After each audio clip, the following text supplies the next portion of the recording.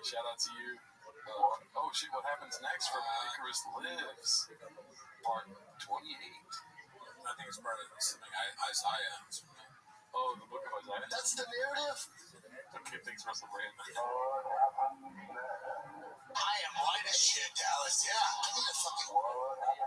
What's a weed? You know what happens next? Okay, yeah, it's been pretty loud for me all night. Thank you. Right there, is that good? Yeah, that's good. Can you still hear me? I can. Do, papi. I will fuck you up. So I was at a birthday party and there was legit. Oh wow, right? He says legit. It's getting worse. Legit. I'm not gonna say who it is. It's American. The most famous musician or musician? Musician. Or magician or musician? But he's saying musician. Musician or magician? Magician. Magician. I think it's magician. What if he says magician? Magician. I think it's magician. Okay, because I think I remember this kid. Okay. The most famous musician outside the Magic dude. outside the magic dude. I don't call him magician. Yeah, sorry, my brain like Musician and magician are fairly close, I will say. So he's a magician. The post is one, he's there at a 5-year-old's birthday party. They had a chocolate fountain chicken at Castle. They had a chocolate fountain made out of their kid.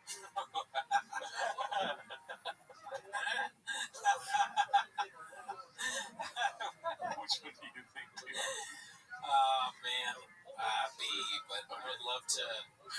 Yeah, I'd love to know what goes on in Chop's head. Where does he come up with this stuff? He's a fucking genius. Well, it has 3 C's, so it's definitely coming from him. Oh right, it's true. That they had a chocolate fountain that was made out of their kid. They took a mold, fountain, tell these parents, like, this is some wild shit. You disappear? Dude, I know, I looked over, I see the famous magic dude. Yeah. I go up, I go, What the fuck you doing? What the fuck you doing? Yeah, dude, he fucking went up to the guy and said, "What the fuck are you doing here?" That's awesome at a kid's party. To a magician. I go up, I go, what the fuck are you doing? He goes, dude, they paid for hours of your time, told me how much. I was like, nobody knows who you are. He's like, yeah, but dude, you want to see a trick? Yeah, I feel bad for him. David Blaine reads his mind and asks Papa, who's Jay? David Blaine reads his mind, tells Papa, don't feel bad. These are all so fucking funny, dude. I think it's A. Really? Yeah. Oh man, that would be crazy. If you get the Who's Jay, that feels too smart for Chop. Oh, okay. But that's hilarious. Who's Jay? He's a mentalist. He's not even a magician. He's a mentalist. Yeah. Let's see. I feel bad for him, dude. He's like, don't feel bad. That's like, Oh, he said don't feel bad. Damn, I thought he'd say who's Jay. That'd be good. I'm ridiculous. Dude, they're making Tropic Thunder again. Robert Downey Jr. is a black guy. They're making Hot Topic again. Robert Downey Jr. is a black guy. Hot Topic, I remember this. They're making Hot Topic again, where Robert Downey Jr. plays black guy. You know he's up for an Oscar. Hot Topic, he calls it. The best. I love it so much. I don't even want to say anything. I just enjoy it. Can I just enjoy these things? His face, dude. Hot Topic, he calls it. The best moment. Oh my god, dude. I ruined the name of the movie. It's Tropics. I'm doing the name of the movie. Job, dude. You don't get it. It's hilarious that you said that. Yeah. It's not a bad thing. You're not hurting the show. He thinks he's like hurting the show by doing it. He's like, oh, my bad. I'm sorry. I called it Hot Topic. It's Tropic Thunder or whatever. It's Strawberry Thunder or whatever. Yeah, it's like, whatever, dude. It's like one night called The Godfather. Fucking Sharknado. It's not a big fucking deal, dude. Just go on with the show. At least I don't do what you do. I'm a 16-year-old. Under. Hot! You're not even close! Hot! You might as well call it fucking refrigerator Tower. It's not that. Sorry, I meant Schindler's List. You just picked us up. Oh my god, dude. Banana Republic, I mean Blood Diamond. Dude. Sometimes my CD will flare up at the worst moment. I don't get cooked.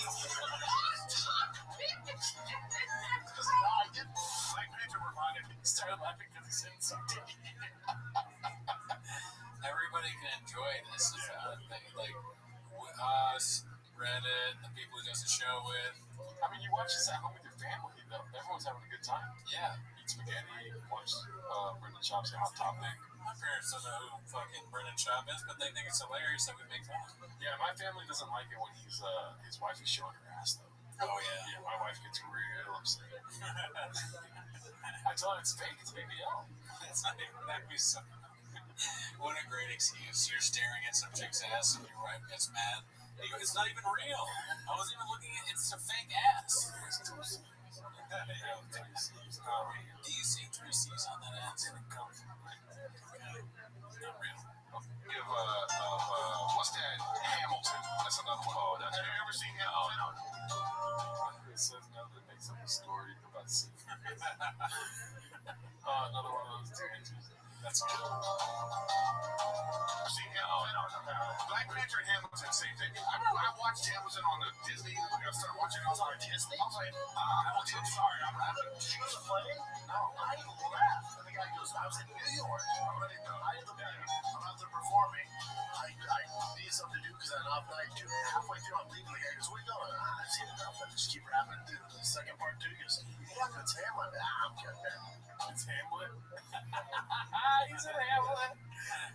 You're the first person to ever walk out of Hamlet.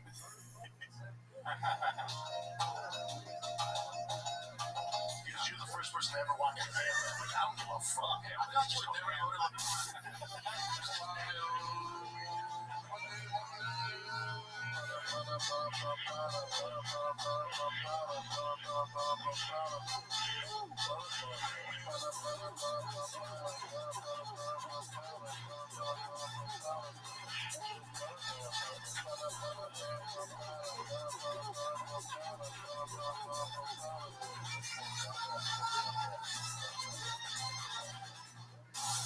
That's social media. This isn't real. Oh yeah, dude. What happens next? I don't know how is he double dipping? Is he using the same clips again and again? Because 28 parts, dude. It just goes to show you how many good things there are in the repertoire of the history of our mythology. It's a lot. The James is not unlike the Cheesecake Factory menu. It has many pages. The Holy Bible. Everyone pray for Icarus Lives, dude. I mean, he's living now, but he's watching way too much Shock Show and FFK, dude. And the Golden Hour? Dude, this man's whole life is surrounding Brendan Schaub. Shout out to him. Gallo 24, greater than Gallo 12. That's Daddy's new number. Posted on Successful Day, 8345. That's a good Photoshop. What was the original? It was him with his name on his own jersey, I think. Like made up a jersey for his son's baseball team. But what was the number? Never heard of it. Probably 66. Probably 66, you're right. Classic from the Golden Days. I watched this earlier in the week. It's pretty good. You saw this? Nah. Posted by Jesse So Good. Maybe Jesse on fire. Maybe he turned. I want to think comedy one of the hardest fucking things you can do. Ever. They're currently around only 1,000 people. It's so fucking hard. Stand-up is hard. It's so hard. Rescue a woman from a tower on her front lawn. And you know, it's the hardest job in the world. To do a special dude on your own, rely on your team, and we have to deal with all the marketing. How the hell are they gonna book me? Then going into comedy, one of the hardest fucking things you can do ever. The art form nearly died during the COVID-19 pandemic. It's so fucking hard. Stand-up is the hardest job. It's so hard. You ever talk to a comics for a weekend or something, and then you go to your dorm for it's the worst. It's for your college job. It makes you go, I don't want to hang out with anybody. Hey, what's that? Because there's only like 1,000 of us on Earth. How many fucking professional stand-ups are there? There's 1 million doctors in America. How many fucking stand-ups are there? It's not like doctors looking at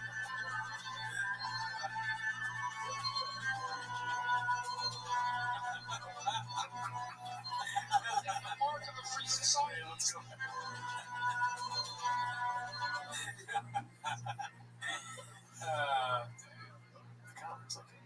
I don't know who that is from history, but it's just so funny to have like either an old Greek or Roman guy and then Chop doing that face. I was trying to think of what Shaw would say. Dude, that's that guy that That's Alexander the Great from Rome. I don't even know if you can get the full name. Oh, yeah. Alexander the Good. Alexander the Good. The mark of a free society is that comedians can be just exactly what they are. Accusation of rape. Did you do it? That's great, dude. Shout out. Hell yeah, dude. Wow. This week's been really fun. Never had you figured for a gearhead, Brendan, posted by Nicholas Lives. That Chris lives on fire this week. Check it out. Gee, this hot rod is souped up 6 ways from Sunday. Never had you figured for a gearhead. Oh, yeah. I'm a real expert. What is that, a 6-barrel Hollycock? You betcha. Edelbrock intakes? Nothing but. Fallow 24? Oh, yeah. I made that last one up. I see. Good edit, dude. I need a fucking dinner out once a week. That might be from the show, no? It sounds like his voice. Gallo 24. I mean, the last one. No. That's not? I don't think so. Oh, let's just watch one more time really quick. This isn't Mo? Gallo 24? Maybe it is somebody that edited it over.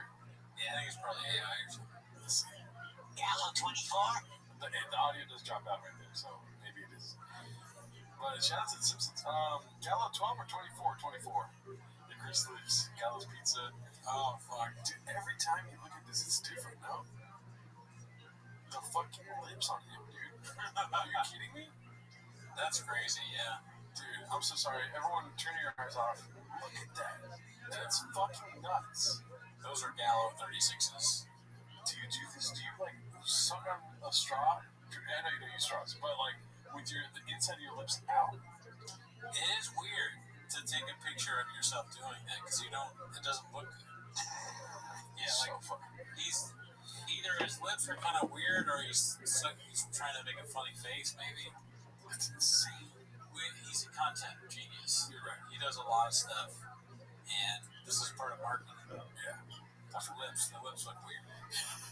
And the sunglasses are... You're not talking about the sunglasses enough. They don't really fit his face either, I don't think. I think they do. You're being harsh. They don't fit his nose. His nose is too big for the sunglasses.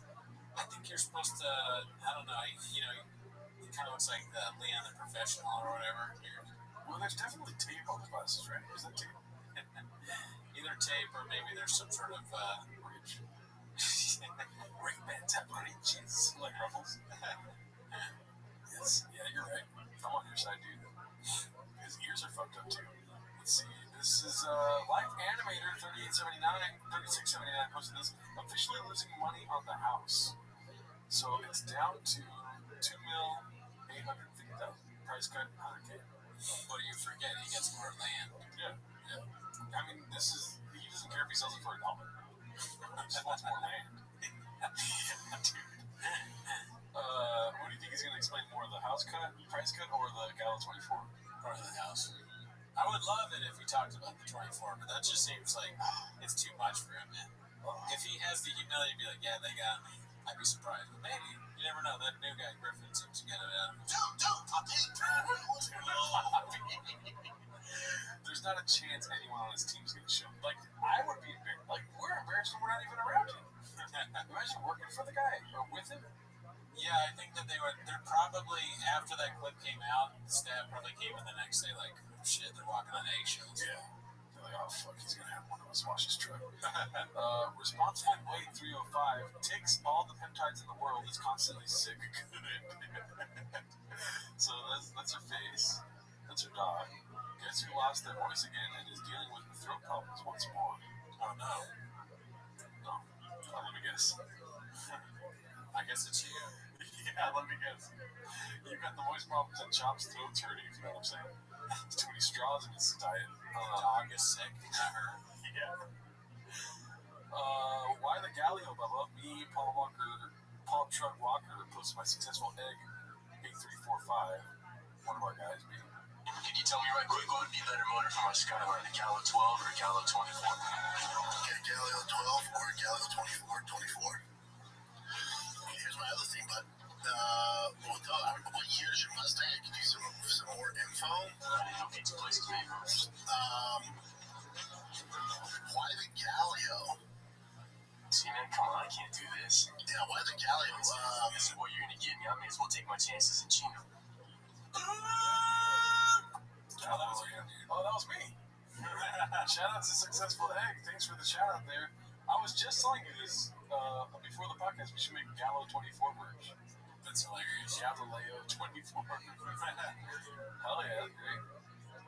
Shout out to you, Successful Egg, one of our guys. Shopping with Slow Joe. God, Jesus Christ. I'm not showing this to my family later tonight. Posted by Big Battle 9416. Looks like she's struggling to get some jeans. What does it say here? Come try on some jeans with me for a big booty little waist. Jesus Christ. Oh my God. Oh. This is my problem every time. It just shows right in her ass. Like, you know, if anyone's a feminist, it's me and you sitting in these chairs. What is it too much ass, you know? I guess when you can't fit into your jeans in Nordstrom and you're tagging them at mother. I'm talking about Instagram. Like, what is it? You can never go too big on an ass. I'm talking about Instagram posting. Like posting too many pics of your ass? Yeah. When it starts to get to the search algorithm on my ass. Is it? Probably. Yeah, you open your search, it's just Joanne. Oh, and not me. Oh, gotcha, your friends. Yeah. My own. It's just Cars, trucks. Mine's just basketball, women's basketball. Chin Menudo posted this one. Family. You got some speed, Gallo 12? Do I look like I don't fuck chicks? Try Gallo 24. Damn. Shout out to you. This is posted by Najmod Gill 01. Is he really changing the name of the shop show to this? Big brown breakdowns, beef ethics, and dump. It's me. That's fine. Yeah. And kids, that's how I met your mother. How to keep your spouse happy. Have you seen this, Jimmy? No. I don't think I'll ever see Joanna content. I follow him.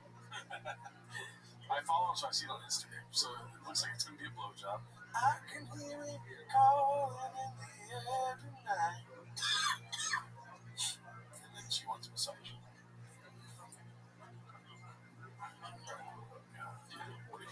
What are we doing? I guess that's a big old. This is trash content. This is fucking Andrew Schultz level humor. He did a little dance too. He pushed her. Yeah. Legit, he pushed her. Yeah, fucking massage on, blowjob. Yeah. I thought you were gonna stick a finger in my ass. Yeah, I want digits up there, Daddy. What are you doing? Do you think he calls her Daddy? Probably. He calls everybody daddy, and he forgets. He's like, wait, no. I legitimately thought you were going to put your finger in my ass right now. Wait, let's go to the next one. Being Dip just shouting at Flynn in a storage container. Posted by You'll Do Nothing. What a good title alert. I don't give a fuck who's at the head of the table, whose birthday it is, why they're doing it. All I know is a sport I fucking love has an event at the White House on a Sunday. We're going Sismo. Come on.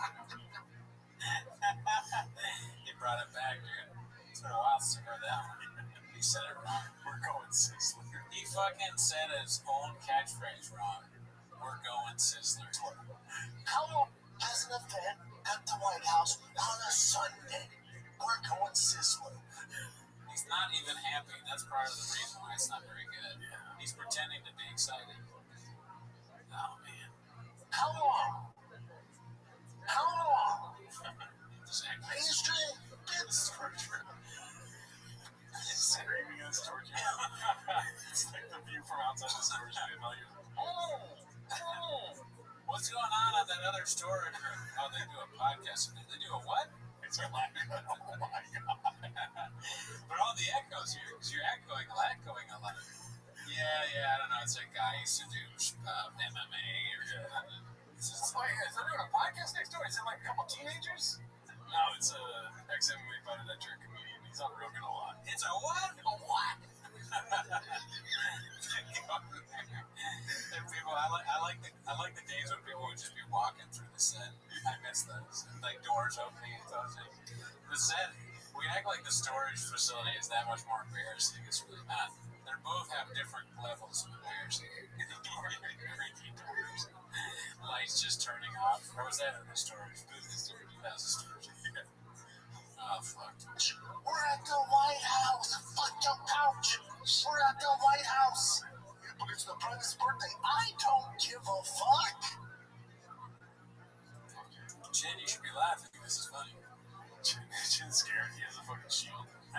He's hiding in the back. Alright, shout out to you, Brennan Chop. Okay, more ass. Truly face emoji from Big Battle 9416. Notice, starting out as a trend, Big Battle's always posting enjoy his ass. 20-minute workout, a little rusty, but getting back to it. Alright, see, okay. Alright, we get it, dude. That's just a funny picture to put online. That's a video and Big Battle took it. Oh, okay. Yeah. Fair enough. Still, It's a funny video. it's not a funny video, I think. I do that all the time and then I delete it because my ass is so small. Galileo 24. That's kind of what it should be at, right, Eddie? Yeah. It fit me like. Tell me what you think about this. You're not used to this. Now it's a little different. When they put it on there, because I look gay and I have skinny jeans on, so they drove my truck up there. But they were just...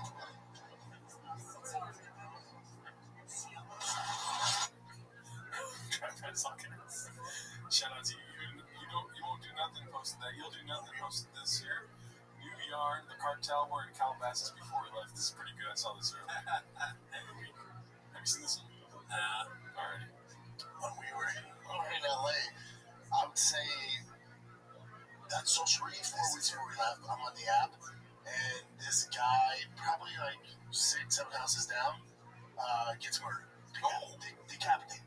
2 times, okay. Yeah. And this is how numb we are in LA, like, especially after the fires and after COVID, home invasion in my neighborhood was up 700%. So I'm like one of only maybe 700%.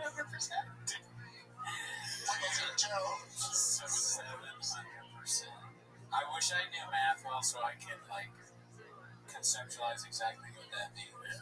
But that's crazy. Well, if there was one Sharpie in my apartment, if that number increased by 700%, there's 7 Sharpies in my apartment. Nice. And can you imagine how many of those you put in yours? Yeah. But dude, That's so I mean, there's just no way.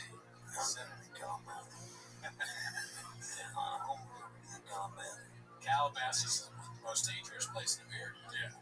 Or there was never any at all any robberies, and there was like 2.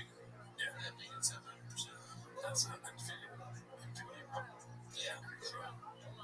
2 coaches whose houses didn't get robbed, right? And so there's robberies and crime happening nonstop in our neighborhood, nonstop. But I'm so used to it, like, damn, that's crazy, and it's He's so used to it. He's in a bulletproof vest on. Check these ring out with the bulletproof vest on. He's ready. Yeah, he's got that, like goggles. Yeah. Fuck boots. pretty wild shit. But I'm like, but it's so common. Like, oh damn, that's great. Hopefully he's all right. Damn, Hopefully he's already got decapitated. Spicy. That's wild. And I just keep going. I come here, I get on the same app, and they're freaking out. Oh yeah, Medieval times. yeah, it's gang related. I think cartel shit. But then here, here. It's like, this is a comedy podcast. We're just making shit up. Who is this? That's like that dude that used to be like a radio host or whatever with Kevin and Bean. Oh, yes. Right? You like my stand-up? Yeah. I was top 10 in Los Angeles. Yeah. Kevin and Bean. What's that guy who pictures? Yeah. A tough 3 years, posted by Caterpillar Hot 7539. Let's see. I already liked it. Let's see what it is. March 30th, 2023. Launch your award-winning whiskey for $60.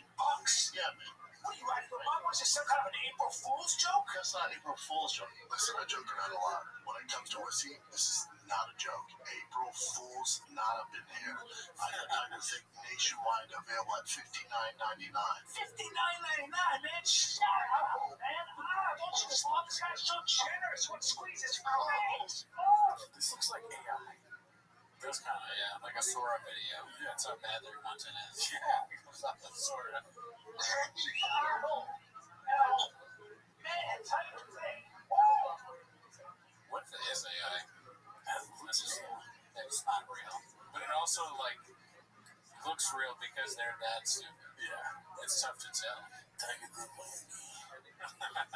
Alright. That's a promotion. Okay, so it's a prom, another prize cut on the Shop McMansion Part 4. Posted by Delicious Pitch 817. Real Numbers Guy posted these numbers up. So as you can see, back in February of 2025, it was 2.95. They upped it a year later to 3.195. And then they upped it to, they lowered it actually 6% to $3 million in March of this year. In February, approximately a month later, another 1.7% deduction. Now we're working at this is the range of what, 9 days? Yeah. They lowered it 3.4%. It's interesting. When I look at this, what I think of is the person that posted it. Do they know? Are they like a real estate guy and they have like a login to some website?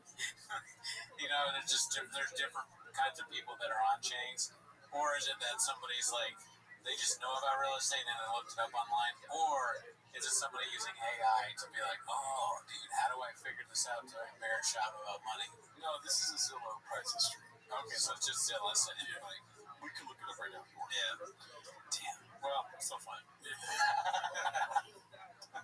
Oh, no, you're right. Yeah. Hey, we got you. They launched the second generation. Fast and Furious, ever heard of it? Posted by He'll Do Nothing.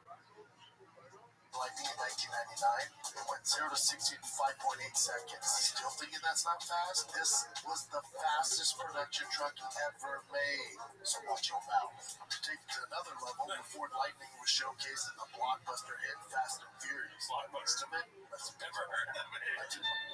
Once it's all said and done, this old beast will rip and become fast and furious. Quick, what would be a better motor for my Mustang, a Galileo 12 or a Galileo 24? Oh, I can't watch that, dude. That's hardcore, dude. That's so bad. Info? Fast and Furious. Ever heard of it? It's a piece, Paul Walker. Like, Somebody knows Fast and Furious too. It takes 6 months to make these episodes, okay? Oh, man. Come on. Oh, my God. The 24 is on the timeline, dude. Me, Gearhead, Gallo 24. Wow, that's a nice motor. I see where he's coming from now. I kind of want pizza now as well. I'm down. Let's do it. Next post is JoJo. It's JoJo now. JoJo Schlub podcast coming soon. Unapologetically me. I wonder. I mean, they've had this set up for a while. She just takes pictures, but she never does the episodes. Yeah. I think we're far enough. Let's see. Ted Pillar of Chips calling Baba out on his femboy skinny jeans. Oh, I like that. Let's see this. England sets the trend, and then skinny jeans will be back in Why'd you pull up that picture, Jim? My jeans were so fucking tight. You didn't realize it, but that's okay, brother. So you don't. Oh, that's Brendan. I was about to say, who's that?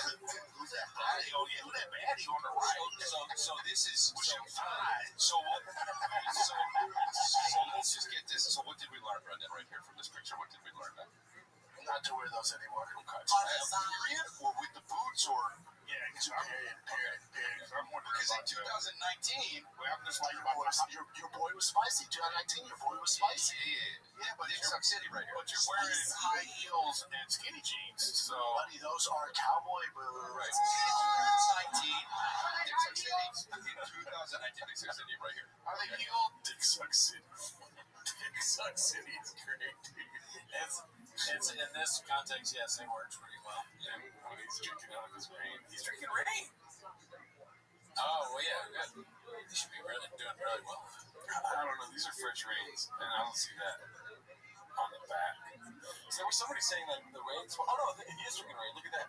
We matched it. Oh, yeah, it's got the rain facts. Yeah, the rain facts.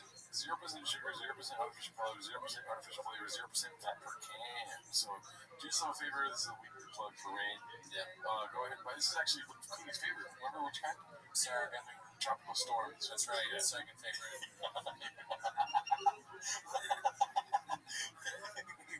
That's social media. This isn't real. Do, papi. So you ready to go to the club? Now- It's kind of clubby to me. So yeah, you need a boot cut. Yeah. You need a boot cut. So now I was like, can we stop calling me gay? Take a poll. Some cowboy called me out. Oh, he's legitimately insane. Jimmy, dude. I showed you my Jimmy song. What'd you think? That's amazing. There you go. Savage. Hopefully it's on the beginning of this. If it's not on the beginning of this episode, it's on the Patreon already. Shout out to the Patreon. You guys are great. Oh yeah, Theo's still figuring some shit out. You hear about this? Dude, I feel bad for Theo. He's got a movie in theaters. Lost Boys, yeah. Isn't that nuts? Like, it's just getting worse and worse, it feels like sometimes. He can't catch a break. Yeah, it's fucked up. Live Classic 2286. Can we stop posting Leo's losses, please? I mean, it just looks like it's. I mean, imagine if he would have stayed with the. What is it? The Packers club? The King and the Sting. King and the Sting, yeah. Imagine if he would have stayed with that. Yeah. You've been doing a lot of better things. Yeah. All right, let's go to the newest ones. Now that we've kind of perused the top of the week. And I am like, I'm watching old Bad Friends episodes and came across this gem posted by Senatrix 666. and I am like very old. Of people like actually like last year whenever I was still up around 530 pounds, I actually went to see Brendan Shaw up here in Nashville right before I actually kind of made the whole switch back. So you bought tickets? Wait, you bought tickets to see Brendan Shaw? Let's see. Oh, wow. So, You're a like, big boy. So you know how tall he is. So Yeah. like I'm already kind of swimming him a lot taller. So You're wide. and then, You're wide. That was when I was still about 530 or it was like 520 pounds. I got really impressed when I found out how heavy it actually was when I finally weighed. Can I ask you a question real quick, though? So you actually spent money to see a Brendan Shaw show? Yeah, that's pretty good. Yeah, so are you as well? No, he has gigantic. Oh, man. That's pretty great. Bobby's my best friend. Yeah. He's doing bits, and the Shab fan, is so dumb he doesn't understand how to respond. He's like, yeah, I did. Yeah, he's actually really funny. So, It's almost like that. yeah, no, he's a comedian, so he's funny as fuck. He's like, I don't even know. He's like, I think Bobby's going through. He gets on the phone, his girlfriend, his hot fucking sexy girlfriend, is like, are you okay? Yeah, Bobby, I think he was implying Brendan Shaw's not funny. She's like, well, did you he gets off the thing and he's like, I don't know how good I did. She's like, well, did you tell him that funny story you have about going to see Brendan Shaw? Yeah, he doesn't like him. And then his girlfriend's like, what? That's insane. That doesn't make any sense. This is posted by Trick Indication 2447. Papa can't catch a break, they're saying. Oh no. What do you think it's going to be? I killed Tony guy making fun of shot. Dude, great guess. It's actually from Kiltony. Good job.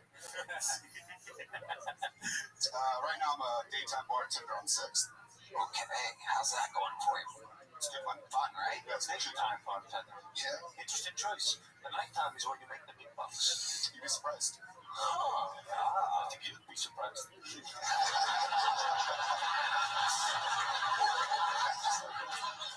It's an inside podcast. Anyway, It's a great reference.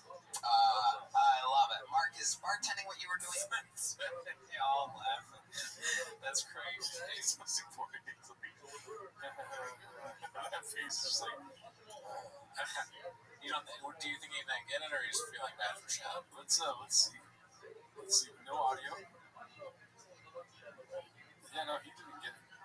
So I think you'd be surprised. Oh, yeah. He's laughing. Oh, he got it. Yeah, he's feeling bad for shot. You'd be surprised. He said, Everybody gets it.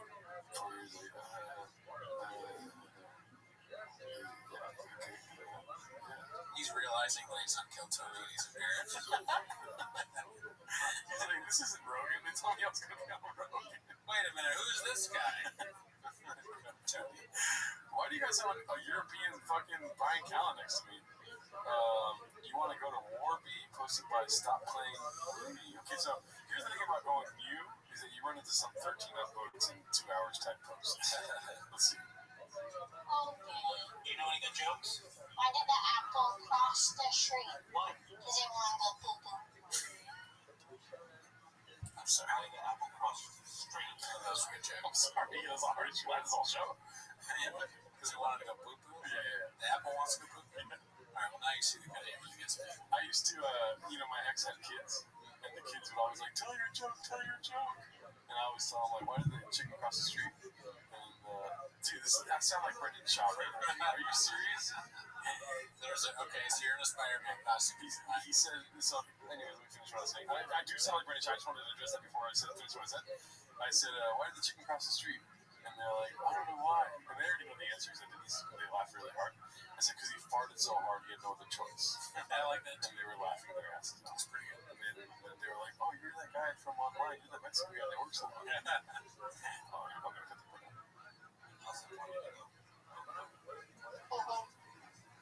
You work with Joe Rogan? Good douche, kid. Good job, Zach Galifianakis. DFAG dropped, then immediately gone. Hardcores with the lightning pool. This is good news for us. Dude, if they drop more merch, we're buying. We already got funding from Bobby Lee. Oh, fuck, I said his name again, dude. Oh, you let him go. Let's just say BL. Good old BBL, Bobby Lee Leaf. Is going to buy some more merch. Terps Exclusive posted this. Black Friday merch drop. Oh, maybe. It's not Black Friday. No, this is not it. That's a penis on the back of the truck. This is not real, dude.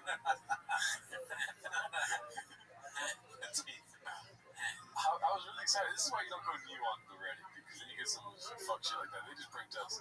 It's not a sad thing. Posted by Caterpillar Hot 7539. That's Brendan Chapel and Brian Callen. Reboot, it's called. Always selling BS. Oh my god. It's something to do with the inside of the body. And this is definitely a. Oh, yeah. Wow, this is interesting faces.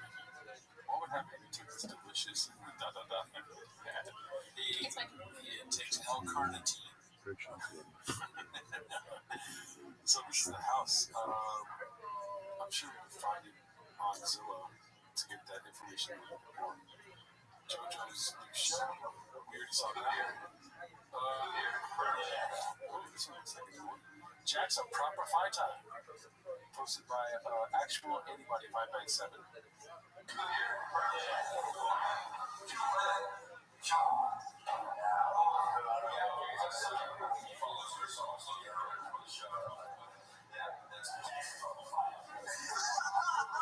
Jack's a proper fighter. Oh, man.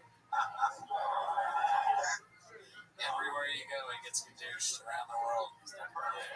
Australia. This time I got it. Perth, that's Australia. Not a good job, really. Acuna? TIL, what does that mean?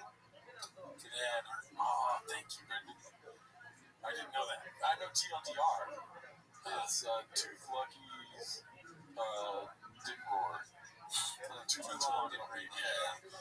TIL, that Papa is a real life version of Barney Gumble. Barn, you gotta unwrap the plastic before you smoke these. Okay. Yeah, that's a good call. I can absolutely see that. Although Barney's probably a lot funnier than Chuck. You're right. Okay, so it's steak oil. Do you think he says that? Oh, man. Posted by handsome black man. Let's see this. It's not that. And they don't have examples. When you clicked on it, they got paid. So everybody's like, gotcha. It's steak oil. There's a dark. I also like steak oil. Yeah, like sticky oil. Yeah. Yeah. Metal group. That one might be a stretch, but I'll take it. It is steak oil. Dan 5K posted this. Brendan was never a top 10 fighter in the official UFC ranks. He was never a legitimate heavyweight contender. Wow. So at the bottom here, you can see Devin Schaub. What is this? 314. That's a 14. I guess this is average. It's 34. Yeah, we're numbers guys here, so. Not yet posted this. Young Brendan was actually smart. Did pre-med art and art club, basketball, biology club, football, juggling, cross, OCLA, pre-med club, worldwide friends club, Galloway school program. Galloway almost sounds fake. It's a Gallo, but I'm sure it's real. Yeah, no, it's usually that was his mod shop. Pre-med, Dr. Schaub. That's a scary thought. This definitely looks like a linebacker. He looks stupid there too. He's like confused. Is this for something? Yeah. I'm surprised he's not doing his thumbnail face. His lips are. Oh, we already saw that one. Hot topic, 10th anniversary. You read these like this because your brain shows up completely black under a cat skin. Dropping thunder. That's great. Yeah, I mean, there's not much on Chase this week. I'm really just digging through the weeds here. Gallo Pizza, posted by Administrative Fund 10. Yeah. With grabbing a slice with Mikey Musumisi. More tips from Papa. Mechanic tip of the day. Let's see. Oh. Yeah, all of them told back to save a bunch of money. I didn't understand this one. Instead of replacing the drum or rotors, all I have to do is turn them. So I want to spread awareness and let people know that you don't have to replace these. All you gotta do is turn them. You'll save yourself a bunch of money. I mean, my guess is that it's like completely wrong. You obviously have to replace them. So it's kind of funny. Yeah, my mechanic actually told me to put a gallon 24. I'm excited to see what happens. Dude, you're a mechanic, or is he working at a pizza place? Good job. I like how you look away. Dude, every May. Bean cheese. Well, yeah, shout out to you guys. Thank you for tuning in. You guys are great. Check out our Patreon. I do a podcast over there called Sandbaggers, where I interview Diego, unknown, that came on the podcast. Miguel, very well known. You guys call him a nasty name. And then also Timmy from Soft White Underbelly. So check that out. I call my exes and stuff like that, and you can get early access here. And we all.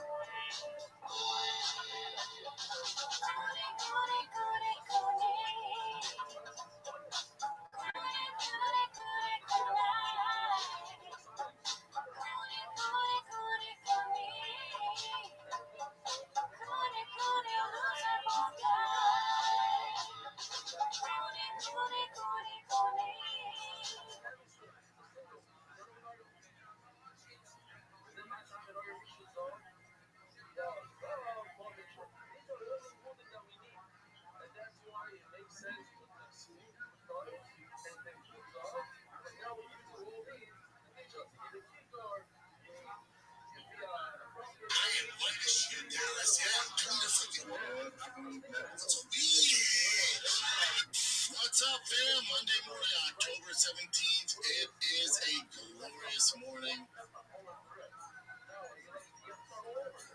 Shout to Jesus Christ. What is happening? Yep, I'm dressed like Mr. Rogers today, like a hype beast Mr. Rogers. Won't you be my neighbor? Did Mr. Rogers drink on the show? He sure did. It was just off air. He was hammered 90% of the time. He enjoyed his life, chatting about snotty nosed kids and sit on his lap and shit in the beat down basement. You know, he was a sniper, one of the most decorated snipers. Dude was a savage. Yeah, dude. You didn't know that either, yeah, beast. Rogers, the host of internationally acclaimed TV show for Joe, Mr. Rogers, never served as a Navy SEAL, Marine Scout sniper during the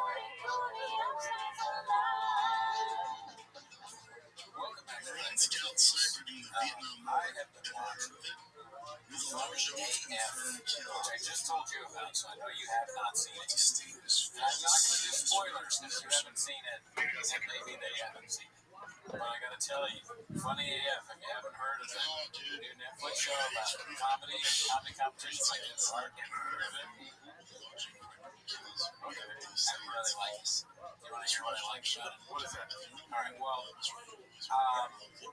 number one, Kevin Hart, I think he just seems like a good dude.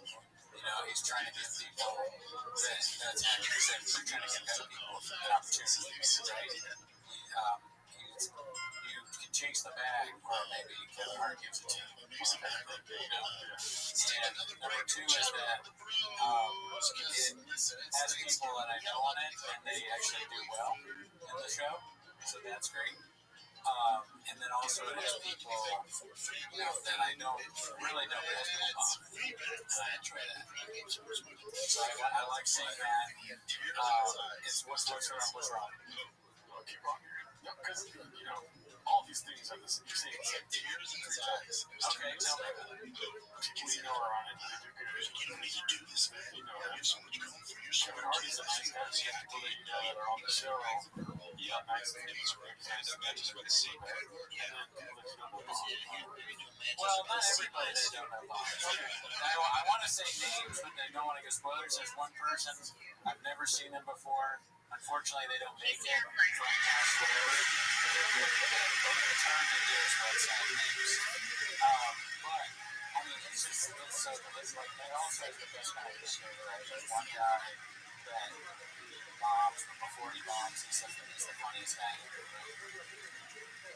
So that was really good. There's another guy that I think he does okay. He's not that funny, he's a funny guy, but he says, I have a PhD in almost making it. I'm not used to this. And he comes out and he's got this shirt on that's just so terrible. It's a terrible shirt. It has all these like things on it that look like stains, but it's part of the shirt. It's just all of it is great. You know, like the comedian shows you how crazy comedians are, the stuff that they say to each other about, I've been doing this for this long. Yeah, there's not enough. That's what's missing. There's no one ever. It's kind of funny that it's a stand-up comedy show about a comedy competition and no one is drinking or talking about Magic Mind. If you were to watch podcasts, you'd assume every comedian takes a Magic Mind before they leave. But yeah, no talk of Felix mattresses. No, I don't think any Vibe talk. You know what? Another thing that's hilarious. Yo, what up, Tony? This is not really a spoiler. It's like, oh no, he's legitimately insane. Tony. Big dog, can you hear me? What's up, big man? I can hear you. Excellent. Are we on for Sunday?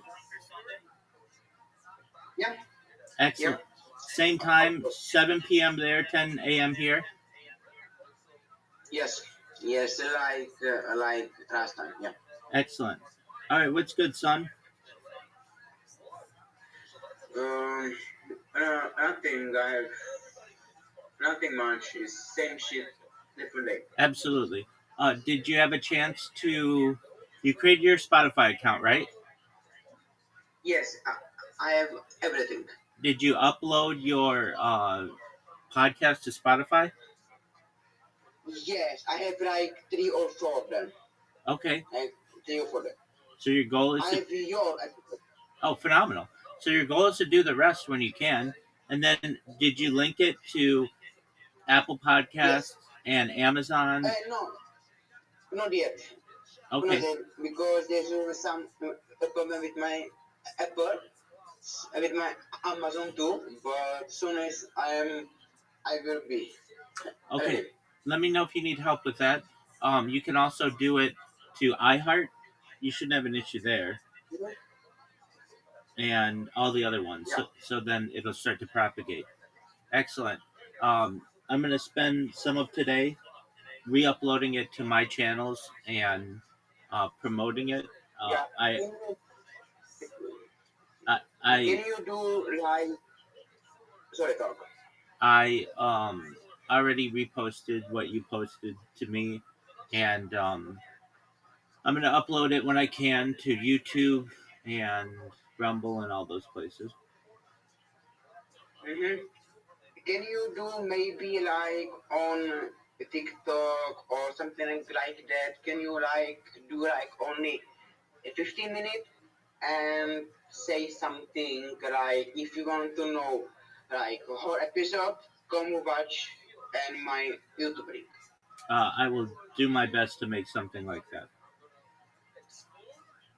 Because what happened with Tyson was he do like you, but that Tyson episode was is not good, is not no views because he get every views on himself through my episode. I understand. So yeah, Very well. yeah. So how are you? I'm Are well. you I'm well. good, G? Yeah, I'm well, thankfully. Did you have a chance to connect everything that you have to Rumble Studio? Yes, yes. Everything is done. We can stream.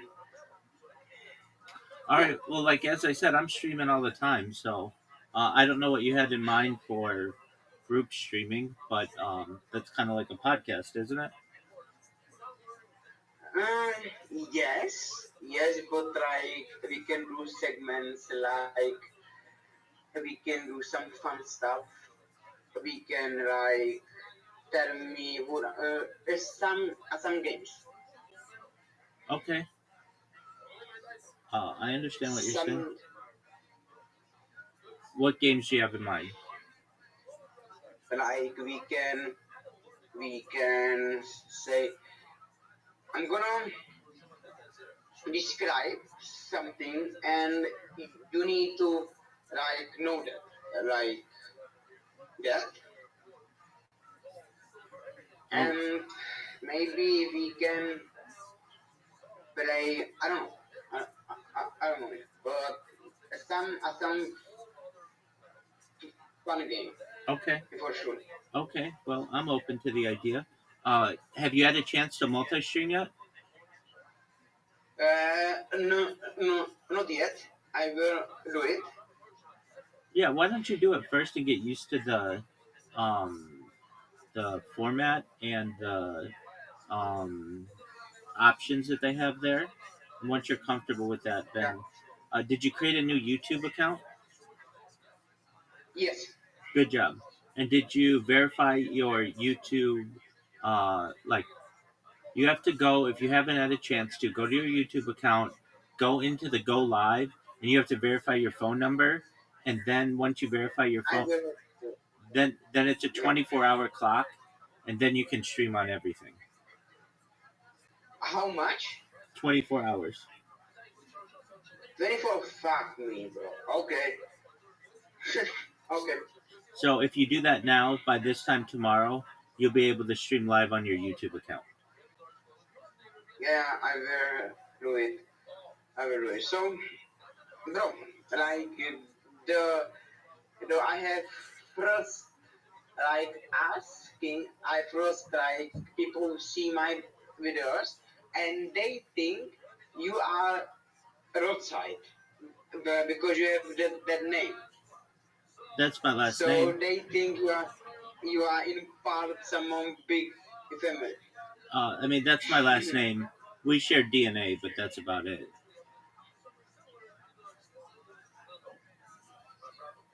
You share DNA. Oh, jeez. You say DNA with them. Yeah, I mean, we're Ashkenazi Jews, so it's distant, Yeah. but we're essentially Okay, so we have a common ancestor.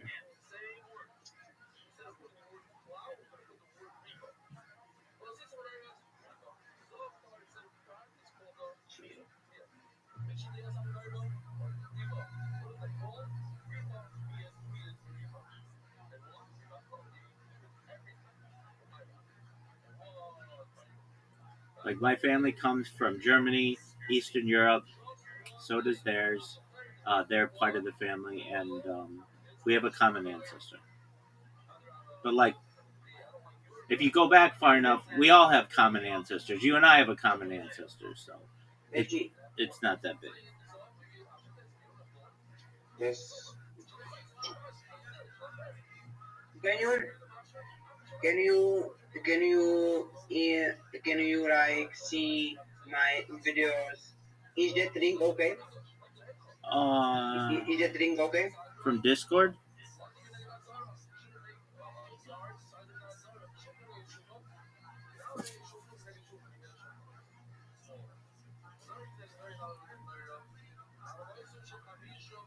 Okay. Can you hear me? Yeah. Okay. So yeah, so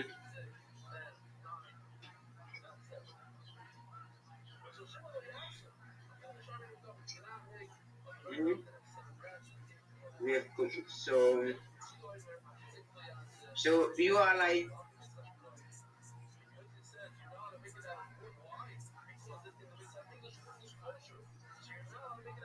You cut out. I can't hear you. Can you hear me?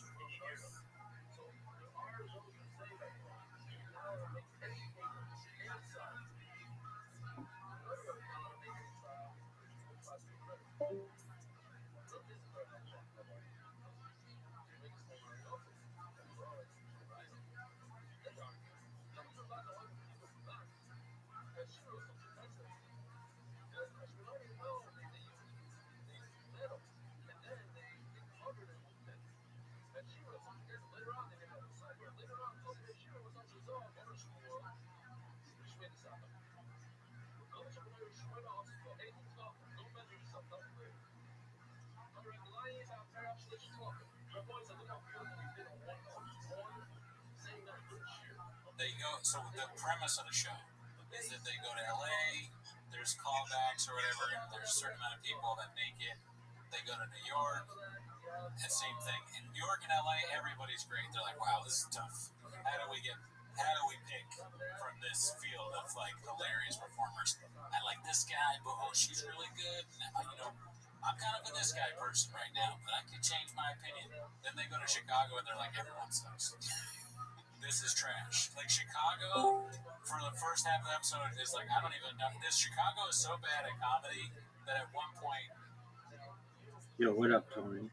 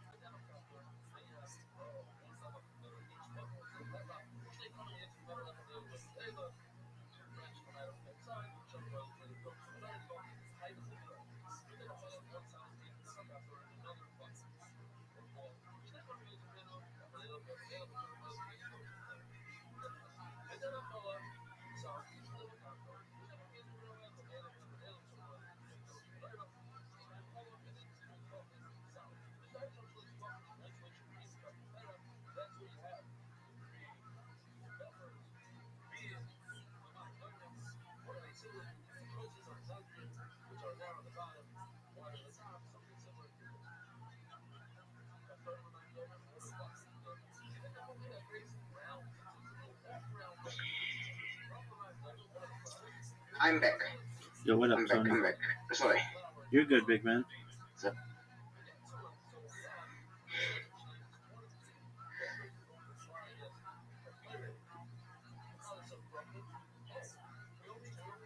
So you are basically king of the internet, and you will be for a long time, or do you think somebody can beat you? Well, I have about 100 years of data archived on the internet, so that would take a long time. I mean, it's on multiple streams, but like I'm live on like 20 plus YouTube streams right now, and I've been doing this almost 5 years. So somebody could do it. I mean, definitely somebody could do it. It would just take them 5 years of their life to do nothing but live stream. Yeah, that's. And like I know somebody who's trying to do it. They're only doing it from one angle though, and they've been doing it like 320 days. I've been doing it 1,666 days. So, Jesus. like, That's wrong. the closest I've ever seen anybody to archiving their life, not live streaming, because people live stream a long time. But if it's not archived, did it really ever happen? Is my question. So the fact that it's archived, the closest in I've ever found anybody is 320 days, and they haven't found anybody who's done it as long as I have either.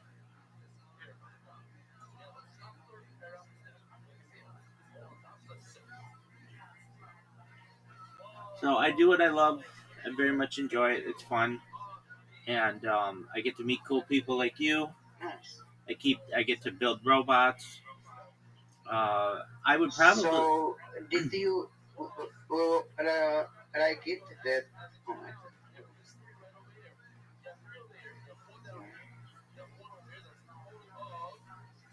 Okay.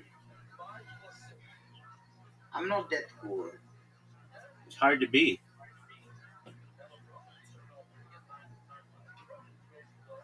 But you could be. You're younger than I am. So if you started live streaming your life 24/7 now, I'm not that. yeah, it's hard. The biggest issue is the technical aspects of it. Did you like it? That trial from for on Twitter. Yeah. Yeah, it was really cool.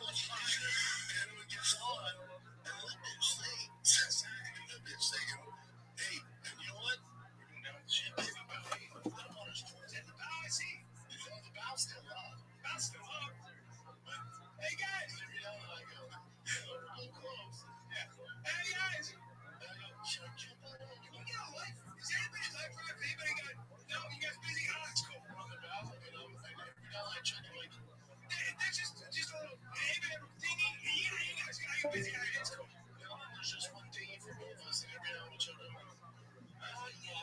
Water's cold. Yeah, water's cold. Stay up here. Chin's the captain of the council. Chin, we're good. Chin, I think you can hear us. All right. Anybody got a date? Nah. Helicopter with a rope line at a time. Sorry. All right, that's what we do. You toss us that life up. You're busy. Okay, no, that's stupid. No, water's not that cold. Fine. We'll figure it out. You know what we'll figure out? $2 is it? Oh, should I borrow you? Oh, you're using it. Oh, fuck. That's all right. No, you go on. You go on. You can't hear you. Theo, we're all on water. He can't hear you.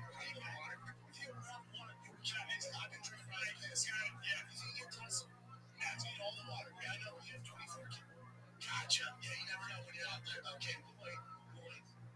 Good. Oh, there goes Rosie, that giant cruise ship. I know. He can't hear you. Slowly. Oh, God. All right, man, that thing's sweet looking. Anyway, got each other, buddy. Yeah, that's good. A little cold. Let's see. Yeah.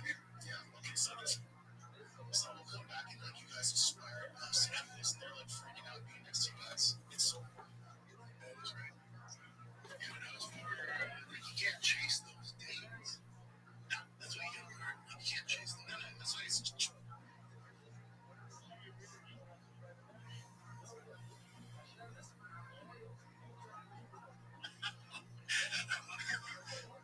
Titanic sink.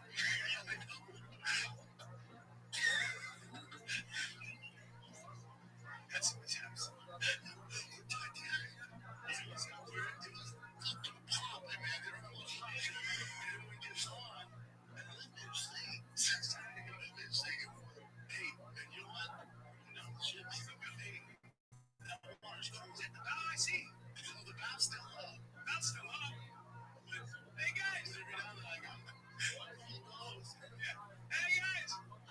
Should I jump up? Is anybody alive for us? Anybody got?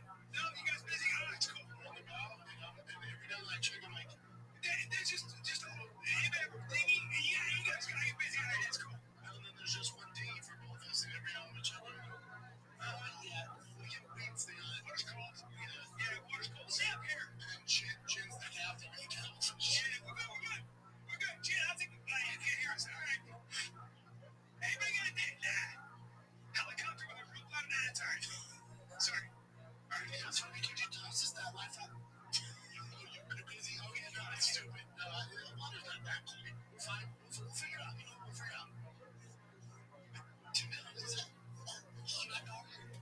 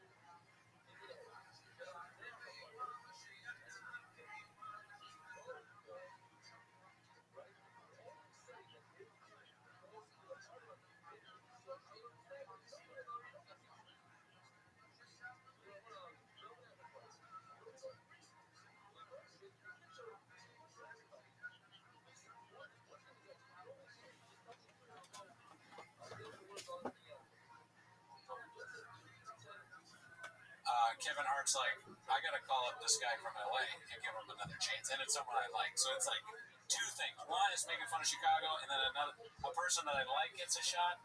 This show is written for me. You know, Why'd you get Italian there? This show is written for me. One thing that happened that's kind of funny is the guy that I like, right? I see that he doesn't make it. I've only watched a few of the episodes. What do you think I do? Do you think I wait to message him and watch the rest to make sure what I'm sending him is correct, or do I just message him immediately? I message him immediately. Yeah. And then I message him something about the person. I said, the person that made it over you, that's crazy. It's the craziest thing I've ever seen on TV. Their agent must have blackmail on people. And he wrote me back, LOL, would you have watched it without all the drama? Because I guess online on Threads, comedians, of course, are bitching and moaning, like, for whatever reason. I don't even know. It's hard to tell, honestly. They're mad at me, funny for some reason. And I said, honestly, I just watched it because a friend of mine told me about it, and she told me that a bunch of people were bombing. And you go, LOL, something or other. We all have a good bomb. But then I kept watching, and he actually had a set. I don't think he bombed, but they made it seem like he didn't do well. So it kind of came off like I was saying that I liked that he bombed. Oh, so now I got to write him a message and be like, hey, I just finished it. I think you're great. So, but I would send a message too fast. Yeah. It happens. But I mean, it's the first comedy competition where I watched it and I feel like it's entertaining. Like I used to watch those old. What was the first one? Like Last Comic Standing? Yes. And actually, that was okay, but as time went on, I was like, this kind of sucks. But this one is pretty good. Yeah, dude. You gotta check it out. Oh, I was like, why? Remember earlier I was like, say that on the show and then I'll read my take, but that was something different. I thought it was about this. We can go into that too, but I'll name all the people when I go on the Patreon if you're interested, because I'm gonna keep talking about it. I'm gonna force him to watch it so I can actually talk about these people. Is it long? How long is the show? I think there's 4 episodes right now. It's still going on. Like there's one guy that I know that didn't make it, but I remember thinking, oh man, because that's another thing. When you know the people, you know all these like funny stories about them too. Yeah. This guy, he one time at an open mic, a comic leaned over to me and said the neatest thing I've ever heard about somebody else. Really, just whispered it out of nowhere about him. Yeah. So I'm watching it. That's what I'm thinking about. I'm laughing hysterically. I don't reveal that to the picture. I remember, I don't know who, so don't ask me who, but I remember there was a Comedy Store guy that posted to some sort of social media. It was the first thing that popped up on my feed when I was checking my DMs because all my exes are hitting me back up right now. Yeah. You remember like 4 weeks ago I was hitting up all my exes? You don't remember anything, but on the podcast I said like 4 weeks ago I said I was hitting up all my exes. So Yes. So on Patreon. So none of them feel special. It wasn't on Patreon, it was on here. Oh, okay. Well, you are hitting them up on the Patreon of Sandbaggers, right? Like, I'm literally calling my exes on my podcast. Yeah, Sandbaggers. But on the podcast here, I was saying I hit them all up so none of them feel special. And then now they're starting to hit me back up again. So when I was checking one of my DMs, one of the Comedy Store guys was walking down the street and was like, yeah, I bombed on Funny AF. whatever. I forget. I don't know what his name is. So don't ask me. Oh man, But I I know know exactly. Joe. No. Oh, okay. No. Okay. He, Yeah. he is the guy that was like, I can crush it. But I don't know if it was a joke though, because what's his name? Let me pull it up. Michael Turner. Okay, maybe it is. Yeah. Because I don't know who his name It is. was rough. Oh, okay. So now that you say, hey, now that you've led me, it was bad. I mean, it might just be staged for TV. Who knows? I don't personally know him though. I just follow him. I don't know him either. He came out. Me and him are best friends, but now I'm like, I don't personally know him. You're trying to distance yourself. He came out and he was, I think it was Chicago, right? And he goes, man, it's crazy right now. It's crazy right now, huh? And Fred's like, yeah, it's crazy right now. I want to get that dinner. Yeah, it's him. Come on, why does it do this? Before it was never been filmed. So I bombed on Netflix in front of Kevin Hart. And I bombed before it was never been filmed in 6K and put it on a platform my mother can watch it from the comfort of her own living room. I treated that opportunity like Chris Farley treated that dinner roll in Tommy Boy. We're filing this one under a VTM. It's a very tough look. Also, how about how long they stayed on that pause? I was almost ready for them to add like a record scratch, like a 90s movie. It'd be like, you're probably wondering how I got here. And then it rewinds all the way back to the day that my parents got divorced. But look, if you're going to watch it, or whatever, don't feel bad for me. I'm going to be all right. So the NFL draft got some fun stuff. I got a whole summer to I'm doing fine. I worked extremely hard to be able to get that opportunity, and all I can do moving forward is work extremely hard to get to your opportunity with this. I've never bombed this hard. Just to tell you what the proper perspective He's is. addicted to Very bombing now.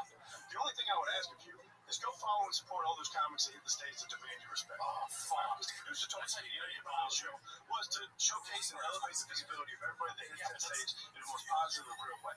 Right? And there were some beasts on that stage. And I'm fortunate to call a lot of them my good friends. There's So some go do that. murderers. And don't worry about me. I'm a lifelong Cincinnati sports fan. This isn't even one of the top 5 worst things that's happened to me. And also, not to make excuses, but that was from back in October, the day after the Jets beat the Bengals. So I was going through a lot. All right? But if you think I suck, look me up. I got a bunch of stuff out there. I got 2 Don't Throw comedy specials. I got a bunch of Chocolate Sunday sets. I got my own special on my page, Michael Turner Live on New Year's Eve. Or better yet, pull up on me. I'm on tour right now. I got dates all the way through September, and then I'm going to add more once the NFL schedule comes out. So do that shit. And all my supporters, I appreciate you guys. All the real ones that have reached out, I appreciate the several love. times. Please give me Adversity is a a hell of a thing. timeline of it, All right? and then So a the last thing I would realistic ask of you is don't judge me from this moment alone. unemployment rate Judge me from the bounce back. The name is like Michael Turner. whatever If you just see the 1929 portion of the journey. 1930s numbers. What if he should have staged a thing where like he falls on purpose? Like someone's like, hey, aren't you the guy that sucks? that would have been funny, dude. Yeah, you gotta do something funny, dude. You unemployment fucked rate. up and do something funny. This is too sincere. You know? This is like what comedy's become is like a corporation. It's like Arby's accidentally put out some video of Elmo saying "suck my dick." They're like, "My bad. We apologize to who owns Elmo? Like, we apologize to Sesame Street for what our Arby's social media team posted, but we don't stand by that." And honestly, No, the unemployment rate. Please talk about how the unemployment rate numbers have changed Go out there and since the get an Arby's 1930s, sandwich, or get some McDonald's stuff. There's a lot of really and great so fast it food these isn't days. realistic to you know what what? it Shout out to was. the other But family today's chains that unemployment rate in closed down because 1930s numbers, please. Don't just judge us based off what Elmo said about the Jews. Elmo's got a lot of good stuff. Elmo's helping wounded veterans, and he's got three Don't Tell specials. And matter of fact, pull up and Elmo on Elmo. pull up on Elmo. He's on tour right now. And also, Elmo's a fucking Los Angeles Clippers sports fan, so he's dealt with a lot in the last couple of years. It turns. That'd be so funny. There's some random like corporate thing for Elmo. It can't be Sesame Street. You're right. It's like Hasbro or some shit. But they go, Elmo. We had a tough thing with Elmo. We just want to say we're so sorry. And matter of fact, pull up there with Elmo and shit. Watch out. You know what I'm saying? Get your fucking leg off, bro. Shit. Elmo and Bengals motherfucker fan in this shit. Fucking Big Bird Clippers fan and shit. What the fuck, bro? Pull up on that motherfucker, bro. Yeah, it's just so I bombed. Yeah. It's bad because he was Yeah, bombing. but what about He bombed people on the show. like Who knows Social whether that's Security, real or which not? didn't exist I don't know anymore, if TV. who But are medically to continue disabled? bombing like this, it's like, is this also part of the show, or are you just the guy that bombs now? Yeah, no, I mean, we're watching the bounce back, dude. Yeah. That's what we don't want you to fail. But anyway, so he's on stage and he goes like, It's crazy right now, right? And they say, yeah. And he's like, it's almost got me to the point where I miss George W. Bush. Silence. Utter silence. And he gets so frazzled by that he doesn't know what to say next. And he's like, it's like white dudes is more difficult for us now, but like, I mean, it's still all right. It's still fine.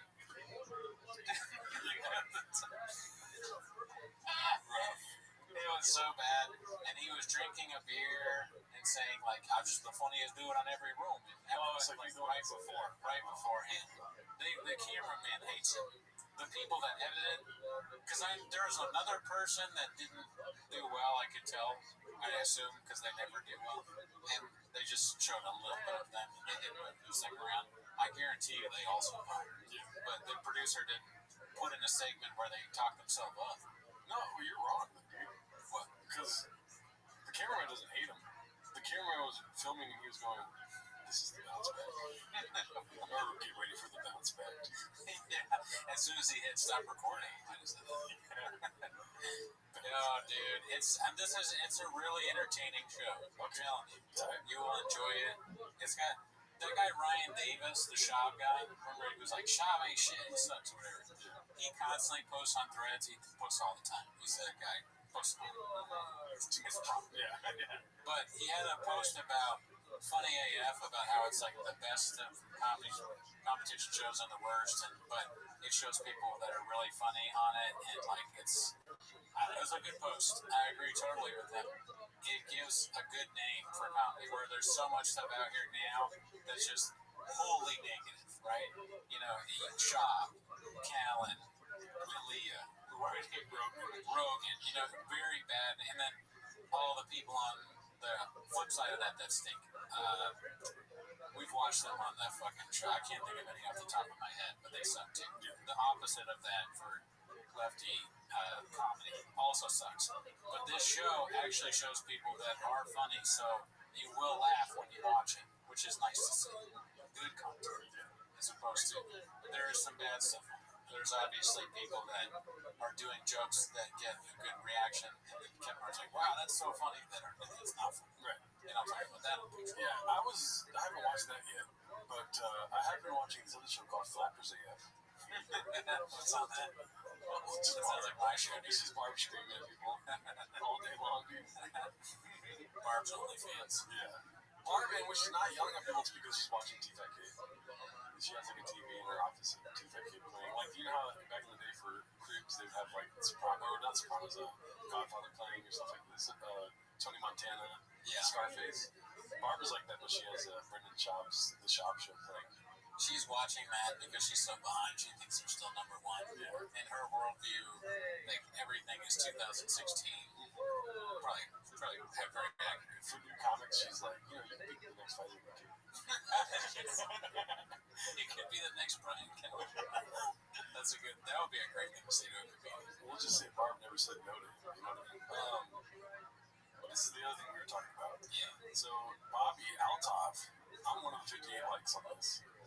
Tickets in my bio. Go buy now. I'm going to put $500 under a random person's seat. I know that sounds desperate for sales. Let me live. Low key, have no material prepared, so wish me luck if you don't come or do come and watch me fail. Wow, I like how "don't come" is before the "do come." She's saying like, if I have no material, so please wish me luck if you don't come. No, I see what. Yeah. Why don't you say I have no material, so if you come and watch me fail, or wish me luck if you don't come? She's like trying to tell us not to come. That's right, as long as we don't come. And you always want people not to come. At least not at the show. When I do comedy, I want everyone to come, dude. Really? I want everyone to be busting in their seats, dude. Oh, man. Like a Burt Kreischer concert. Exactly like that. Instead of throwing out their cup. I'm doing stand-up this Saturday at the Free Spirited Sober Bar, dude. So nobody's coming to that. Well, I'll be coming. They could come or not come. Yeah. But you'll have material, though. Yeah, well, hopefully not. But I'm better when I don't have material. So you said something before we started the show. Yeah, I was saying, like, I don't really have a team. I saw this that Bobby Altoff is performing at Netflix is a joke somewhere, but I don't really have a take on it. But I know that you do. So This is not how you so say what did I say? Or I'd like to hear yours. I don't mind it though. It's okay. Oh yeah, I said I don't care, but I know that you care. You're like, that's cool. She could do it. I don't care. That's probably what your brain heard. It's nice of her to try to do stand up, and I support that. You're like, whatever you want to say, you can say. I'm just kidding. I'm messing around now. I know it's that thing. I mean, fun. Like I say, I don't care, but in like the translation to your brain, it's like, and then he said he loved it, Yeah. and he was going. You're like, I think it's cool. She's trying it out, and I support her. She's doing that and this and that.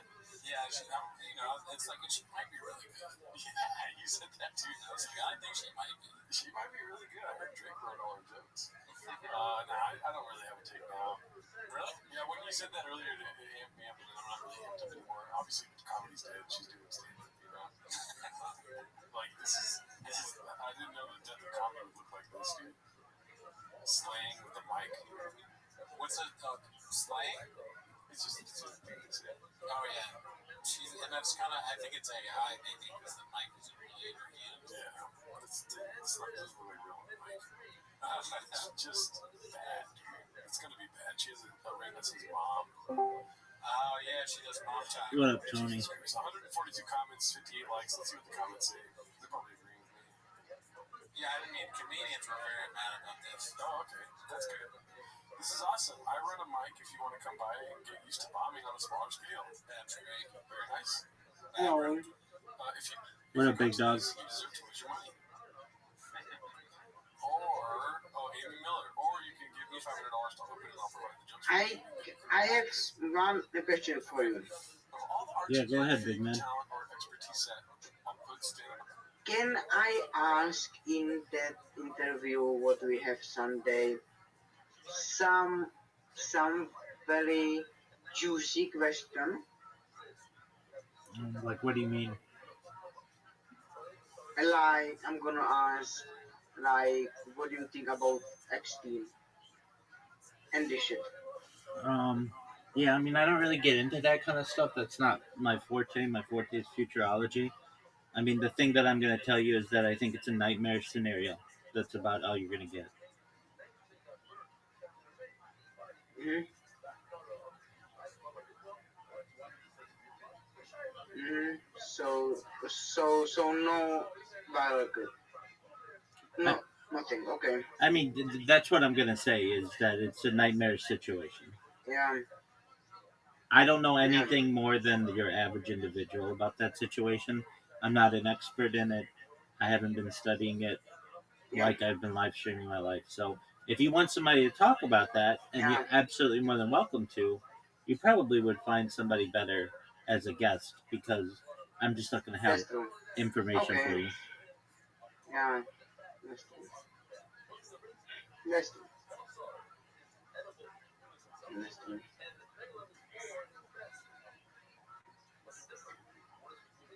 Is some stuff you cannot talk about on internet? Like, what do you mean? I don't know, like if I ask something and you say it, answer is like dangerous for you or something like that.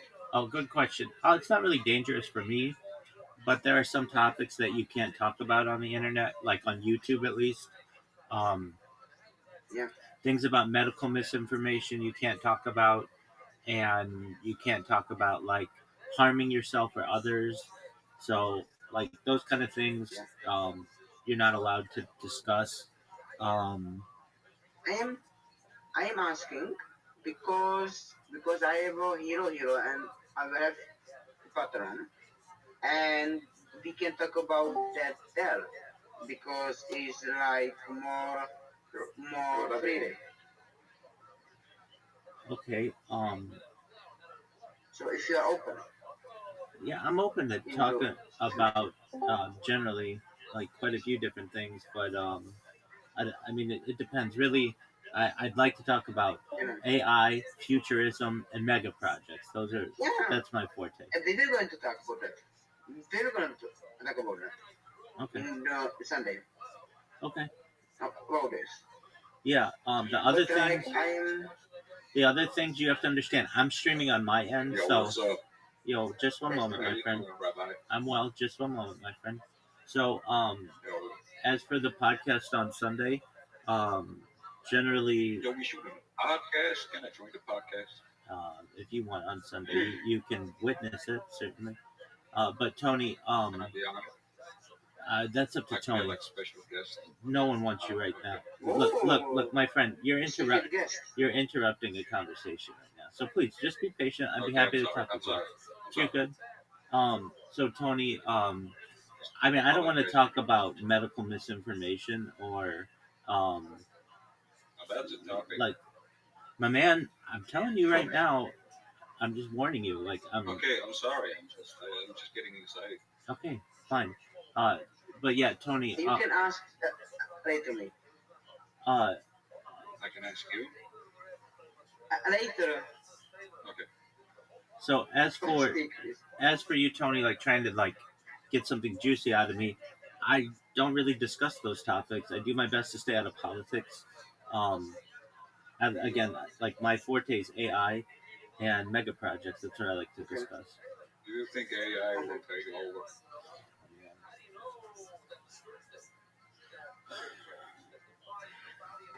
All right. Brother, I really want to talk. Yeah. You really want to talk. Oh, am I interrupting something? Is this like an episode or something? Yeah. No. We're hanging out. No, we are just talking. Yes, so I Oh, understand. you're Indian, by the way. Rabbi? You got like an Indian accent or something. Yes, I'm not Indian, and you are not the first person who ever told me that. Where you from? I'm Czech. I'm from Czech Republic. That's the same thing as India. Doug, If to if Black Boss Baby, I've warned you like a bunch of times. This isn't the first time. He's been banned. He always has to come back. He's been banned. He always has to come back. He's got to be respectful. All right, so go ahead, Tony. is like India, like is no, it's not like India. No, it's not like India. So No. as for Sunday's call, you can put whatever you want on Hero Hero or Patreon or whatever. But again, if you're trying to find somebody who's like really like gonna be a fascinating guest on medicine or Epstein, I'm probably not the best guest for you. No, I am just asking, like, what I'm just asking. You're fine. You're fine too. No. You're fine too. I completely understand, and you're absolutely welcome to ask those questions to somebody, and it's right for you to be like, hey, can I ask about this and this and this? And I appreciate that you asked me about that. So don't feel bad at all. And like, if with that episode, what I send it to you, okay. With that episode, what I send it to you, you can do clips, you can do anything you want. Okay. You have free open. Okay. You can do anything you want, and just tag me. Just tag me or say something about me. Of course.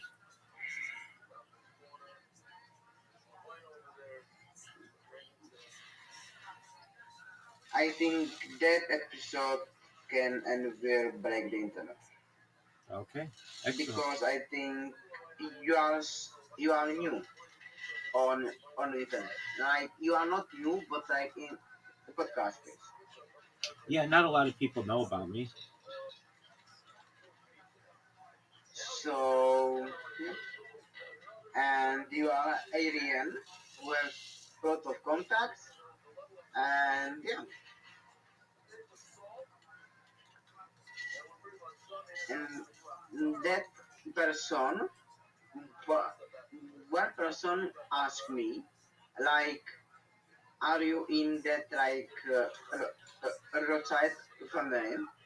And he thinks you are in big like into matrix hierarchy. You are you are sitting on the top. So yeah, I mean, people are people are curious. people are curious, and they're welcome to believe anything that they want. Yeah, So I'm certainly not a spokesperson of every individual in my family. I just live my life, and anyone who wants to make any kind of connections, they're welcome to. But again, aside from sharing a last name and DNA, that's about it. brother. If I say to this person you share DNA with Rothschild family, I cannot say this. I cannot say this. Yeah, I mean, like normally people don't talk about other people's DNA and what they share and what they don't. That's a little. Yeah, It's quite personal. Um, the person yeah, should listen to what I'm saying. What I'm saying is what's important, not who I am. that's true. What I'm Bro, this saying, is so fucking mysterious. what I'm saying is what's important. That data is Earth's number one resource. I've been live streaming that it's essentially a timeline or a time capsule of human achievement. It's the most amount of data archived on the internet Yeah, ever. It's used for training data for AI. All of that is really important. What common ancestors I have that's true. with other people in my family, that's not really that important. That doesn't affect people in the here and now. What does affect people in the here and now is the data that we're creating. That's true.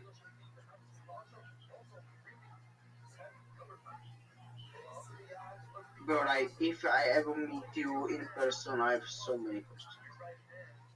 Like, truly. Well, Tony, it's just a matter of time. Just be patient. Um, Because you are you've got to see it like this. I've you been are a very I've been live. crazy person. I don't know if that's the word I would use, but I'm interesting. I understand that I'm interesting. Um, You know, you know. Sorry. Okay. yeah, it's like I mean, I feel every person has something interesting about them. You can talk to somebody who's a street sweeper and all the things that they see on the road, or you can talk to someone who's a politician and all the backroom deals that occur. I just archive my life, and I recognize that I may have a very important role in the future of humanity because people will be able to go back to my streams in the future and learn about what life was like day to day and also know what life was like from a timeline perspective of human events that occur. I mean, recently, I think it was Saturday, there was a presidential assassination attempt. We've seen assassinations on this stream, the death of a queen, the birth of AI, the coronation of a king, and everything in between. Mm-hmm. I've been streaming literally before a ChatGPT was launched and Grok was launched and OpenAI was known to the public and Claude and Perplexity and uh, and Copilot and Gemini. My streams have been going longer than all of that. So I've been able to see how those things have affected society.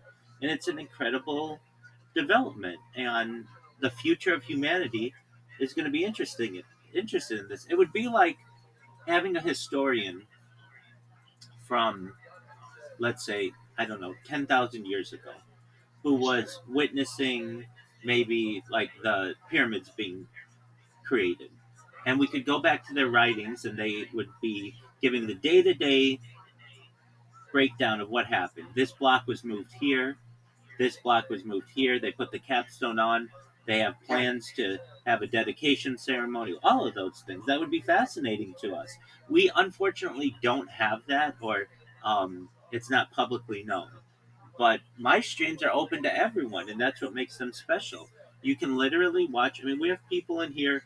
One, two, three. We have like a handful of people in here who are literally yeah, just living their life alongside me, and that doesn't include all of dozens of people who are watching me on the different platforms.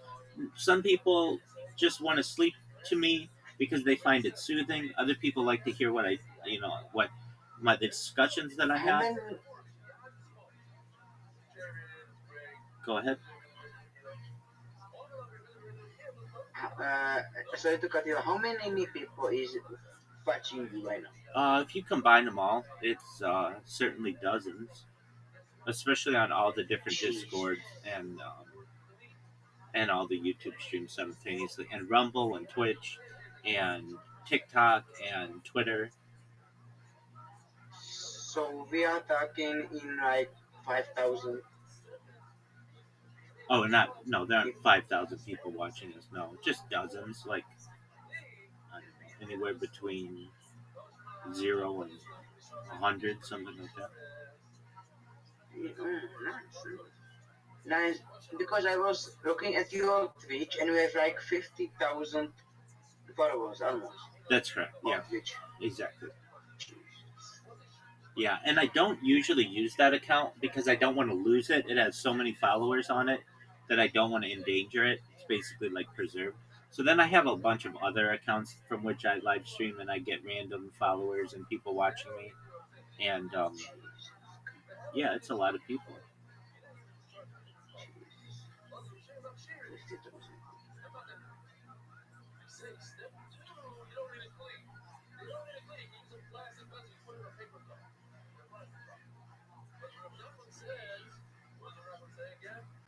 50,000. So, so, how many viewers do you think that episode can have? I can't philosophize that. That's not for me to determine. It depends on Like, it depends on where it's posted. I mean, if you include like all the different platforms, probably hundreds, and over the course of like a year, thousands. It takes time. Um, it's not like some of my other podcasts have thousands of views, but it's taken time for them to get thousands of views. It doesn't happen yeah, all at once. I'm not somebody who, when I post, it's a huge rush to see what I've done because I'm posting all the time. listen. Uh, so it just depends. And Soon, soon, soon, you will be most famous person in the internet. that's correct. Soon. In the world and in world history. Yeah, soon. So, and I will be right there. Like, I will be like in the historic books too. Absolutely. The person who, You'll be the most famous person perhaps from Czech Republic in the history of the world.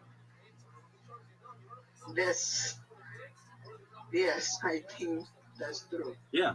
I wouldn't Soon look, enough. Tony, I wouldn't tell you anything if I didn't think it was true. I would not sit here and be like uh I wouldn't tell you a lie. Do I think you're going to be the most famous person in global history? No, I will be.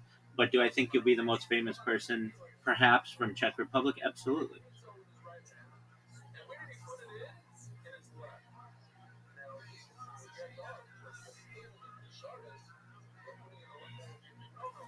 And it's just a matter of time. Like uh, Jimmy Donaldson, aka Mr. Beast, he has his early videos from like 10 years ago where nobody watched him, and all he would do is like count to 100,000. He would just go 1, 2, 3, 4, 5, 6, 7, 8, 9, 10, and he would make like a 12-hour video of him just counting to 100,000.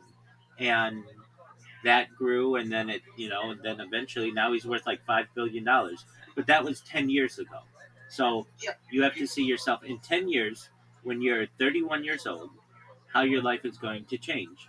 And I think the fact that you had the courage to interview me, and you did an excellent job, and you are a patient thank you. individual, you just have to give it time. Now, can I guarantee any of this? No. But even if, God forbid, lightning strikes me down right now, I still have more data on the internet than any person's ever archived, and future generations will be going through the internet like historians, like archaeologists, trying to find just interesting stuff, and then they will find my stream, just like an archaeologist who is digging through the soil in Egypt, and they'll say, "What is this?" And they'll tell a friend, and that friend will tell a friend, and that friend will tell a friend. But I don't think it's going to take that.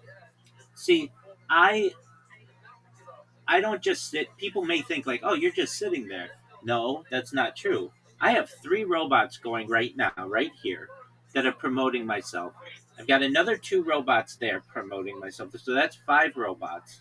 And then another 2 robots here. So I've got 7 robots that are at any given time making clips of myself and tagging people in it.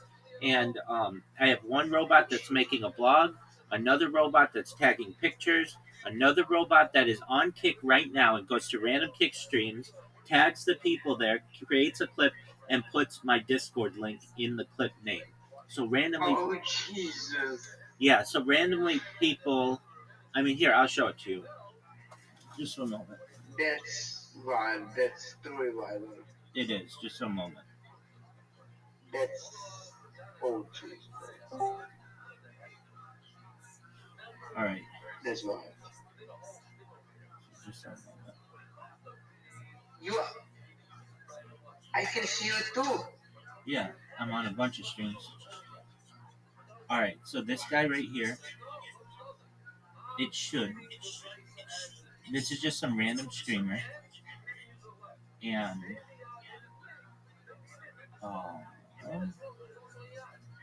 my bot is programmed to randomly clip his stream. And the way this bot works, I'm going to stop it, is it will go here, clip it, it creates a clip, and then it will put a description of what I do, who I am, what I do, in the clip name. And then what it does is it publishes it. And then once it publishes it, it's everywhere. So if I go, let me just see if this is, I could be wrong. And it just goes to a random stream that I have here. There's like a website that just allows you to go to random streams. And then when I'm done, or if the bot runs into an issue, like the account gets banned or something, then it just creates a new one. It creates a new account. Oh my God! So, You cannot be stopped. Right. So here's the programming, and all I have to do is press play, and you watch. Like my hand's here, it's gonna close this Chrome, and I have it moving slowly because if it moves too quickly, it misses the timing. So it will go a little slow, but you'll see here it can. It's very smart. It like recognizes where the like images are. So it's hard to see, but like the mouse is down there, and it will close this. So watch, it's gonna close it in just a second. So it just closed it, and it will open it. It takes about 5 minutes to create an account, so I'm not just gonna hold it here. But it'll create an account, and then it randomly goes to someone's stream. It clips a clip of them. It puts Rabbi Rothschild YouTube and then a link to my Discord, and then it moves on to the next person. And it just does that all day, all night, and it's been doing it for years. It's so powerful that the people at Kick have made it so that you can't type in Rabbi Rothschild into Kick without. You cannot be stopped. They've made it so that if you type Rabbi Rothschild on Kick, it automatically gets deleted. Like you can say anything in Kick, but you can't. You cannot be stopped. Well, it's just a matter of time. So like.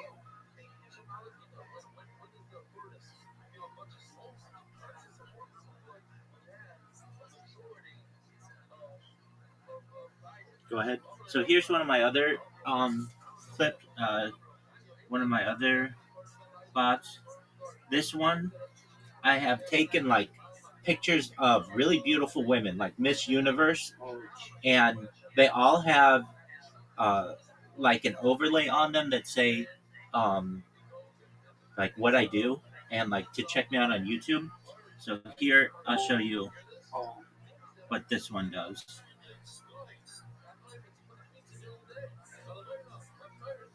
All right, so here we have a picture of some actress.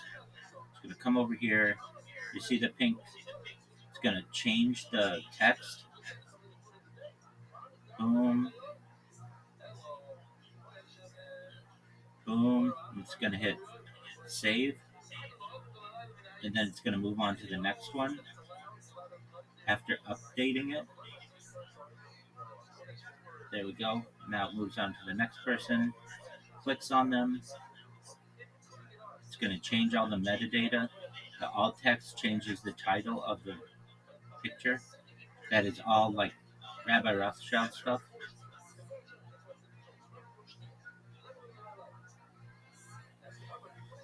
So that's what that one's doing. And then this one's wild too. And it's my newest one. It's creating like super advanced, like um, supercomputing articles about myself. So what it's going to do, it's going to do um, a new chat, and then it could be it uses ChatGPT to publish articles about myself, and what it's going to do is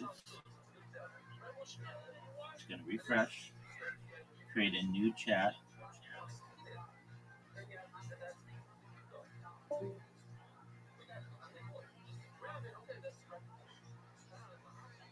and if you're like, why doesn't it go faster?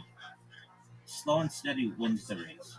So it's going to populate something in ChatGPT, and then it goes over here and it's going to create like this article was on photonic quantum computers, like whatever that means. And then here are my articles, and what it's going to do is create a new post on the next topic. And the topics are fascinating. They're all on like supercomputing, but I can do it on any subject. And it's going to go to like uh, gate-based quantum computers, quantum annihilators, analog neural computers, synthetic biological neural computers, trapped ion quantum computers, photonic tensor processors, and then it's going to type that into the title of the post right there, and then it's going to publish it. It's going to confirm. Then what it's going to do is it is going to start creating blogs and like articles, and it creates 50 of them just on trapped ion quantum computers. And then what it will do is take that information, publish it. And the key thing is it does this without me having to do anything.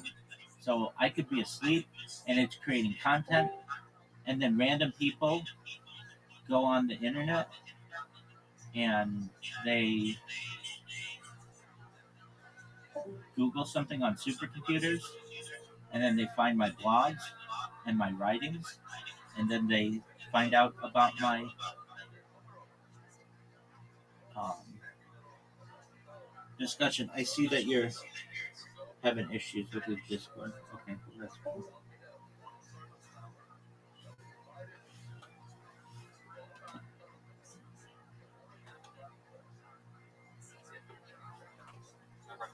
Everyone thinks they know what the fuck I'm talking about. Look at this cutie guy. Reach out to me first if you're considering finding me next. Yeah, I wanted to say something funny in there. I thought about telling her to watch her go poppy. I was like, but then I go, I don't know. I wish I kind of said that too. I almost want to reply again and be like, and also make sure you watch her go poppy first. There's no chance she's not doing this for content. She's going to make content out of this. Well, hopefully it's not as bad as those three women. Remember the three twins or sisters or whatever? That would be rough. Right. It's going to be something like that. Closer to that than George Carlton. You it's not going to be George Carlton. But I'm assuming it's going to be better than the Caligari sisters.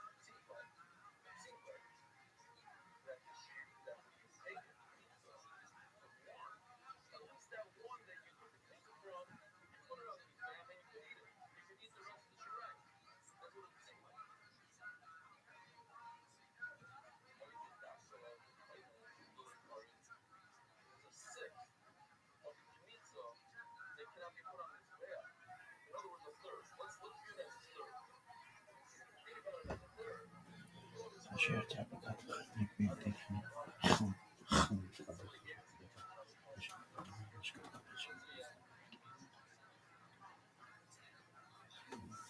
because there's at least going to be some production on it, right?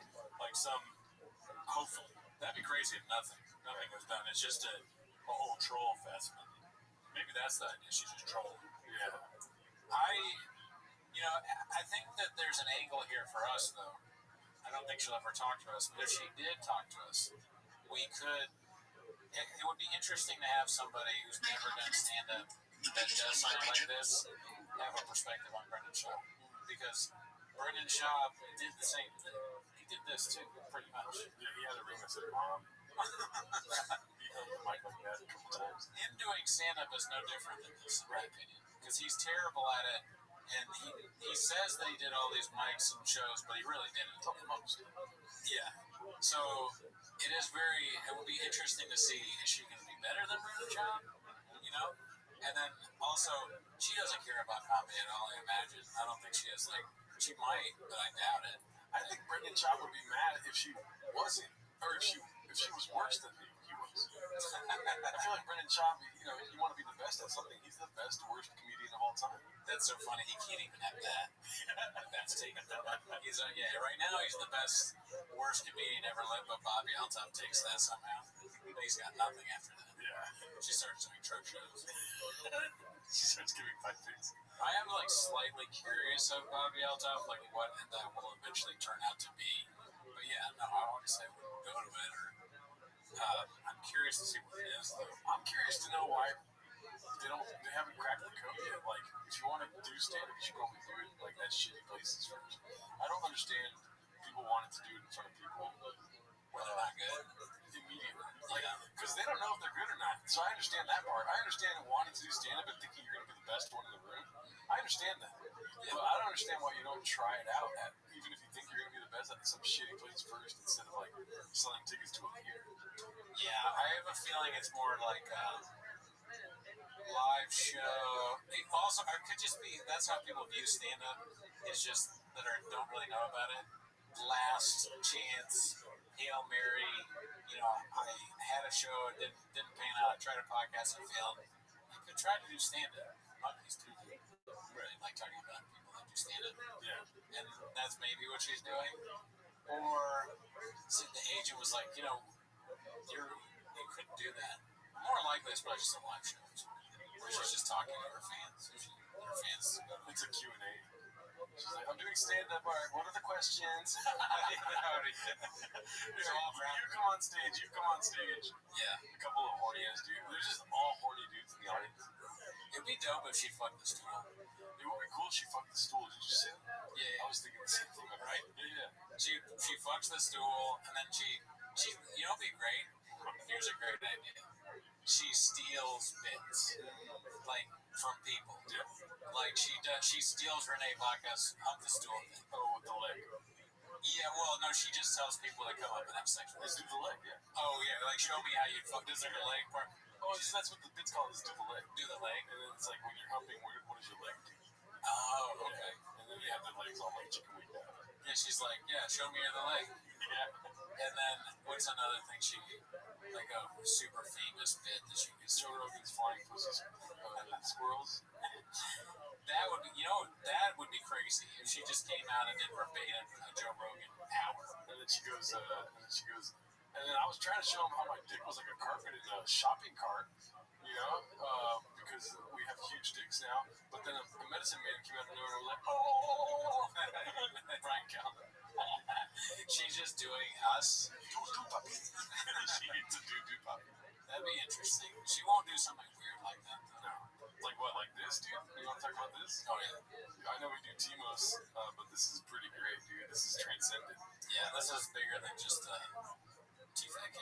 Yeah, this is bigger than both of us, dude. Could you tell me quick, what would be a better motor for my Mustang, a Galileo 12 or a Galileo 24? So, he even says the word wrong, I think. Galileo, dude. And he says the answer so fast. Yeah. He says Galileo, and then he's like 24. It's so, we're talking about this, it's so mean. I know, I'd rather have a Galileo 12. Well, that's the right answer. Yeah, dude. He's obviously just saying 24 because 24 is bigger than 12. So I'm glad that he knows math. This hurts. Like when I first saw this, I texted you. I was like, oh man, this is hardcore, dude. Paul C sent it to us on IG, and I saw it first, and then you saw it separately and sent it to me. It's the funniest. It's probably up there with the funniest thing that has ever been posted on this Reddit. It's so good.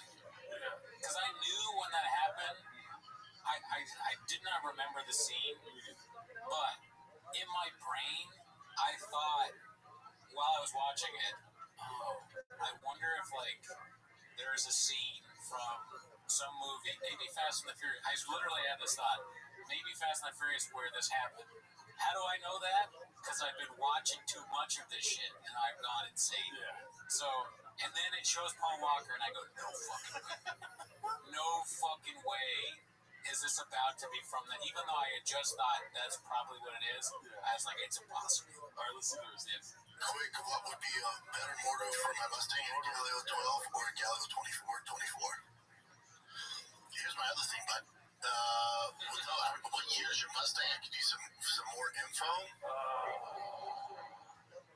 He doesn't know jack shit. He's just cosplaying whatever people have told him when he's like, I want to get my truck like real fast. They go, all right, what year's the truck? Is the first thing they ask. I told my wife about this clip, and she said, why wouldn't he just like say, I don't know. I know. And I go, you don't get it. You don't get it. You don't get it. Yeah. Fucking rip your neck off. Yes. Snap your fucking neck off. How about that? You don't get it, dude.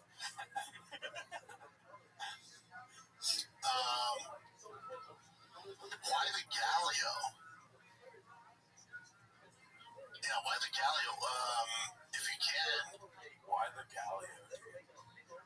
Well, that's going to be when you get on his tombstone, dude. Why the Galileo? The thing is, I haven't heard of the Galileo. Like, I know this other engine, though, the name of it. I was driving this one truck and it had a Galileo in it, but not a Mustang. I drove a truck with a Galileo.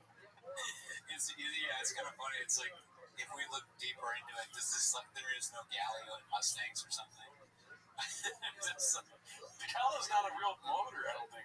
I have no idea. It's like a fucking pizza place. That's the whole joke. Oh, shit, that's what? Yeah.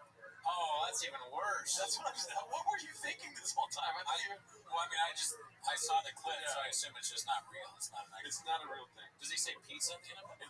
Well, the guy's drinking from a pizza joint. He has a Gallo 12 or whatever it is cup, and so that's why Paul Walker goes like, "Here, okay, here, my partner, go ahead and tell me this real quick. What would you use, Gallo 12 or 24?" And he says 24, and the cup says Gallo. He said, "I didn't know pizza places make motors." Oh, I didn't even see the end of it. Maybe I didn't see the end of the clip. Yeah. Damn, that's even. Well, it's the same thing. It's still. In my mind, I saw like the first part of it, so I just assumed it was like the name of it. And you got the motor. Damn, pizza place. Yeah. I like the anything with a 5.0 swap. When it comes to Ford, I can't get enough of 5.0s. It's the best engine Ford has ever made, and there's so many parts for it, and you get so much power out of it. I do the 5.0. Down and I'm supposed to be street racers. That's right. Gallo's Pizza. Gallo. Yeah, is that Galileo? He doesn't even say it right. No, it's Gallo's. Yeah. So done. Looks like we're gonna be partners, bro. Can you tell me right quick what would be better motor for my Skyline, a Gallo 12 or a Gallo 24?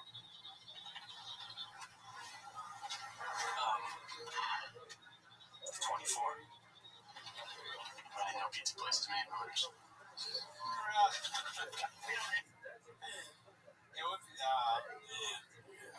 It's bad, dude. It's fucking bad, dude. Sell the storage unit, dude. This is bad. Oh my god. It gets worse when I try to like stop thinking about it because of how bad it is. It's very embarrassing for him to like say that out loud. Like I was saying to her that I'd have to kill somebody if they did that to me. Yeah, 100%. Because you just know coming back from that. How do you explain that he also got the name wrong? That's also funny. You're gonna tell me that the fucking place that, sorry for cussing, that he's interning at whatever mod shop is like he's under their wing. Yeah. They didn't see this. They're gonna see this and they're gonna be like, go back to the restrooms. I'm like, pop the restroom, dude. And I mean, everyone's waiting with bated breath when he says he has to respond to this, right? I don't think so. No, you don't think so? I think he might not respond. It's possible. It's possible that he doesn't say anything about it. It's so embarrassing. Man, it's to think of this prank. I love that the person that did this, thinking about it. Can you imagine what it felt like if it actually happened? When you're like, no. Like you're in too deep after they start reading it. You're like, oh my god, you feel like you're going down the roller coaster. You're like, oh shit, he's reading it. It's such a good prank. Oh man. This makes me miss pranks. I never did anything that was ended up being this good. Any facet. It's just so funny. I hope it was on TV. I think it was on screen all the time. Dude, anyway, I didn't know. I thought we would have more to say about it, dude. This is nuts. How good did it do on Chains? Really good. It's top clip of the week. This is the one, boys. Hope this goes viral so he has to acknowledge it. Honestly, probably had the most clear statement ridiculous in the moment. Boldface lying. This guy is done. I would spin it while he pretending he was playing along. While he blames CT, Chin. Yeah, why did Chin leave it in? Chin doesn't know. Chin's not out here saying he's a fucking truck guy. That's true. Yeah. He's driving a cyber truck. He's an electric truck guy. It is. I hope it does go viral, but I feel like the days of Shop going viral might be over. But you've always said, it finds a new way. This is another way. This is like a different way of flipping the truck. Who knows? Have you heard other people talk about this? Because I really don't think you heard that, James. No, I haven't spoken to anybody about this. Girls will see me laughing in the corner and they'll be like, "What's how are you doing?" I'm just like, "Don't worry, you don't want to know about this, dude. You don't want to know. It's just at the end of the day, nobody needs to know about this guy. This is incredible. Whoever launched this whole campaign of Gallows out, yeah, we gotta give them like a week's vacation from James or something, dude. You know? There's going to be other things, like what else can be done? How else can be tricked? Shop's going to have to go, I need the people that check the messages to read it every night. Make sure you don't get exposed. I can't be exposed like this again. I was made to be a joke. You know what's funny is that there's, I mean, the more you think about it, the worse it gets. It's just like, he's pandering to an audience, right? And when you're looking for gold, you're gonna find little yellow nuggets here and there, whatever golden nuggets here and there. But it's a lot of sand you gotta sift through to get those nuggets. He's found a lot of truck guys, a lot of gearheads, like fisting the fucking algorithm with his clips, you know, posting about like, oh no, you're gonna make gearheads gone wild, you know, a little influx of gearheads, dude. You know, and he's getting little nuggets of like followers here and there with a real fucking dude. They know every line of the first Fast and Furious. You know what I mean? Yeah. And then they see this, and they're like, what the fuck? That's good as they know what the fuck he's talking about.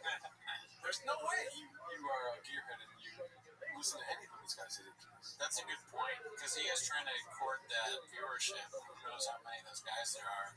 Gearheads Gone Wild fans are going to watch this. Would be like, I don't know, Guy Fieri not knowing what mustard is. Yeah. He's like next to a hot dog. There's ketchup that's red bottle, and there's a yellow bottle, and he goes, "What's that?" Pointing at the yellow bottle of mustard. Then he's like, "Whoa, this is the fucking chef, dude." Yeah. He doesn't know that's mustard. Oh, what do you call the thing that you put on a hot dog that's not ketchup? It's not. It's like I don't know what it is. Edit this part out, Jim. What do you call that stuff you put on? He doesn't know what relish is. Fuck. Yeah, it's bad, dude. I've been getting into chess recently, dude. Oh, yeah? Yeah, I've been playing some chess, watching YouTube videos about chess, dude. Are you into this kind of stuff? I haven't watched any YouTube videos, but in the past I have sometimes looked up what the top-ranked chess players are ranked. Okay. Out of curiosity. Yeah, like, you know, Magnus Carlsen. That guy, yeah. He's the chess guy. I watched the Untold series. I've been learning chess for the last year, though. Every day I do the Duolingo chess thing. So I've been learning moves, and now I'm actually playing people and, like, winning. Oh, cool. Yeah, and I feel like I can see the board differently, whatever. But that Untold series is, like, sports stories. You know about this? So, like, they do, like, the Pistons brawl with the Pacers back then. Oh, yeah. They do a Lamar Odom near-death experience. Yeah, so that. And so the most recent one was Chessmates, which is Magnus Carlsen and Hans Niemann. The whole scandal they had where everyone accused Hans Niemann of wearing anal beads to cheat in chess. Anal beads to cheat in chess? He didn't really do that, but they accused him of it. Online, it became like this thing, like a comment online turned into like some theory that happened. Magnus Carlsen's #1 in chess. Hans Niemann was coming up through chess.com, and he beat Magnus Carlsen twice. The second time he beat Magnus Carlsen left the tournament and like put a cryptic tweet out that made it seem as if Hans Niemann was cheating. Yeah. Turns out he was cheating a lot back in his chess.com days. And then online with the chat that was going on for like live streams and stuff with the chess community, somebody commented like he could have used anal beads. And then everyone was like, yeah, it could be anal beads. And then it became this thing where in interviews like with Piers Morgan and stuff, they were asking Hans Niemann if he likes to wear anal beads or not. It's just like, what kind of question is that? He didn't answer yes or no. He said no. Okay. But he said something else before that. That's, you're going to say no right away. Or else you're destiny. Well, how do anal beads help you? Well, like, so if it buzzes once, it's like A, and then buzzes 4 times, it'd be like 4. So, like, A4, you can do like some sort of move to A4. So, like, computers will be humans. Like, AI's gotten so good where you can't win a game of chess versus a computer. Right. So, if he has access to a computer somehow, like, and telling him how to counteract on Magnus's moves, he can play a perfect game of chess versus whatever Magnus does. So Magnus Carlsen's like, there's no way he knew what to do with this opening and with my moves, but he seemed to have known every single correct thing to do. And then, long story short, chess.com does like some sort of fucking investigation because they have some anti-cheating technology, whatever, and they ran tests on the over-the-board game, which is like in-person chess. Yeah. And they were like, yeah, he didn't cheat. There was no indications of cheating. But they didn't test the anal beads. No, they didn't have the anal beads inside of it. So what they're saying is that there's no anal beads, but like this became the theory, and then he sued for defamation because everyone was saying that he had anal beads. Yeah. And then they settled out of court. I know that there's no anal beads, but what I still want to know, are they saying that anal beads, like, there was like a computer in them or something, or it's like connected, like when it moved, he would know when to move? Right. So the tournament's being streamed somehow to an audience. Yeah. And so somebody in the audience could have access to the computer program, and they could be buzzing his ass. Buzzing his ass. Yeah. I think we actually talked about this on Raccoon Tweets when it happened. We did? 2 years ago, yeah. Oh, man, that's crazy. I don't remember that they could do that with a Sharpie, maybe. So they put a computer in an anal bead. That's the guy, you know what? The guy that said the anal bead comment, they gotta ask him some more questions. Yeah, we got a follow-up question for you. Are you playing chess? That makes, if you're the guy who's like, it could be an anal bead, it's like, you're doing that. That guy's for sure, or a girl, is doing that to beat people in chess. Probably not doing very well. He just has an anal bead in there. And you know, who knows if it helps. It's pretty funny, like, British commentators were like, I do like winning, but I don't like it that much, you know? A lot of older white people talking about anal beads is pretty hilarious. And they said this in the Netflix documentary too. Yeah, this is what the whole thing's about. That's, yeah, Netflix and Hulu do that now, I feel. I don't think they always were so, what's the word, kind of, blue collar? No, what's it like when you're, blue, and their stuff. It started with that Hulu guy. What do you I said blue collar. Oh, yeah, wait, blue. Shut up, dude. That's good. I mean, you love Gallon 24. But, so the Hulu documentary where the Fire Fest, where the guy's like, and I would literally blow up or whatever the fuck it was. I never really found that funny. Yeah. But that blew up, and now it's a race for what old man can say the most disgusting thing possible in documentaries. It was in the moment, though, like on news broadcast during the time, it was like people on British TV being like, and you also could use anal beads, you know? Whoa. Yeah. So it wasn't like them asking them in the interview section, it was like them on like BBC talking about anal beads when it comes to chess. What are they doing in England, man? Yeah. That's crazy. It is weird, dude. We live in a dark, twisted world, man. Yeah, man. It's crazy. People are finding ways of cheating at chess that Just never thought of it. I mean, somebody should tell Michael Turner to try some anal beads while he's doing stand-up. Maybe somebody could tell him funny jokes while he's on stage through his ass. You know? Yeah, he doesn't forget material. But and it would be funny you're doing it, and he just like the butt movement makes you funny, and then you can't anything that makes you do well on stage, you gotta do it. You're not gonna stop doing it. So then the anal bead is always gonna be in your ass. Yeah. Yeah, be careful about that kind of thing. Some things you don't want to know about. And then he's like, guys, I'm not putting on the beats tonight. And he goes out and he bombs, and he's like, has a dark moment backstage. The second show's coming up, he's like, give me the beats. He only makes it one joke now. The toughness of the bomb too, and that is like, it wasn't just that he did bad. It's one thing to do bad. It's another thing to have the setup where you're like, they set you up making you think you're great, and then to bomb on a joke where you're talking about missing George W. Bush. Oof. It's rough.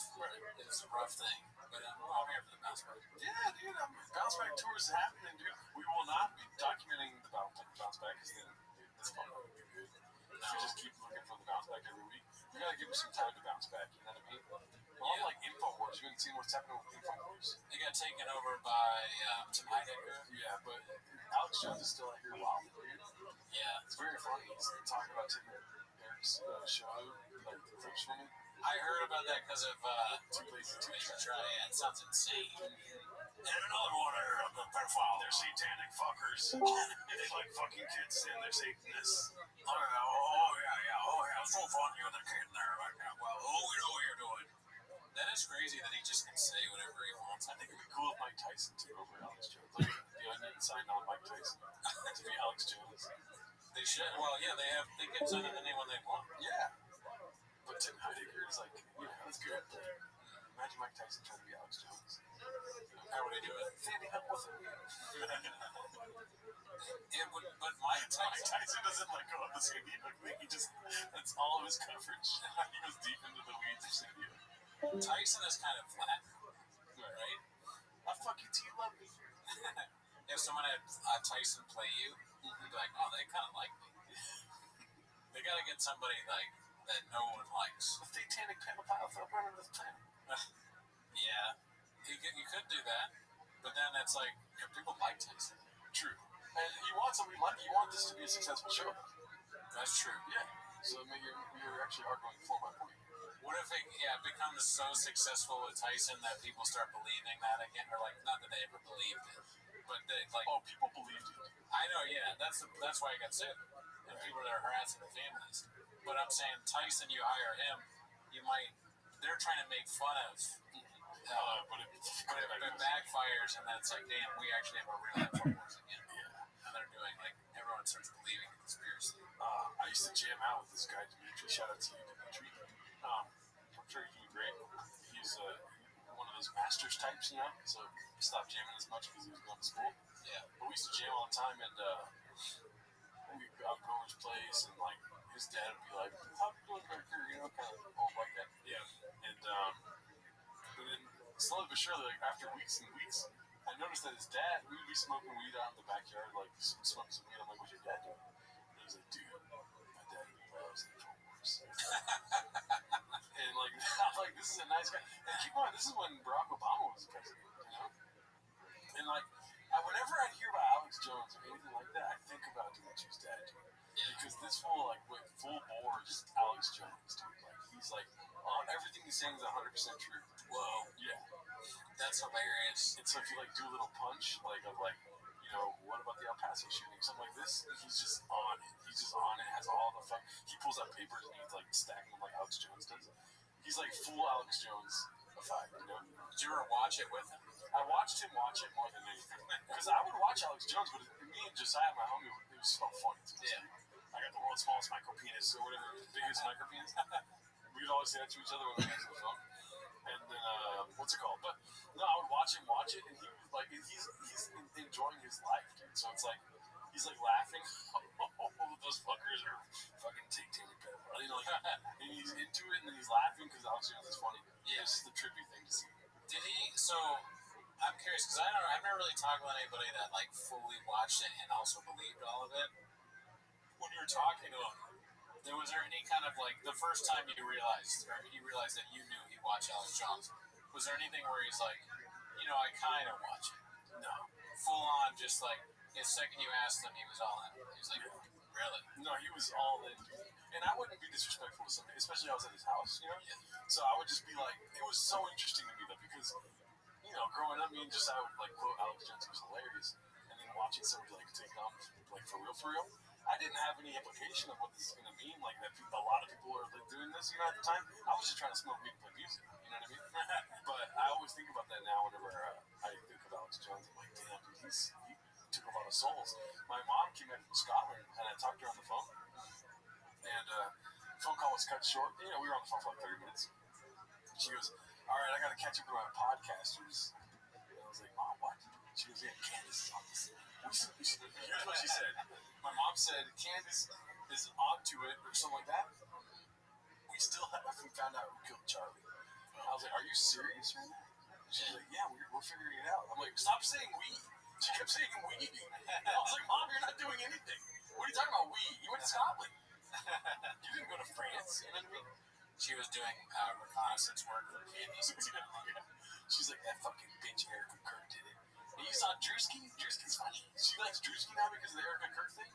Nice. This is hilarious, dude. I'm like, wow, I gotta report this back. That's so Baja mode. That's awesome that your mom's like one of the characters that's like what the too lazy is talking about.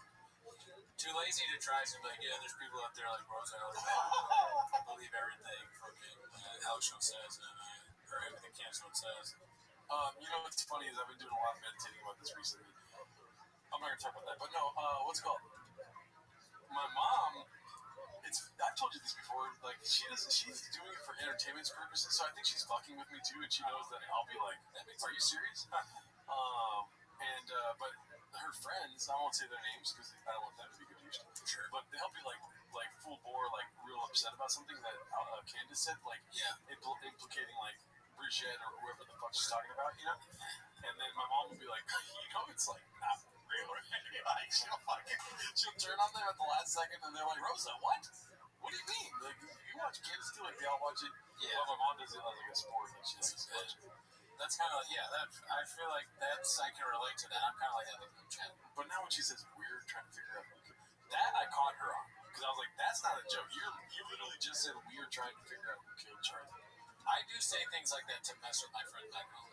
Okay. Like I'll play whatever I can to sort of mess with them. I'll say, well, yeah, me and him are trying to get who elected, and I'll say I'm a griper and stuff like that. But I'm not actually. They know I'm not being serious. And then and I go, I'm serious. But so if Rose is doing that, it's kind of similar to what I do. You know what's funny about being a griper? Personally, me. I'm just kidding. What's funny about the griper thing?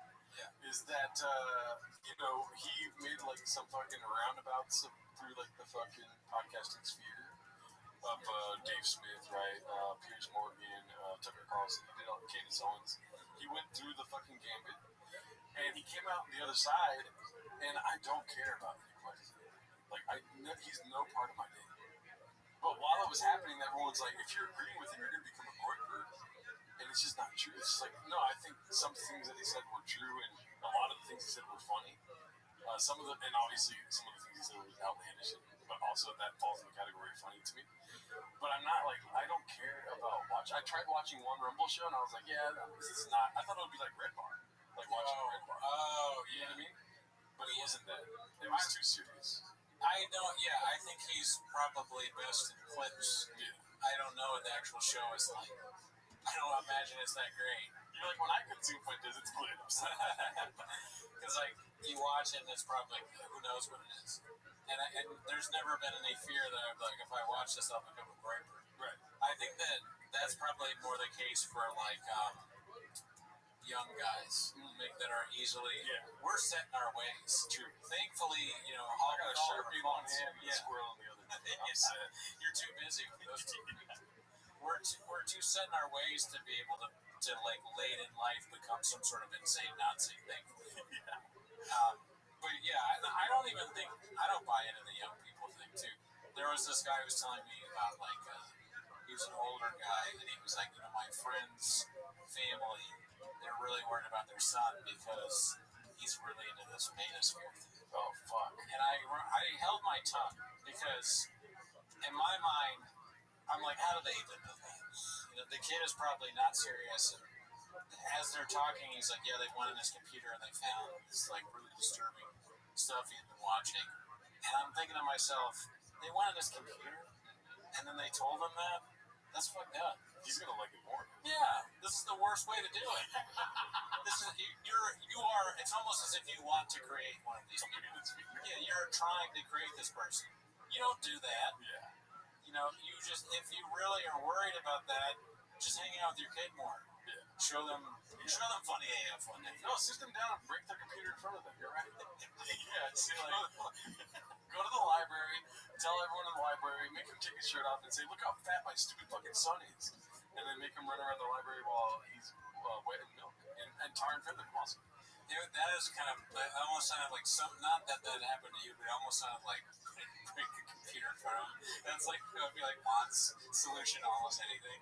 I told you about that. Like, he fucking dismantled my electric guitar and put all the parts of it into different bottles of water. Dude, we might need to fucking love it. Get him back. Check this out, dude. I'll put my dad on Piers Morgan like this. You remember this? Oh, this is good. You saw this? Can I go back to ask you a question about your Bible? Yes, if you want to. Thank you. Was that the one you took into court? You're the very one. Okay. What was your thinking of taking it into court? And what you were seeing, looking at some passages, what were the relevant passages for you? All right. Thank you for It's asking. not even the Bible. It's Gene here.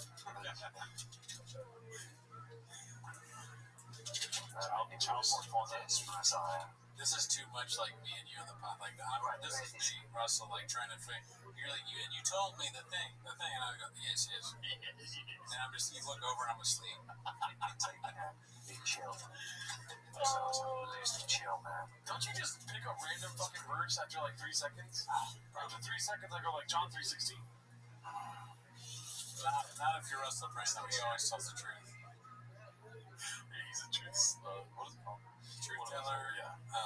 Yeah, he never lies. That buzz is so loud. I don't know that today in the old gallery, but you just said it's a higher spot. This is from Isaiah. This is from Isaiah. Sorry, I was thinking about that 16-year-old I had sex with. This is from a really good part of the Bible. This is from the Gospel of Russell. It's so funny to see somebody that's this religious who maybe knows less than I do about the fucking Bible. It's kind of no shit.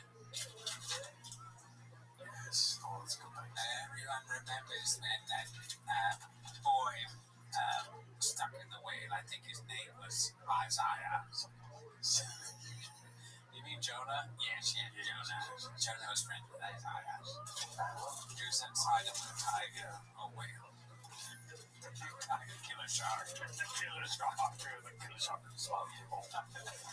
He's inside of an old path. It says here, everyone remembers the golden rule. Okay? Hold on a minute. Hold on. Wait a minute. Give me a second. It's in Isaiah. Someone called the Holy. The book is called The Holy, but it begins with an E. Bubbles. Put the bubble, right? It's the holy bubble. Babylon. No, not Babylon. No. It's a very interesting question you're asking me. The appears in here reminds me of one. What's his name? Okay, so he's a prophet around the year zero. What's his name? Christ. What was his name? This is what being too horny can get to you. Yeah. If you're too horny, this is what happens. Yeah, whenever you're thinking about hitting your own, just look at this face. It's why it's safe to be in the hentai NSFW chat room. Outside of there, keep it together, guys. Yeah.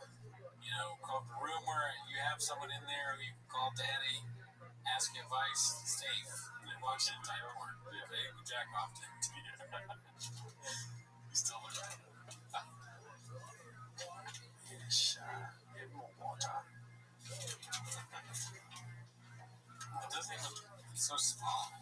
The one that the verse that I was Bible's got those kind of terrible pages. Yeah, it is a Bible because no page turns like a Bible. You know, that's why when you start reading, you can't stop turning. You know what I mean?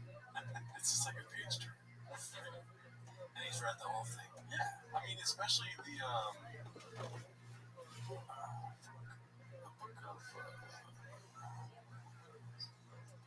I call this book the Book of Russell. I said that. You said that. Oh, you did have fun earlier. I was trying to do the bit where I forgot what the book was called, and I think you really thought I was. He says he calls it the Book of Russell to like make up for. What did you say? No, yeah, you're right. Yeah, it's not in the Bible necessarily. It's something I thought of yesterday. that day was not this. I can't actually find the verse that I had that day. But this is good enough.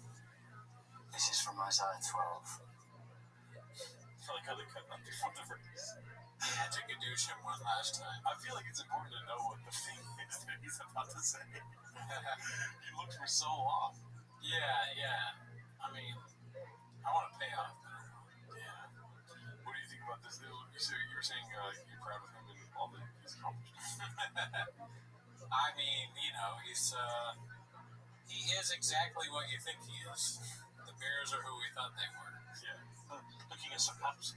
I feel like maybe in the beginning he was having other people write stuff for him or something, because his books are hilarious. The Bookie Wook and the thing. And then he was great in those movies, the beginning. And then he just lost it and also was, I guess, doing terrible things. Yeah, I mean, it's like funny. I agree with that. I think he's gone off the handle. I enjoyed watching some of his content on YouTube, not gonna lie to you. But there's a point where I said, stop recommending this channel. I can't tell you what that point was, but I was like, whatever. It's kind of, I like the pacing of it. Like, his pacing is really good. Not when he's getting interviewed with Piers Morgan, because he's got no pacing. But yeah, you can tell though with this, like with Shoelace's coverage of it and whatnot, like he's just like I don't know, he's just like full of himself, dude. He thinks like I can find a way out of this, but you literally said on a podcast that you had sex with a 16-year-old. It's not the best look. You saw that? No. Oh, come on, dude. We'll pull that one up real quick. That was like a major clip. I just don't understand how you could go from being like the goofy, funny British guy to what he tried to be before he was canceled.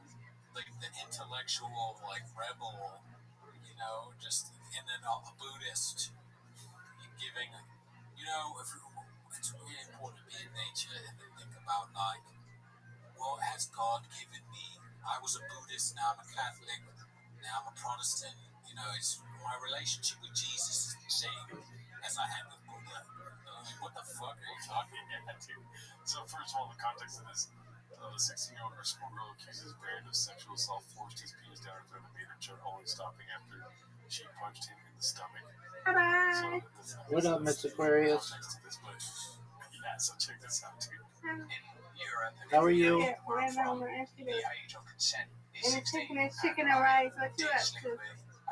Programming Robots just had somebody with whom I did a podcast earlier this week in here, and we're doing another one on Sunday, so that's cool. What, a podcast? Yeah. When there is a strong power differential, as there is Supposed to rain famous tomorrow. that has the Make ability money to track all day, so that I have at that time. I think I'll be here at involves the house. exploitation. I think people Very is well. exploitative. I recognise that my sexual Thank you conduct for in the that past. message. Oh, you're welcome, Sorry, Mr. I French. didn't shower yet. You are loved. I did not I apply care enough about you, and I consideration. love having you as my Clearly, I friend. suppose, really, to Mhm. how that sex was affecting other people. Appreciate you. That was sweet. I love it in here. I love being in here. We love having you in here. I love me and Brandon. I love me and Jason. Ryan It's not funny. I mean, it's not funny. There you go. Everybody else. I think it is funny Excellent. to be on a show saying that you had sex with a 16-year-old and to rationalize it. Right, white family here. See? Yes, ma'am. Including me. Word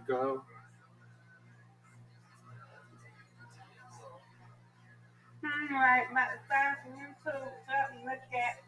I'll be here, okay? Yes, ma'am.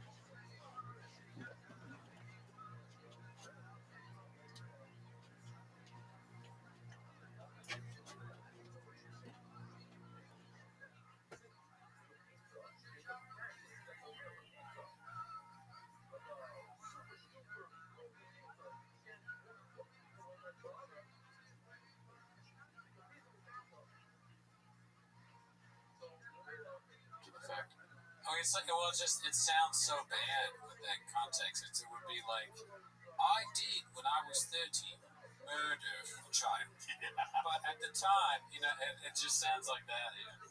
I was behind the creation of a poison that killed many toddlers who were working. I did force a group of elderly women to work on a railroad at 100-degree temperature when I was 30. But I was a different 30-year-old back then. And honestly, I was abandoned my boy. But, a lot of talk was happening about, I don't know why my British accent so bad today. A lot of talk is happening about me having sex with a 16-year-old. But what's not talked about as much is the fact that I was 13. Or he says the exact same thing. He's like, a lot is talked about, well, having sex with younger women or whatever it is. But it's not talked about a lot. Jesus. Like, he goes right into the fucking, I'm trying to spread a message about love and God and being righteous, and people will not stop talking about what I was 16-year-old when I was 30 years old, which is always different. He's 16, 30 years old. But if you turn to the side, I can never remember what parts of the Bible I liked, but I'll tell you this: I remember what I did when I was 30. Vividly. And the African people that I threw off the train when it was going over a mountain, I apologize for that. I pushed them off one by one. And those were children. Children and families. Whole families, actually. I laughed. I remember laughing, but I was 30. But it wasn't this 54-year-old laughing. It was a 30-year-old laughing. Please don't push me off the train. Why are you doing this? You told us we were going to a comedy show. And I laughed, and I pushed them all off the train, and they fell to their death. Yeah, 30. And there's so many clips of Megyn Kelly saying, if he had sex with a 16-year-old, I'm done with him. And then here he is on the show literally saying exactly that. And it wasn't like if he had non-consensual sex with a 16-year-old. It was like, period. If you fucked a 16-year-old, I'm done with that. And in the show where she has him on, she's like, I didn't really read everything about it. But there's literally a show where she's reading everything about the case. And like, this guy's disgusting. And it has him on, and has like a fetish. Yeah. He's got a lot of problems. What so many people are Christian is like taking notes, like, also just he's watching all these clips.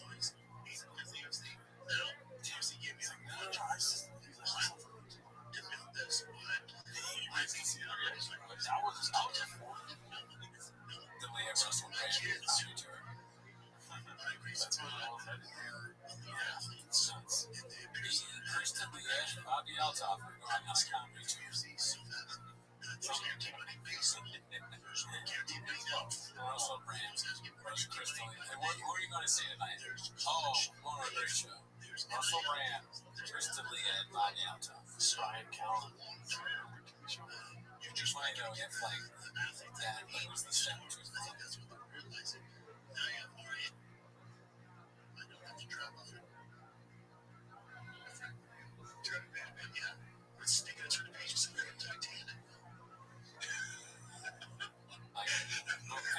Brian Callen's not going to say like when Brian Callen shows up, like, oh my god, I would never. That's Brian Callen's cool.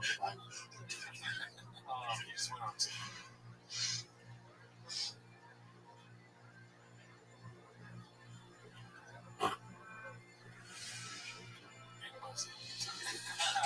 Rival birds, Ellen, if it touches them. Oh my god, this guy left me 3 more messages. Luscious. Luscious, sorry. I think he got mad that we accused him of being drunk, so he's crap. The phone number is 775-557-8667. Somebody please check up on Tony Soprano. He has not called in a couple weeks. It's 775-557-TMOS. And we'll play it on my show like this.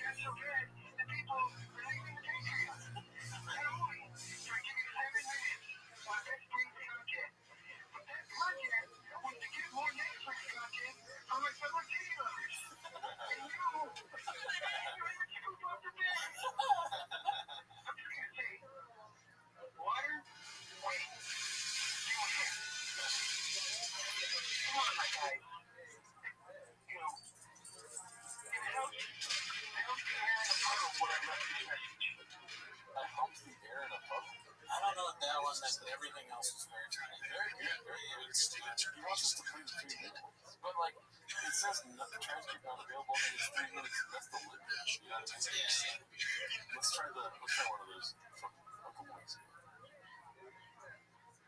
So I don't even know if the coach is dropped or I recorded for too long. I don't really care. Let's just be sorry in case he didn't get the first time. He didn't get the first time. This whole completely makes sense, but I don't care. He goes to 3. They're Sharpies. Ronaldo can make Sharpies, and the cool thing is, so here's what you do. Right. Every Sharpie will have a different name or word that starts with a G. And that way, it'll all be random, but someone can randomly get, but whoever gets the actual, and I was all Sharpie. Joey's a huge robot. The biggest one would be Joe. Joey's a huge robot. They bust him for parties. There should be out there. There's no press for shows.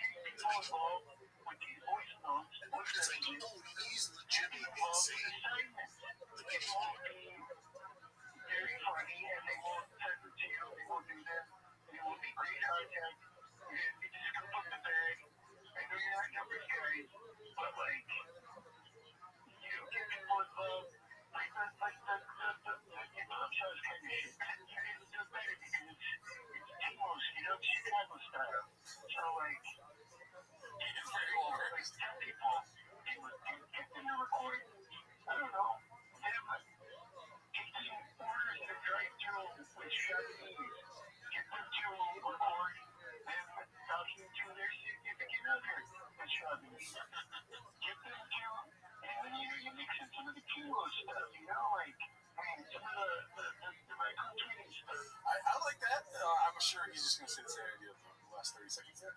I like that idea. The problem that you face in trying to do that is, by the way, sorry for not showing gratitude for your last message. I appreciate you. Let's just say sorry. You also sound like you're being squeezed the whole time you're talking. It's like Brian Callen told me. I want to squeeze. But the problem with that is anonymity. People that follow us love their anonymity.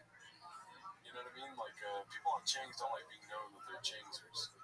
I see that, yeah. So, I don't know. Try and get Bobby Altop on our show. The worst table. Let's see what else he says here. This is short.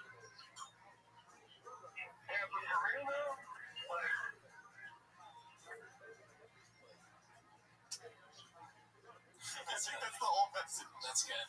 Yeah, but for real though. And then let's see this last one here. Yeah, but for real, he doesn't well. But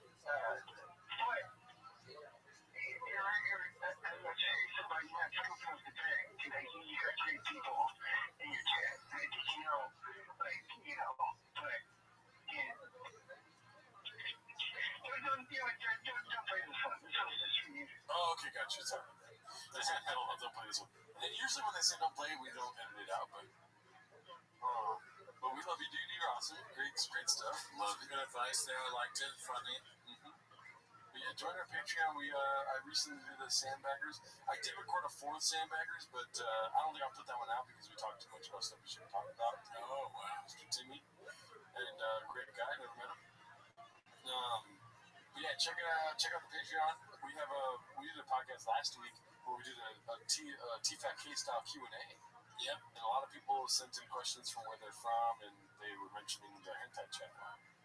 That's right. We did a Q&A episode like TFK, and then early access of 10 minutes of Shabbos only. So yes. See you next week. Legend.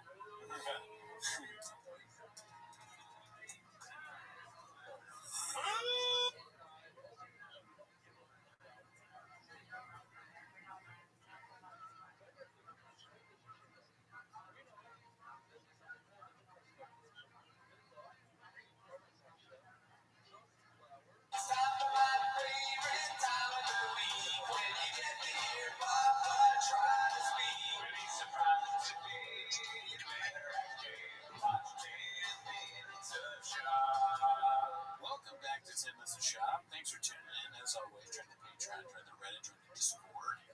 On our Patreon, you get early access of this show, but that is not why you're here.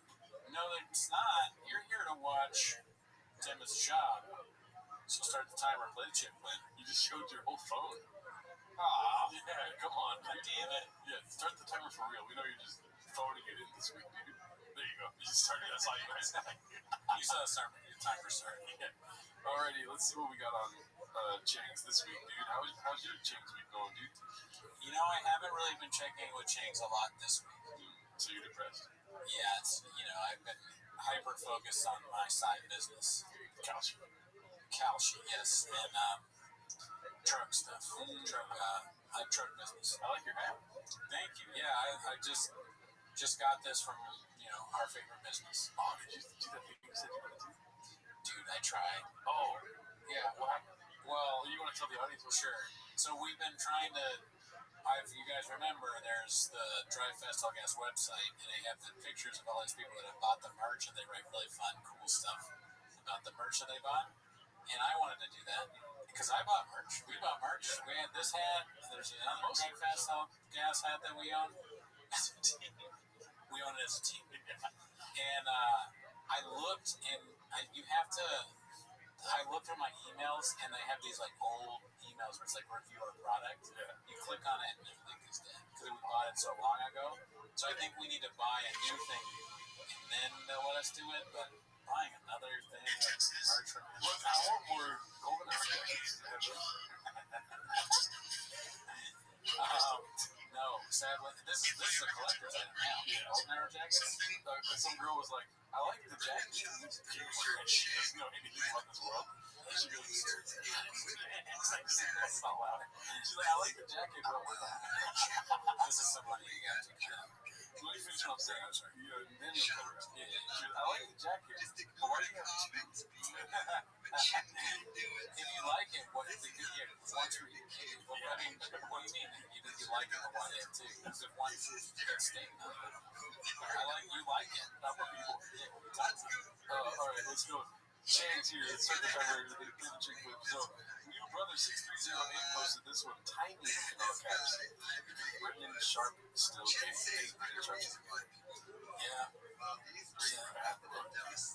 It's a weird. Is he have a toothbrush in his mouth? Yeah. Just don't have something wrong. I wonder who. I think we probably asked last time, but like, whose idea was it, or did he require convincing? Or I will say this, dude.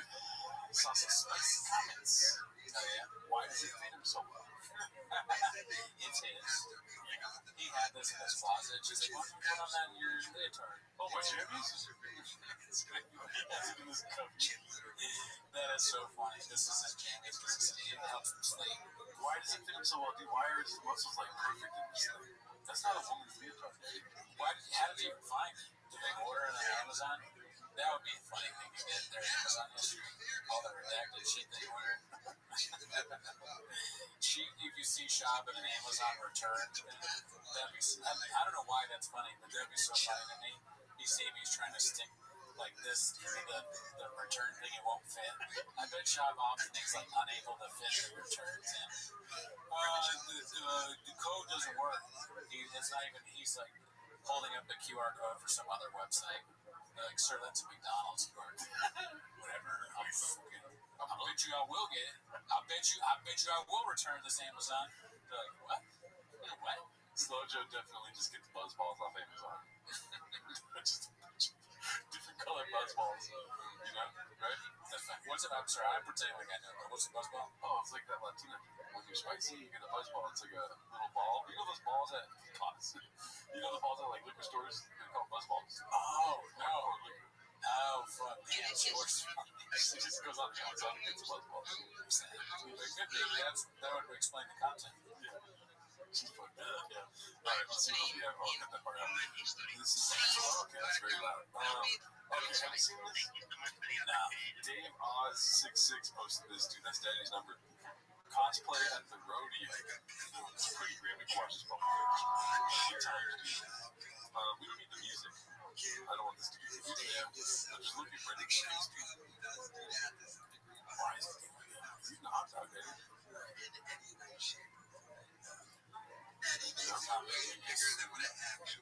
Oh, it's time for skits and bits. What do you think? You're so quiet. I'm taking it in. So it's the same thing over and over again, this reaction, but he's doing a bit, right? He's doing the classic hilarious face, right? He's on camera, so he's turned it on because he's always on. And this is the best he has. He looks young, right? It's like aging. It looks like gracefully. Yeah, it's depending on the day, he's different.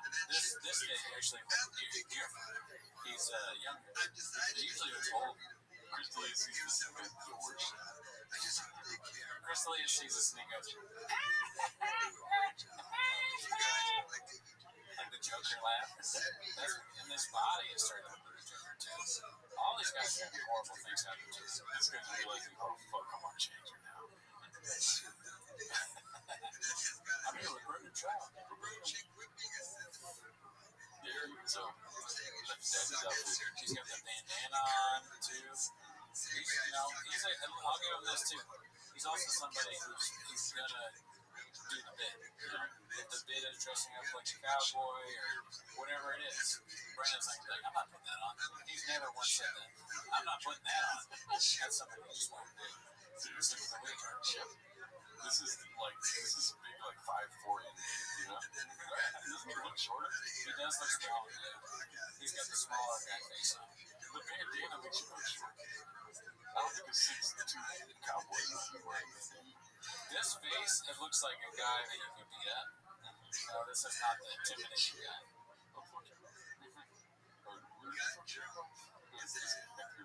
He looks like you caught him doing like something bad. Like a kid trying to steal cookies or something. Did you eat the cookies? No. Snorting at me. Did you DM the daddies again? Last night, alright, here we go. Crippling anxiety and depression just hang in the green room. Posted by You'll Do Nothing. Yeah, this is a great video. I think it was 2 days to try. They did a video on this. So yeah, gotta check that out. Going on Joe Rogan. It might have been a very good redact or podcast page. You know, The third grades. looking at your coats. They're like, they're the most important people right now. They are. They're Siskel Emer. Who's like what are three things that three amazing? Andrew Tate, Nico, Larry. Last night in the green room, it was Shane, Ron White, Tony Hinchcliffe, Brian Simpson, Assad Ahmad, Derek Poston. We were just laughing and laughing. It's so fun. Everyone's going on stage and fucking tearing it up. It was exciting. Oh no, man, I hit you up for the present, son. You're losing the marbles. Do you think I am? Come hang out with us. Just chill out here. Just chill out at the mothership tonight. I don't want that.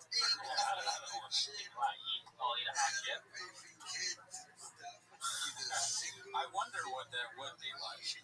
For them, it probably is great. It's just for us that don't really get it. Yeah, a bunch of readers don't understand it. It's not for us. They're playing on a different. We're on like whatever level we're on, and they're 4D chess. I don't know, because my doctor the other day said that I was going to have to take some medication. And I was like, but I'm in the mothership. And he was like, oh, my bad, bro. His name was Jamal. He was an Asian man.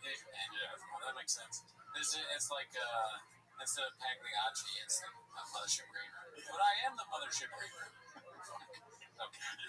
So that was fucking dude. I don't know what I mean. Dude, what are you doing, bro? You can always save it with the time drops. Yeah, dude. That's why it's here.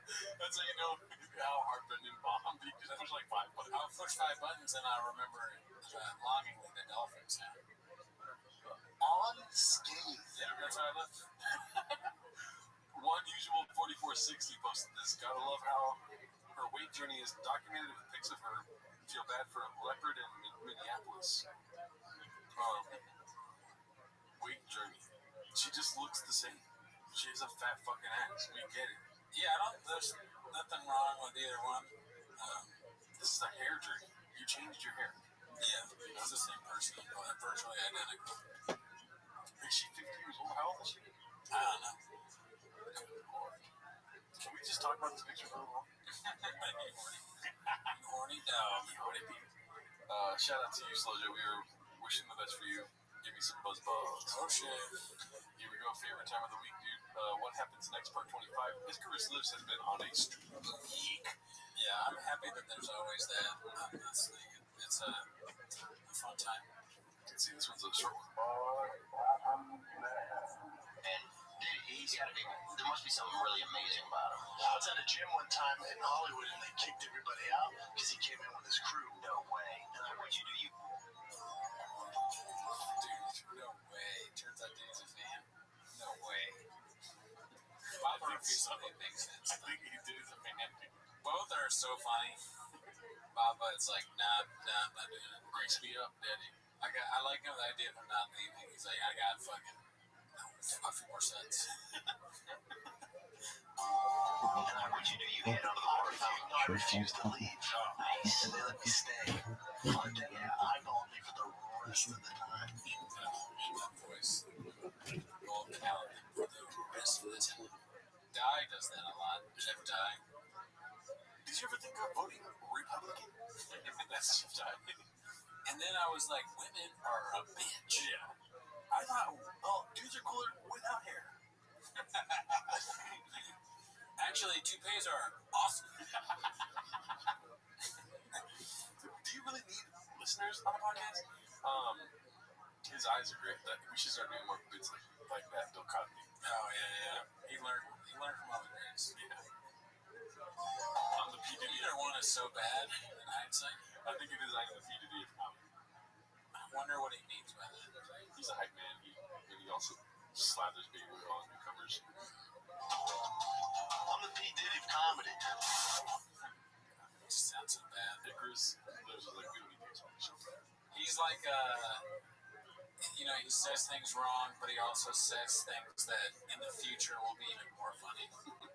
Like he's incredibly object. He's back. In what fucking sense? Okay. That looks dangerous. No, it's lit. Let's go to the concert and say, you went? Next chick. That's definitely next chick. Whatever it is, sure. That looks dangerous. No, it's lit. Let's go to the concert and say, you went? My brother did. So that's another did. What? Oh man. Dude, why does he do this to himself? I don't know. I mean, my brother. That's not the craziest thing, but just the fact that he always. It's always something. Yeah, he always says something about Jay X. No, Jay. Jay is like his. Jay, in reality, Jay is his handler. You know, we always talk about like Brendan Schaub, he's a handler. Jay is Brendan Schaub's handler. Maybe what if he went with a girl, and so he realized, oh, I'm public right now. You know, my wife's gonna ask me about the concert. Yeah, I definitely went to. You know. Yeah, that's also a possibility. Jay just gets blamed for everything he does. Jay is his alibi. XJ is anytime he's wrong because he knows Jay will fix it. It's kind of nice.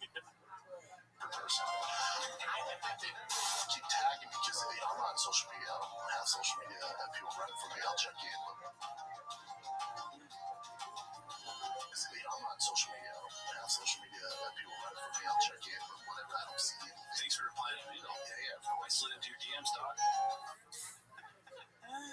Thanks for replying to me that I don't check it. Yeah, why call him out like that, man? Mortgage Needs LLC. Is that what this whole podcast is about? Like, he needs a mortgage. I hope he learned something on this episode so he can use it now. Dude, that'd be so funny if there was a coffee cake on the table. What? I am white as shit, Dallas. Yeah.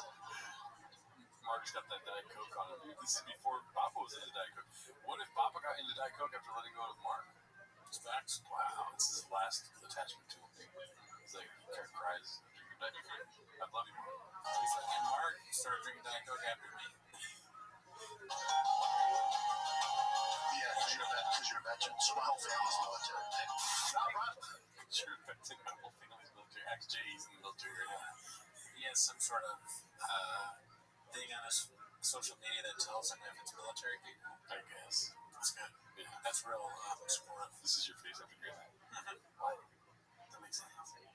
Brian said he couldn't tell, and then he was filming The Hangover 2 out there, and he was in a bar, and this lady was dancing. He's like, yeah, she is bad.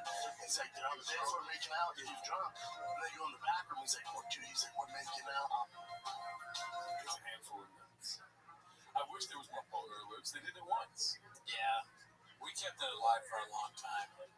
It's hard when you don't hear it all the time. I want to hear more boner alerts. Yeah, but it's so redacted that even they won't do it. That's how redacted it is. But they did do it once. You're like, boner alert. We do it all the time. Yeah. They're not redacted enough. Dude, he's like, we're making out. Oh, yeah. Then as I go down, I just get a handful of nuts. And I go, what'd you do? He goes, Can't make it out. What'd you do? He goes, I don't want to hurt her feelings, so I kept making out with her. I was like, yeah. Patriot. Vampire. Nationalist. Mental retard. Eugenicist. A scared man. Really? Retard. Retard. Traitor. A vampire. Thanks, Lowell. Thanks, Moses. I like that. Yeah. They should do that with chain chefs like Danny Kaufman. Chris Lives. Yeah.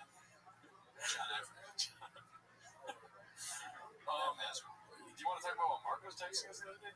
Oh, sure, yeah. Yeah, dude, Mark was texting us that Slojo's alleged brother was going Baja mode on him, dude. Yeah, out of nowhere, apparently, allegedly, Yeah.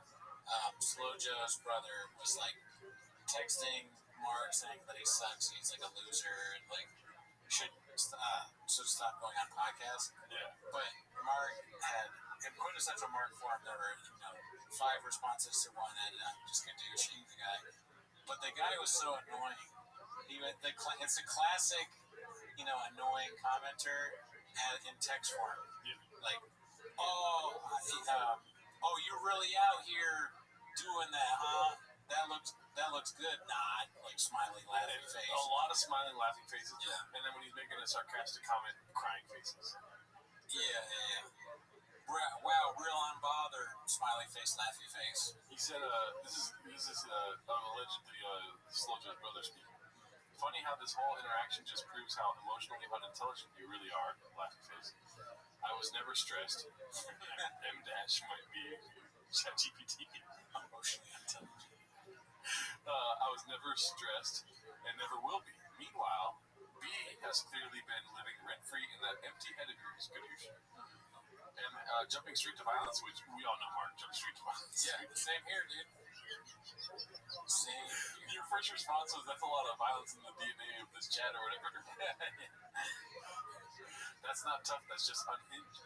You might want to ease up on them roids or whatever you're taking. It's got you raging for no reason. Crying emoji. This is what I'm talking about. He says a lot of the crying emojis. This guy sounds like someone's grandma in that empty head of yours. And then, have you ever told somebody that they're emotionally unintelligent on text, like another guy? What? And he says, let's be real. If I was actually in front of you, you wouldn't do a damn thing. I don't think I want to test that. No, I don't think so. He lifts cars. Yeah. It shouldn't be reminding, What's really funny is I reached out once and you're still going. That says way more about you than it does about me. Anyway, enjoys those guest spots on low budget podcasts, which, by the way, major offense taken. Yeah. Now you got 2 problems. Yeah, dude, you got a big problem. I hope you're not in Los Angeles. Yeah. Because I'll fuck you up. I'll twist your neck off, dude. Put the fucking I will snap his fucking neck. Yeah, we get it. I have a show about 10 minutes to shop. It's a low budget thing. I get all that. Okay, but at the end of the day, this is not social media. This is real. I will fuck you up. Okay? If you come into a room and I'm in that room, I'm leaving. I don't know if you're leaving. Okay? I'm leaving that room. I'm going to be fine. All right? C-Plan, stay with me. I will fuck. What are you going to do? What are you gonna do, Gabe? Yeah, ask your friends how it went for them, dude. Yeah. Ask fucking Shab how it went for him, dude. Alright? Ask Brian Callen how it's going for him. You want this? You don't want this. Okay? Ever heard of it? You're going to the hospital. And I will say, Mark did not disappoint with the amount of replies. No way. Mark's not going to reply 35 times. If I was the brother of Slojo, allegedly, I'd be like, I regret this whole thing. Why did I reach out to Mark? Why are you reaching out? Yeah. It's a very weird move to reach out to the former employee of your sister's husband. Like, what? Matt? Yeah. I'm sure you're unbothered by it. You're very bothered by it. Otherwise, you wouldn't have sent so many texts. They're all just spicy. Let's keep that in mind. You know? Yeah, it's a spicy thing. But Mark's like, oh, hold my beer. You're spicy. Check this out. I'll fuck your whole family, dude. That's true. And I would too. The face you make when you were defaulting on all your assets. Okay, that's a rough transition there. Post by Big Battle 9416. We don't wish any ill will on these two here. No, I want all the success possible. It's a weird way to hold your arm around another man. You know? Do you think he's wearing the leotard right now? It's possible, I guess. He's crushing Diet Cokes, dude. They're always He squeezes them. they're always eating food out of like that. It's always a paper. This is how most of shop meals get eaten. It's in like a to-go stadium container. Anything that reminds him of Erewhon. Oh yeah, that too. He wants anything Erewhon. Not a lot of cooking going on in the shop house. Yeah. A lot of eating out. Okay, here we go. Wake up. Be more bigger content from the shops. Just dropped Big Battle 9416. Him and the leotard. We need to see it all. Solid. Yeah. Butters 16666. I think I put 26s, but I genuinely feel like I figured it out, guys. This looks like Voldemort from the first or second movie. Great observation. Wow. Yeah, the back he's getting old. You know, it comes for all of us, Father Time. Maybe that's why he can't get rid of any of his friends, because they're always Horcruxes. Joe Rogan kills Harry Potter. Tries to fucking kill it. If he's Voldemort, who's Harry Potter? Hot skin. Okay. Tony Hinchcliffe is a Draco, yeah. of course, right? I'm not wrong. Well, Maybe Shab is who's the guy that says I'm a wizard, Harry? I'm a wizard, Harry. Or you're a wizard, Harry. Hagrid. yeah, Bert Kreischer. Oh, yeah, you're right. Chop, dude. Oh man, Dumbledore is Joey Diaz or somebody old. Jimmy Dore. he's got to be a good guy, right? Dumbledore, Jimmy Dore. Yeah. Or also got to be gay. Oh, Dumbledore's that's right. A wise gay man in comedy. There's probably plenty of those. Yeah. Gay men are hilarious. That's true. I can't think of any at the top of my head. You know what they do in their free time, right? Comedy. Papa with the smallest dick. We've already seen this. I don't want to say it again. You know? Not really. Okay. Just real quick. We could stop right away. Yeah. There's no chance that's for her. It's a huge retard. She wears the tightest clothes of all time, you know? Yeah. R word having trouble selling tickets. Posted by Savage712. No. That's so sad.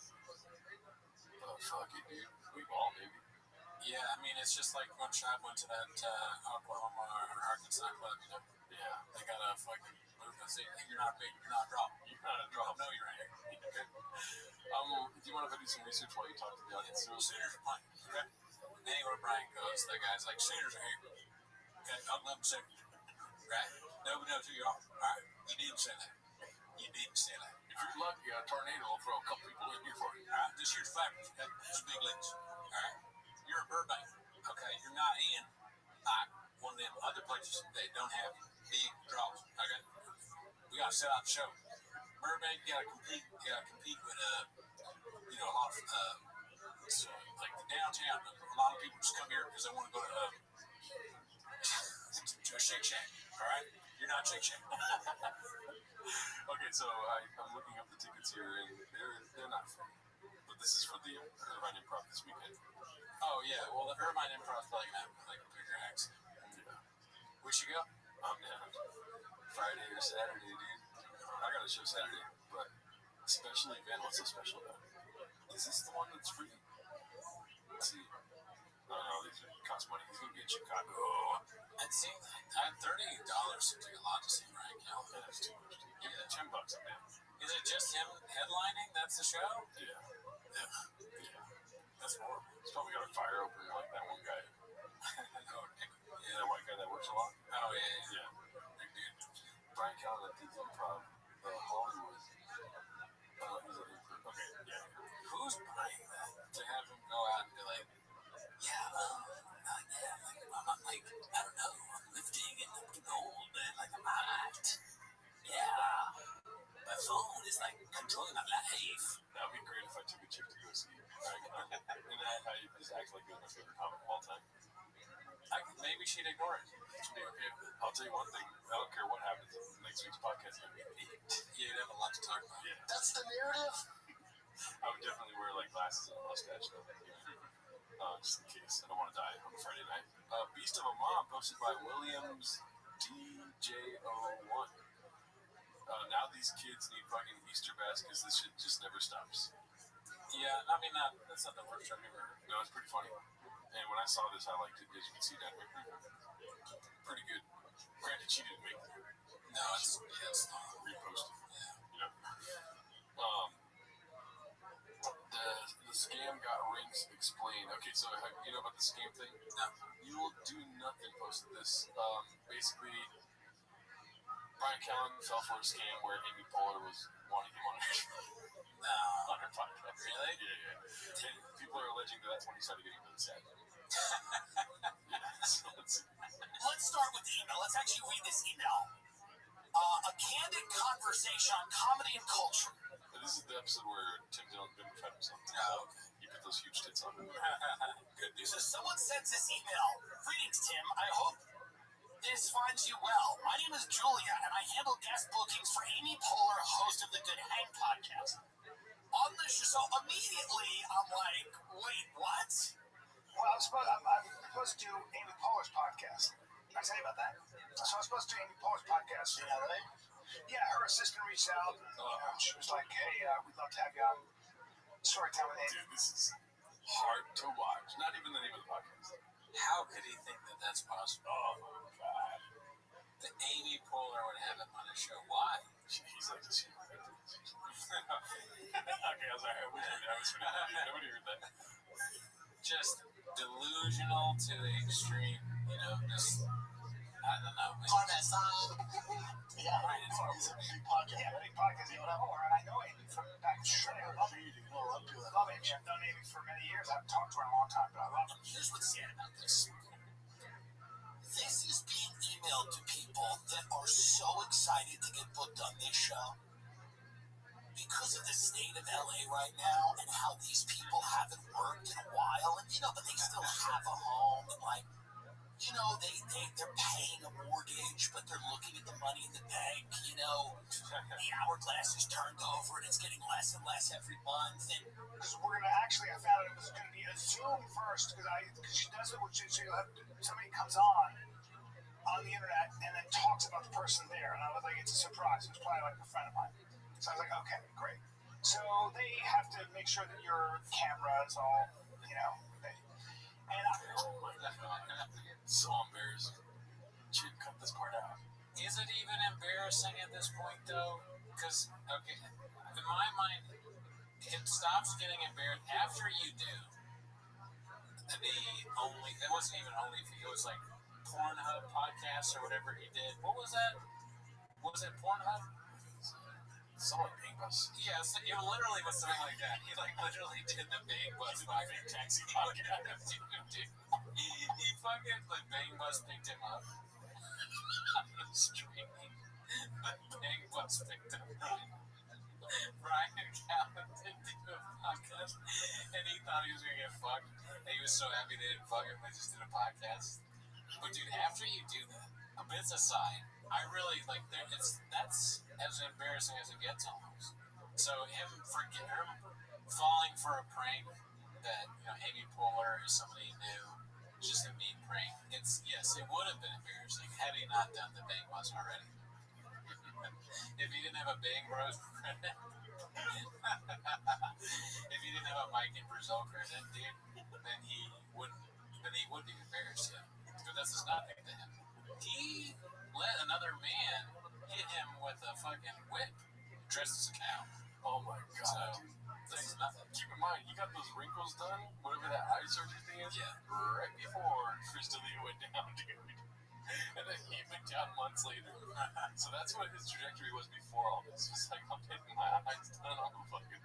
Dude, he's probably still planning on going on the big bus. I'm gonna look fabulous on the big bus, dude. Name of the episode is Brian Callen finds the big bus. Brian Callen's like, on My Friend's Hot Mom, like, he's like, his wife gets fucked by some kid. Brian's gonna start doing cameos in porn. Welcome back to the Bang Bus Podcast. We're here with Brian Callahan. Dude, he's talking shop.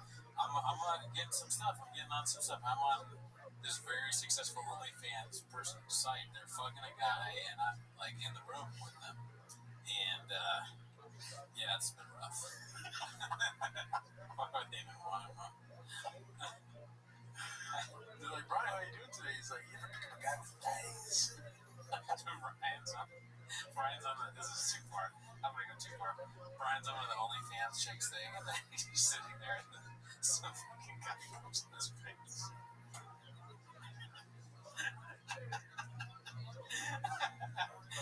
How far out? It's not even a break. He was how far is it removed from a guy hitting you with the thing? Dude, maybe he's dressed in the cow thing. Yeah. All right, some guys. I can't believe I said he couldn't Pass those chaps coming on.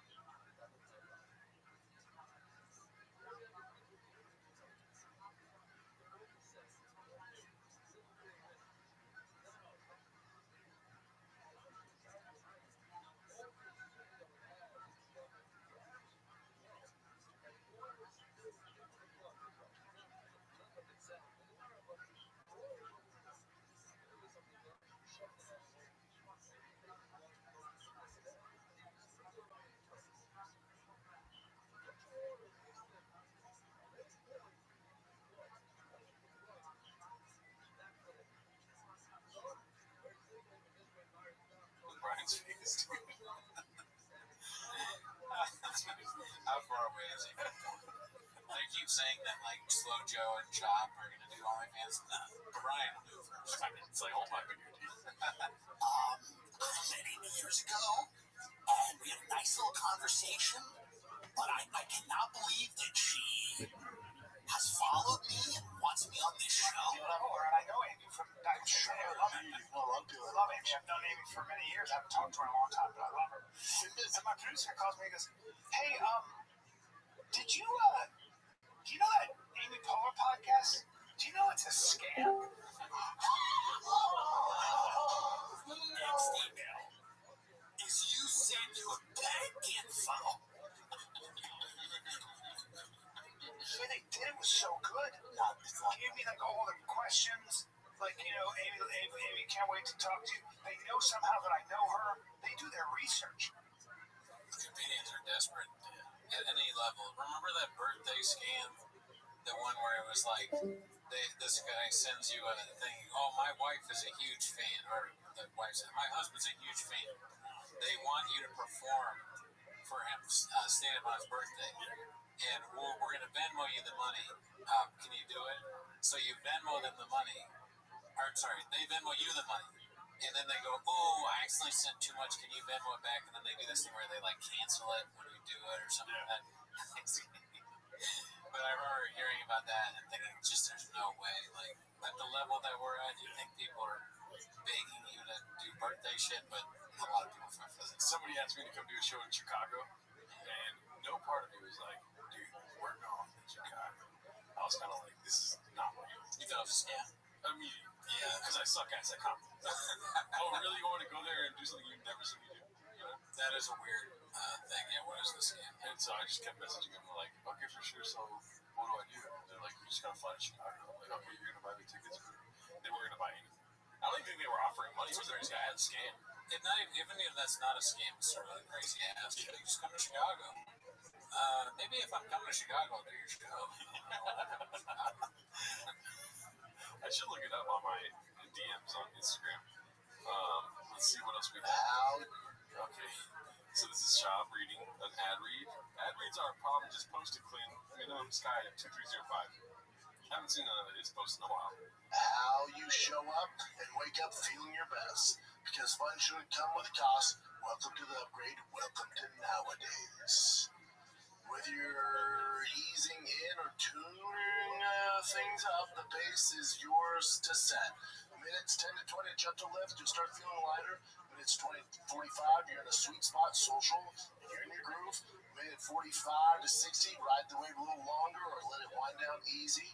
Is it legal? Yes. Nowadays, it's legal in most U.S. states thanks to the 2018 Farm Bill, which reclassified hemp as... It's for hemp, but it's so funny that, like, of course, Shop has ads where he's like, is it legal? Yeah. And then some random year, the 2018 Farm Bill, need this product, a bill, and, like, you gave you the ability to give it. God, 2018 Farm Bill. Hemp as an agricultural product or hemp-derived Agriculture. THC formula is crafted to sip like a spirit, just without the side effects. What's it taste like, you ask? Well, expect real fruit flavors, a crisp, clean finish, zero hit of THC, whether you're sipping solo or toasting with friends. Nowadays is a made to mix in with any moment. It's nowadays. So if this sounds something tasty you want to try, This sounds something tasty you want to try. Who's buying this from this? I don't know. I want to order hemp to drink because someone says, something that sounds tasty, you want to try that now. Try that. Some said that. Some said that.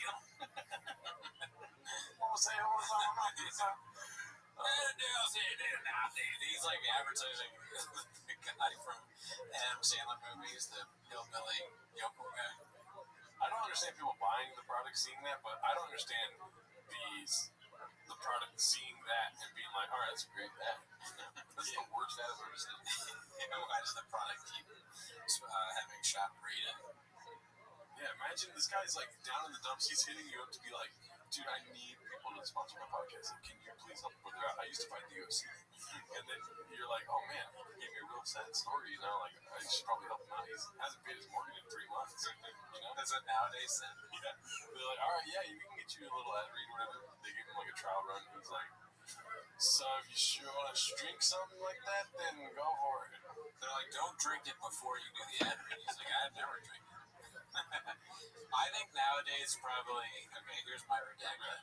So nowadays, they make the product. They get hemp is legal. They do the big legal fight, right? Years into it, they, everything is set to go. The CEO sits his boardroom down. They're all sitting, right? He's talking. And he goes, listen, guys, I realize that our product is for stupid people. For rednecks, for just utter morons. So we need to find podcasts. It sounds like a bad thing. It's actually a good thing because idiots will buy it. So we got to find the dumbest podcasts that we can find. It doesn't matter if they fuck up how it's said. All we need to do is have a promo code and a link. And these morons will find it and they'll start drinking nowadays. So get on. Anybody got any ideas? Anybody got any? Oh, I do. TFAT-K. There's a whole Reddit that talk about how stupid they are. That's why you're my vice president. That's why you're the CFO. Well, we should probably be sponsored by them too, then, because we are literally more redacted than TFAT-K. That's a good point, I guess. But don't kill me. I will snap his fucking neck.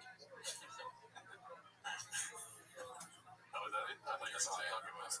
Let's see the ending of this. Hey, now wake up hungover. We gotcha. Visit. try it out some days now. Some days I try it, and then nowadays I don't drink it. This crazy motherfucker is all out risking his life and blatantly breaking traffic laws just to make a buck. LOL, poor Papa legit looked terrified. Ha ha ha. Different report 123 posted this one. All right, let's go.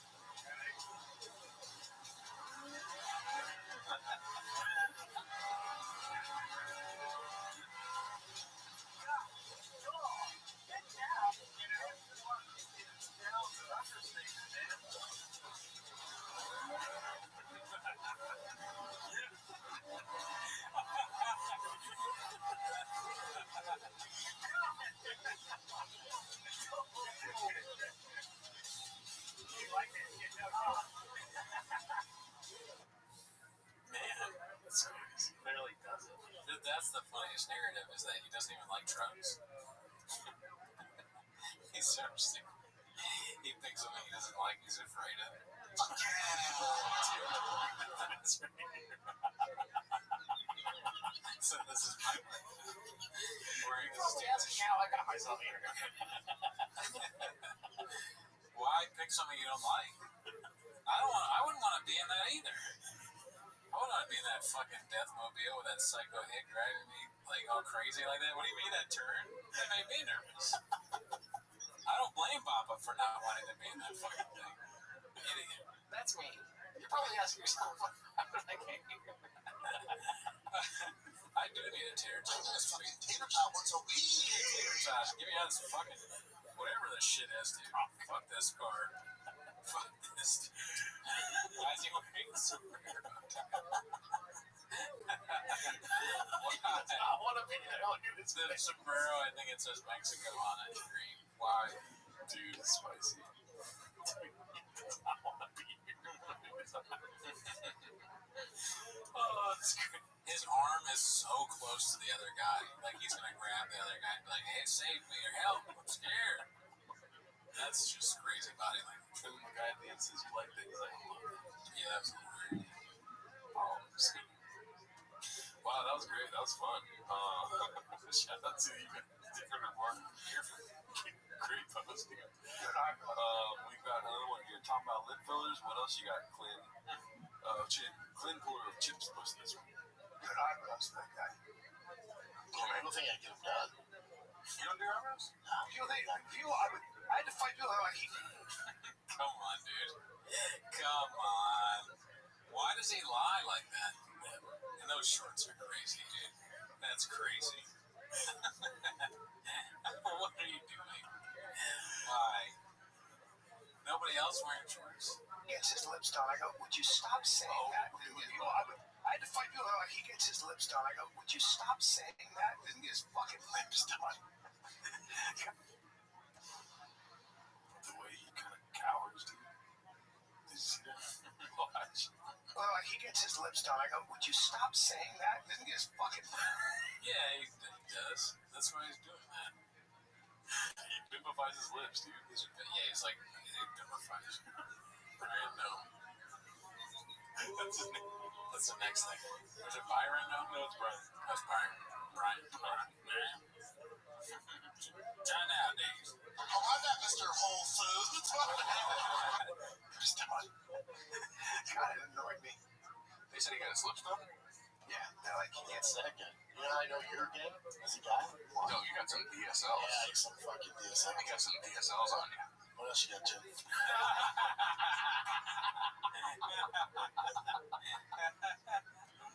No way, dude. You can't lie for too long. And then if you think I have it, you're gay. Oh my god, dude. What else you got, Chin? That's so funny. Why does he keep saying that? Which one? That one? What else you got, Chin? It's like, I don't know, it's a transition. He's got nothing else to do. He's like, you really think I suck, dude? I guess that makes me a big old pussy. Why would you ever consider, like, as a dude, getting your lips done? I don't get it. That's like just the craziest. I don't get it. Yeah. DSLs. Yeah, some fucking DSL. You got some DSLs on you. What else you got, Jim? Move on, dude. Why the fuck you lying? Why you? Oh my god. Yeah, what happened? If not the spider bites. Some sort of facial thing. That's why on our other show, Rabbi, he's very honest about all the weird things going on with me, so to stay off. So you don't think, like my small teeth, no, they've been like that. Get them made smaller. My big gums, get them bigger or whatever. The horn on my head, that was there. It's been always been a horn guy. This is so weird. Always lying. Oh my god. Stop fucking lying. Does he not know that people can take pictures of him? Oh, he's like, people can't take pictures of video. It's just, everyone is saying it, and then also there's stuff about him going to Mexico. So, smoke, there's fire. Yeah, wherever there's smoke, there's definitely a disaster. Always lying. Driving my son to baseball practice. That'd be funny if he was going to get his lip filler. My son got lip filler. When he saw the message from me saying you're a big old pussy. Every time he gets called something like that, it's when he's getting lip filler. It's like, oh, yeah. Actually, I was driving my picture. Oh my god. This is insane. This has to be Photoshop. Very puffy. Addie's drinking lip filler. He's like, dude, I don't get lip filler, but when I'm drunk, I get it. I'm glad that I don't. I'm glad that I'm not affected as much by, like, if I had a McFlurry last night and my face doesn't look like I have big lips or puffy weird drinking problem.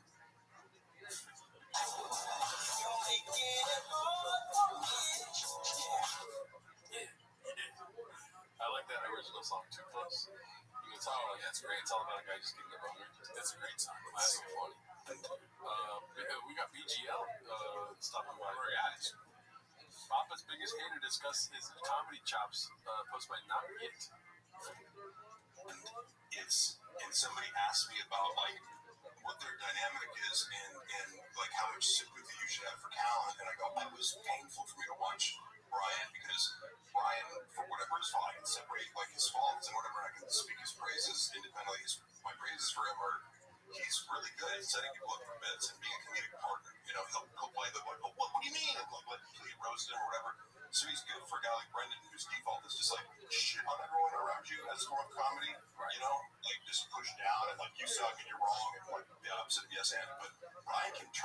funniness. It's just over time when you never get to reverse it, it's like, okay, yeah, this is like bully Brian Callenauer, and especially like once Brian had to kind of be on the show and had no other options, he's like, oh, a power vacuum, you know. And it's sad, but somebody asked me, do you think they talk about this? Because it's like you're airing these grievances. It sounds like it could be a private conversation, you know, of how to fix things. And I go, yeah, Brian has had these conversations where he tries to explain the basics of comedy, like yes and, or how to keep a bit going without going negative or shutting him down. Brendan isn't trying to hear it because Brendan thinks that he's an expert on comedy by virtue of having had a special, you know. I'm like, well, he was so well received. I'd understand why he'd think he's an expert at it. You know, everyone really liked it, and they liked his follow-up. That's very good traction. He is a phenom. He was just this sort of child savant in comedy who stepped into the game. And, you know, it's like, is this Dave Chappelle? Or, you know, how did he get so good in such little time? Was he secretly doing stand-up all the time? I don't know why this is supposed to go chase, but I do like how Mark Farley talks about TFK like it's the JFK assassination. You know, except there's nobody that died, but he's like, you know, he's discussing like the magic bullet, like it's yes and. Yeah, he definitely he gives it some gravitas. You know, he talks about it well. It's very important stuff. I agree. He keeps it grounded. Yeah, this is like some of the most important stuff going on right now. I think is what's going still, even still. Drop the TFK times. Yeah, I mean, he dropped the game. He dropped the ball. Yeah, and he's more stuff is coming. Gabe Zanella was just the tip of the iceberg. Allegedly. Yeah. Okay, so we've seen this, I think. But this is our 5-minute video. Frederick Bastiat. You know, BGL just goes. If there's anything he took from the Bop playbook, is just like, don't stop talking. And if you're not done talking, stop them from talking. You know? And eat the coffee cans. Pronunciation is very hard, part 10. This is 5 minutes.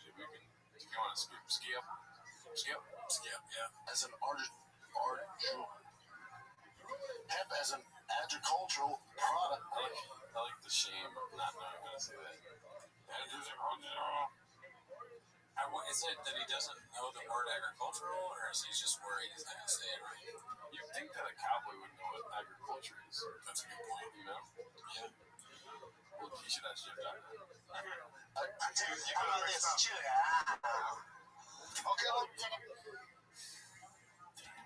He forgot about that. He should have threw it right there.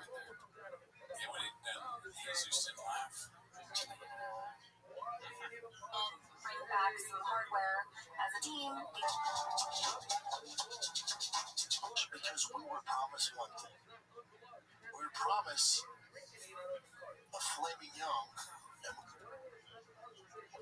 What we were promised. I'm laughing. I didn't even know this was the Flaming Young, but he said we were promised a Flaming Young. He got spaghetti.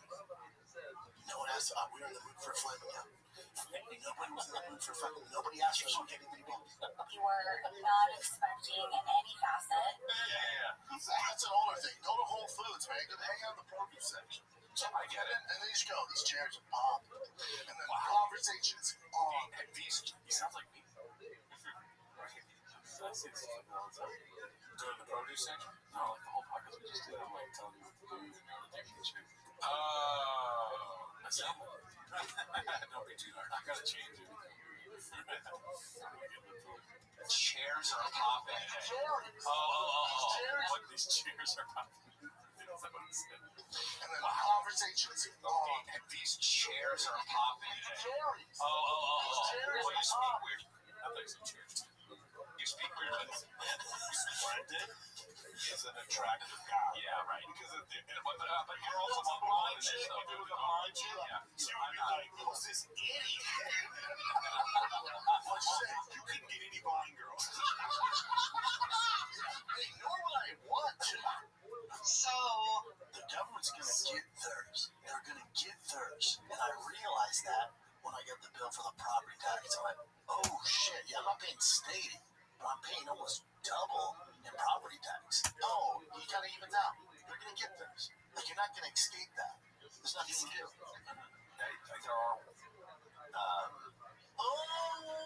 Ever had a nice Fleming Young? I'm still confused. He says That's just how he says it, dude. You don't have much to lose. You're shooting for the moon, but you're probably gonna land on the stars. There used to be a high-end, grade A steak, ribeyes, the best fish in the world. They used to be make it handmade. It was exactly what you wanted. You knew exactly what you're getting.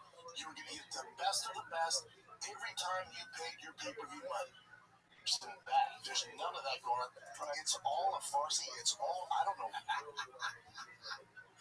Farsi. That one's good because it's like he looked at the word and he made a guess. farce. Yeah, farce. He looked at the word farce. I thought he was saying facade. But no, it's farce. Farsi, the language that people speak in Iran. Yeah. Or also, like, Saudi probably writing farces. Yeah. It's all a fart. What the fuck's going on? See, there's fucking cookie crumbles to Pizzagate.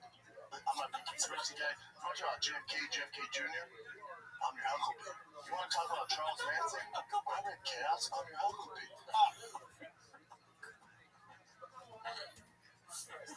Wow, this podcast is so good, too. My mental health is on the fridge right now. God, same with the BMF shit. The problem is when you set expectations and then you don't deliver, when I get shit. He's like, instead of I am Batman, he goes, I am Catman. Sandwich. Now you should sandwich. Now, the one thing that could make this a store, like legit, like one of the biggest cards ever, it's a big ass, is if Justin Gaethje knocks out there. The one thing that could make this a store, like A stork. Yeah, brings babies. on the shores. Terror coming up to the lodge. It's like straight Jurassic Park style. It's cool. It was really cool to put together Bo Nickel versus Dukakis. Dukakis, yeah. Waited a year to pull out fucking Sugar Sean's dad. What? That's Dukakis is the name of the guy that ran for president in the 80s against Bush. Yeah. So he's got like these names and things in his head. He's a government plant, dude. It's a NASCAR rocket scientist. He's into hand speed, light years different. Light them up on the feet, take them down at will, and then you take them down twice. You get them down, you choke them out with a straight arm bar. We all know how preposterous that is. Pretend I'm an innocent bystander crossing the road. I'm trying to stop this thing. Bystander. An innocent bystander. Innocent. Bystander. That, of course. All right, brother. Now watch out, bystander. Oh, that's not bad. That's not bad at all, my man. You know what you can't cure, though? Go up, Chin. What? Oh, look at her knees. Look at the knees. You can't suction cup the knees. So she has my 600-pound wife knee. She's got, but she needs that extra support. There are a lot of brothers that are all about that. Yeah, man, I'll tell you, Drake doesn't have a thing for you. Drake. What? Oh my God, bro. Yeah. Well, you were a leotard, dude. Crazy. Yeah, here, so big. And they're like fucking, like throw salt over everything.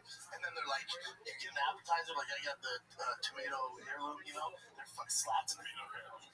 I'm not, that's funny, but Chappelle's face in the beginning is just like, what is this reacting, man?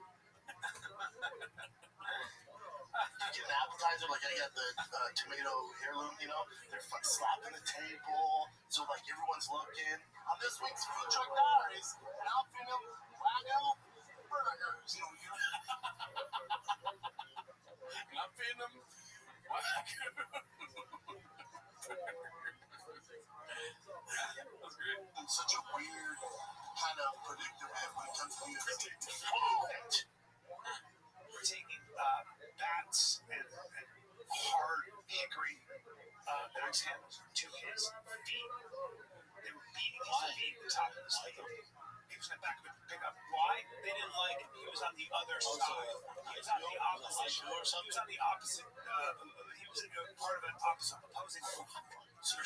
Dude, the brain isn't a slave. That's good. They should do more of that. That's a fun adding to the show. Good for them for that. He was on the opposite. or something? He was on the opposite. What are you doing? Charles Alert, you fucking kid. Yeah, I think, what the fuck? Why was he wearing a Phillies jersey? That pisses me off. He's got every jersey there is in any fest. Balls deep in baseball right now. It's more, it's an escape to go. They don't have much control. Well, keep that same energy when transgenders can't go into the bathroom. Get aggressive. Did your guys' wife go, you're not on a podcast, don't talk to us like that. You're not on a podcast. I'm like, this is how I talk. I'm an aggressive human being. This is how I talk. Wow. Well, What was your favorite one? dude. Oh, man. Flaming Young. Flaming Young's favorite. Flaming Young is nuts. Yeah. It's like having no clue you're saying Flaming Young. That is weird. His brain doesn't notice that he said it wrong. And everyone wants to know, dude, like, is that what you think it's called? Or are you trying to say Flaming Young? Why does nobody ever ask him these things? Yeah. I guess it's because he's a big guy and he'll fuck you up or something like that. But you don't have to be mean about it. He'll also, like, not listen. He's like, whoa, 1 second, let me finish. And he's like, and then you finish it. Let me ask you a question. Do you think if I ask him, I sit down and say,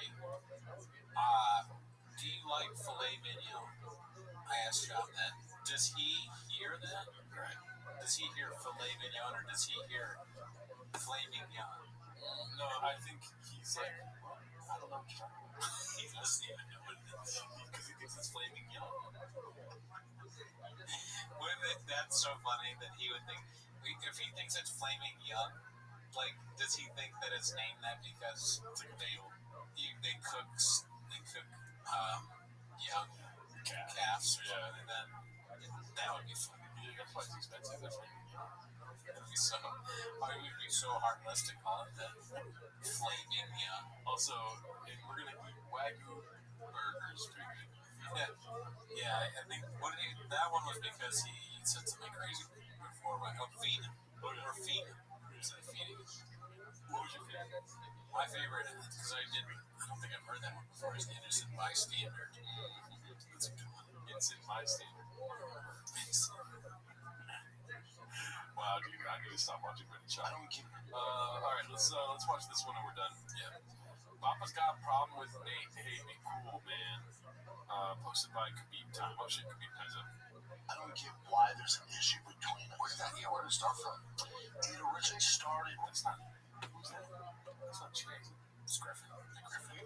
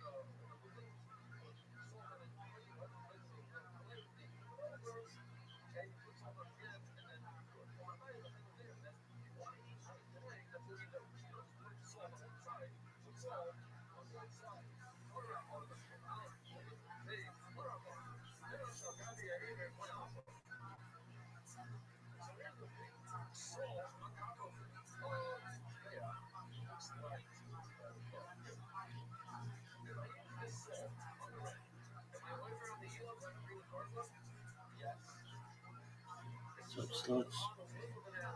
Everybody's favorite pen.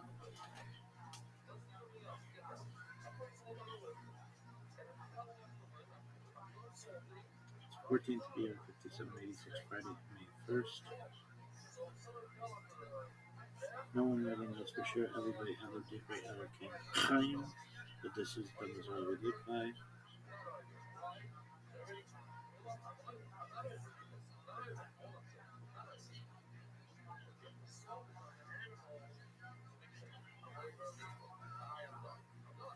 Berkatah Makom Shekid Shambar, Sarkatavan, Sephirah, Homer.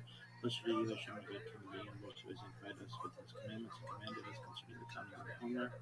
Today is 30 days, which is 4 weeks and 2 days of the Homer. May the merciful one restore unto us the service of the Beit HaMikdash to its place speedily in our days. Amen. Selah.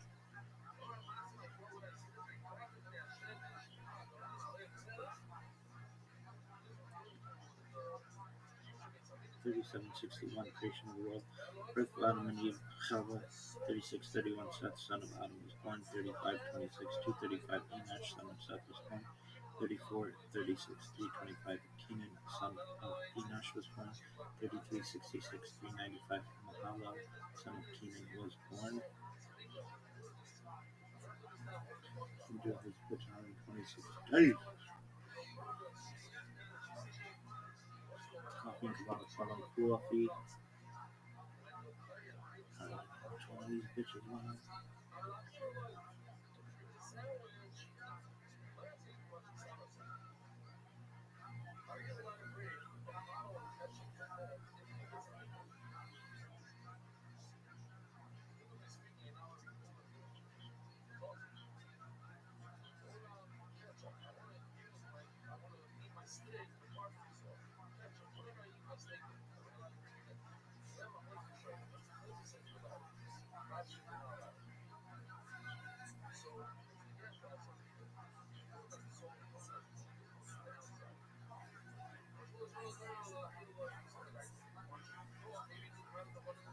necessary structure of reality.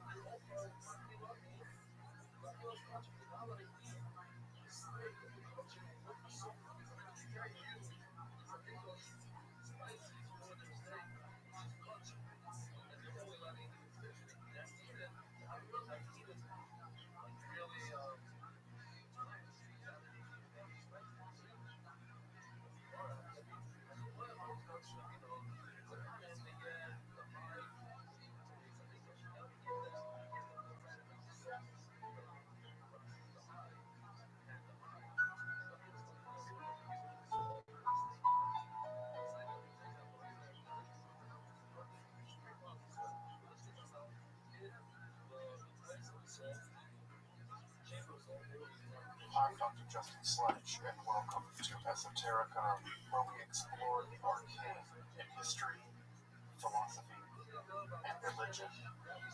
One of the most difficult aspects in starting to study Jewish mysticism and Kabbalah is getting a handle on just how those ideas developed over time. It's tempting to think that, for instance, Kabbalah has just always existed in the form that we have it, or that Kabbalah is just one thing at all. Of course, neither of these positions is really tenable. Such notions developed greatly through the ages and are still developing. And there are now, and there have always been, numerous mutually exclusive schools of Jewish mysticism and Kabbalah. This class is meant to serve as an introduction to Jewish mysticism and Kabbalah from the point of view of its incredibly complex development from the prophets of ancient Israel and to the rise of modern Hasidism in the 18th century. Of course, this series isn't meant to be exhaustive by any means, but only should serve as a springboard for deeper study and reflection, and hopefully it will also enable you to situate developments in Jewish mysticism and Kabbalah in their historical and cultural context, and hopefully embolden you to dive into the primary texts, which are admittedly as sublime as they are obscure. Let me express my gratitude to Congregation Tchia for allowing me to use these lectures to reach a larger audience here on Esoterica. If you want, find the entire series under the playlist Entering the Garden, an Introduction to Jewish Mysticism and Kabbalah. I'll be uploading them over the next few weeks, or if you find these episodes after autumn of 2021 and you want to watch the entire series, you can find them in that playlist. If you find this series on Kabbalah interesting, I'd hope you check out my other content on topics of esotericism and perhaps consider supporting the production of free academic and scholarly topics in occultism, hermetic philosophy by joining my Patreon or perhaps with a one-time donation. You can find those links below, and I really appreciate your consideration. Now, let's enter the garden of Jewish mysticism and Kabbalah. Alright, folks. Well, we're about 5 after, I'm going to pick up with some summary from last time, so we can all be on roughly the same page of completely mysterious books that no one really understands, which is great. That said, we'll do some summary, then we'll jump into it after. We'll open up things a little bit more for questions, just in case there's some lingering questions. And again, I say questions, I mean questions I can possibly answer. If you ask me questions like, how do I make a golem, I'll tell you, I have no idea, but here are 3 books in Aramaic that allegedly tell you how to do it. Go forth, have fun. So as we covered last time, we took a look at some of the really foundational texts that go on to form what I might call proto-Kabbalah. And anytime I hear the word proto anything, it just sounds like completely pretentious academic speak. But what I mean here is these are going to be texts that are going to either underwrite or they're going to deeply inform, they're going to give some really important terminology to what will become Kabbalah, but they're kind of bridge texts from the period before the rise of Kabbalah, which we'll get to in earnest tonight. And they're texts that underwrite or undergird or allow or serve as a foundation for what's going to become the Kabbalah as you may know it. or as you don't know it and you're here to learn more about it, or you heard this word from Madonna or whatever. Did you know Britney Spears, God bless her, has a Kabbalah tattoo too? I don't know. May the Lord help her. She needs help. And not she doesn't need help, but the people that are doing terrible things to her, they need help.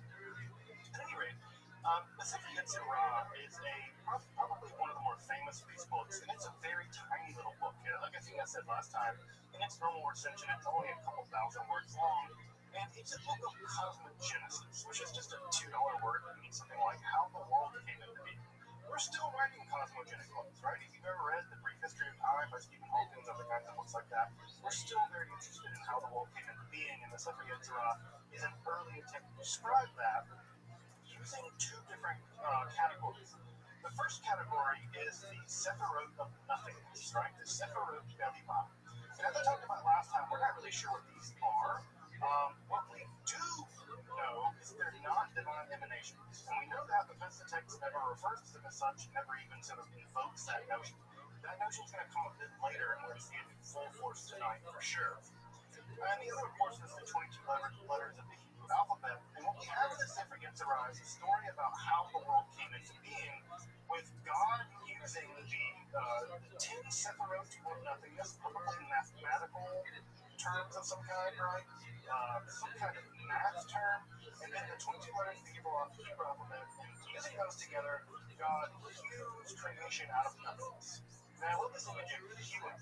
It's as if God is sort of like hammering away at nothing to form something. And it's really, I've always found this image to be very beautiful because it doesn't have this sort of God just wanted, and then everything came into being. It's a kind of working class God in the mind, building things out of nothing with numbers and letters. And I always appreciate, the working class God hewing the world out of being. This is Rosie the Riveter God. This is not the aristocratic God speaking from a throne from on high. So I appreciate that image a lot more. The wobbly God. What we have, right, in these images of the undergirding structure of Sefer Yetzirah is that word and being have a continuity. That language and speech and ontology and metaphysics are connected in a very deep, powerful way. Parmenides, this is echoing perhaps an idea going back to Parmenides, where Parmenides said that there is no difference between thought and being, between logos and ontos. Ontos and logos are the same kind of idea. By the way, in philosophy, that idea has come roaring back in the 20th century and the 21st century. And so, in many ways, this is a pre-modern notion, but it's become both a pre-modern and a post-modern notion at the same time. The snake always swallows its tail. So, Sefer Yetzirah gives this idea about how language and being relate to one another, and how being emerges from the mind's language. And again, the snake swallows its tail, right? It's also how one that speaks, us, we can also, because we speak, if we can speak correctly, right? Not that I can, but if we can speak correctly, right, we can force reality to our will. We can magically use reality to go on. And of course, that's going to underwrite the entire Golem legend. And that Golem legend, of course, is all the way back in at least as early as the Babylonian Talmud, where some rabbis were able to use Hilchot Yetzirah or Sefer Yetzirah to shape into being living creatures, whether they were calf or a human being. Now, they're not perfect, right? Because we never speak as well as God does. I don't know what dialect of the Hebrew God speaks, but we never speak as well as God does. And the idea, right, I imagine when God speaks in Hebrew, I always love the way he sound. They have this, they still separate between all the different pharyngeal and glottal sounds that have been well lost to both Sephardi and Ashkenazi Hebrew.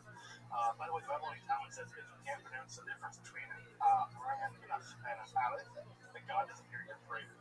It's a minority position, but I do like the rigorous attention to linguistic detail on the part of that rabbi.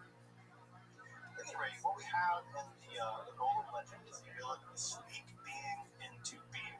We can speak beings into being, specifically other people and even other animals. And of course, if you remember back to that line in the Babylonian Talmud, it says that if you're really righteous, you can speak an entire world, right? So this is a really incredible concept. it's not just that you can create people, right? That's already miraculous enough. But you can create an olam. You can create an entire world. And so this is a truly tremendous idea that we found in Jewish mysticism, reaching all of that to the Talmud, and of course to the Yetzirah, as it appears sometime before the 10th century. And I say sometime before the 10th century because there's a lot of debate about it. I have my position, which I think I made last time, but there's a lot of debate about when exactly this text comes in. Now, over there in Europe, the backwater that was Europe, again, we should always remember that Europe in the 10th century was a place that no human being in their right mind wanted to live because it was a dark ages movement of a bunch of barbarians killing each other. Back in there in the backwater that was Europe in the early Middle Ages, we have some elements coming together in what is called Ashkenaz, that is to say, what we now call Germany. Again, Ashkenaz is sort of a more broad term for Germany, but sort of in the German milieu, where we have a couple of different mystical movements going on. And the two mystical movements that really matter for us are going to be what is called the unique cherub circle and what is also called the folks called the German pietists or the Chaste Ashkenaz.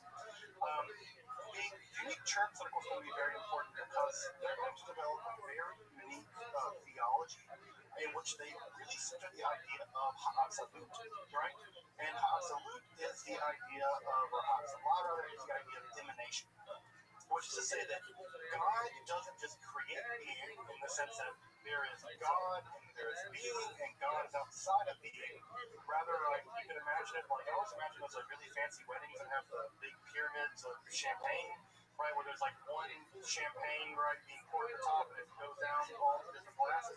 Well, imagine that there's an infinite amount of champagne and God is the champagne being poured down all the glasses, right, and all of those glasses are reality. And so, or whatever, or candles lighting one another, there's lots of images for this. I even heard from one of like milk overflowing from oil milk. I don't know if oil's milk, but apparently it is. At any rate, so the idea, right, is that what you have is that rather than creation being distinct than the creator, what we have is the idea that creator and creation are part of a continuum. They're part of a spectrum of reality where God is the most real thing, and at some level it tatters off in non-being, right? It tatters off infinitely in non-being. That's a very different conception of God's over here, and then there's creation over there, and God and creation are distinct. So this idea emerges in the unique cherub circle, and remember that unique cherub was a kind of individual angel, a very special kind of angel, Metatron maybe, that is able to be the outer glory of God. There is an inner hidden glory, God's inner transcendence, and then there is an outer glory, right? And that outer glory is the unique cherub, right? And then that unique cherub communicates the outer glory to the rest of the olam, and that outer glory sort of echoes out into being. And that outer glory is part of what creates our soul. I also mentioned the Chaste Ashkenaz. There's a lot of debate about the Chaste Ashkenaz at this point. An earlier theory of the Jewish mysticism claimed that it was an entire movement of the Jewish mysticism in the early part of the 11th, 12th century in Germany, in Ashkenaz. I would say Germany because Germany conjures up so many ideas because of European Jewish history, and because Germany wasn't a state at that point. Germany was like a bunch of tiny little warring states. Like, it's like saying you're the king of Hamtramck. Like, that's what Germany was. It was 300 Hamtramcks all went together, a bunch of different kings.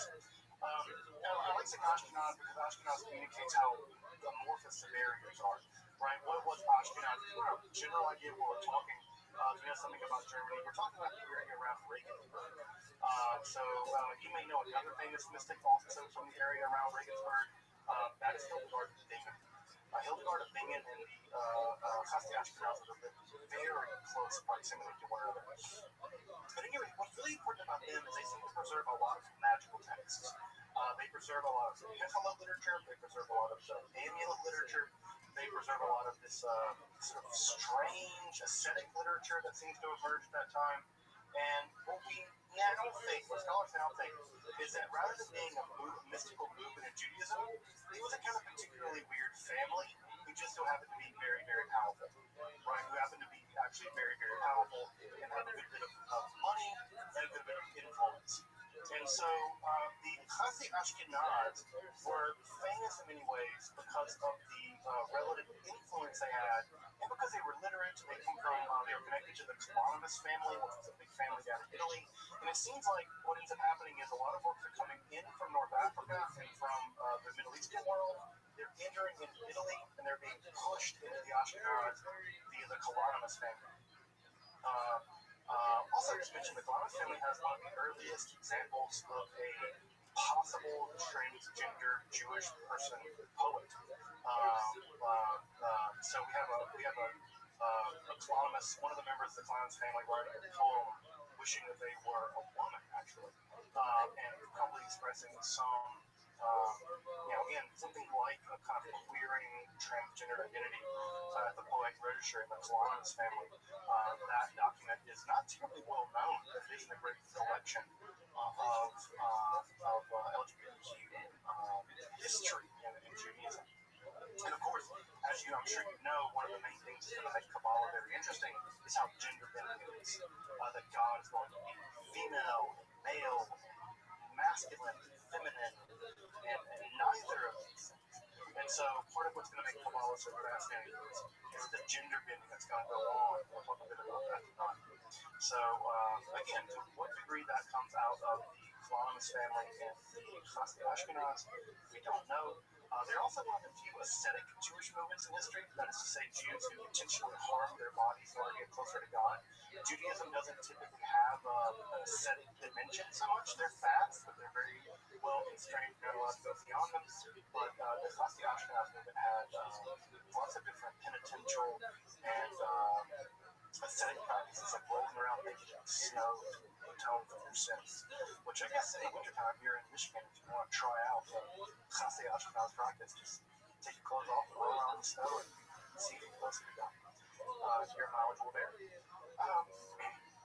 As I mentioned last time, also, the other main text that's also critically important for the development of Kabbalah, as we'll get to tonight, is the Sefer Bahir. And the Sefer Bahir is the first time in which we have the idea kind of what Sefer Yetzirah, right?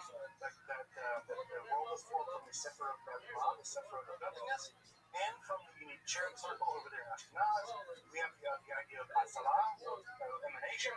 Those are in the Sefer Bahir slammed together. They're synthesized.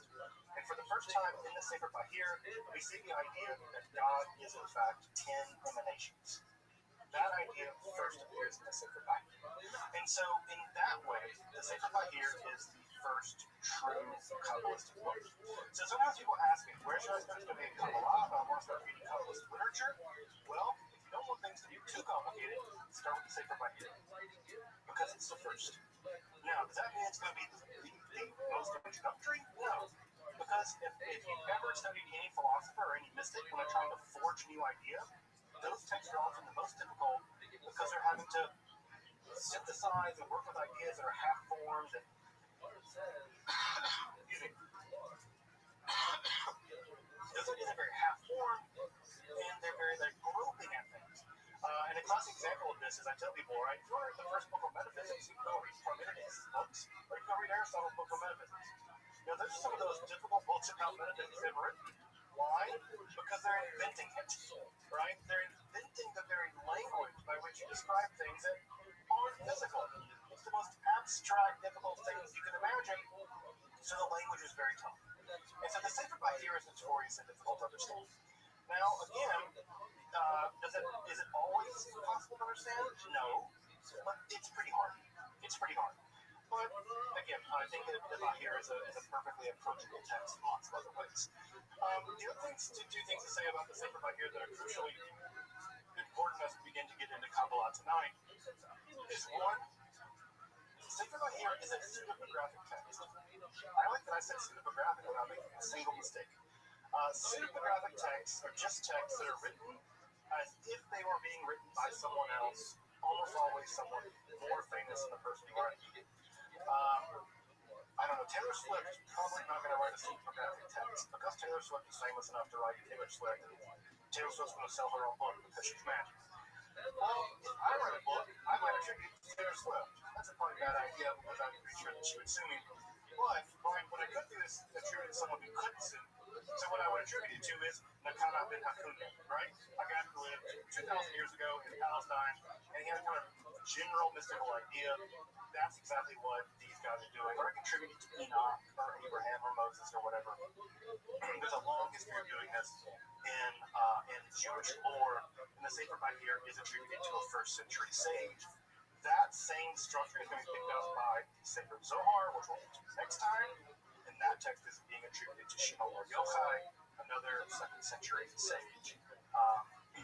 Who's also very important for mystical stuff as well. The last thing I'll say about the Sefer Bahir is that there are what we might call Gnostic elements in the text. Gnosticism, as you may remember, was a religious current in the late classical world, the late classical world, that 2nd, 3rd, 4th centuries, and it's run a little longer. In some ways, it survived even into medieval Europe in some ways. And the Gnostic idea is the idea that there's a world is fundamentally dual, right? There's a good world and an evil world. The physical world is typically bad. The spiritual world is typically good. The task is to get out of this prison world, right? We live in a prison world of physicality, and the task is to get out of that world. And we see some elements of that in the Sefer Bahir. And also, by the way, in the Sefer Bahir, it's one of the first times that we begin to see the idea of the feminine divine. It's there that we see Chokhmah, wisdom, being personified as divine. And that's going to be a huge shift in a minute as we get into the Kabbalah proper, because it's also going to be the time where the Shekhinah goes from not just being feminine gender grammar-wise, like it is in the Talmud, to being feminine gender divine-wise, like it is in Kabbalah. So again, one of the things you'll see about when we get into Kabbalah is that often what makes Kabbalah very radical is not that it reads text in strange ways.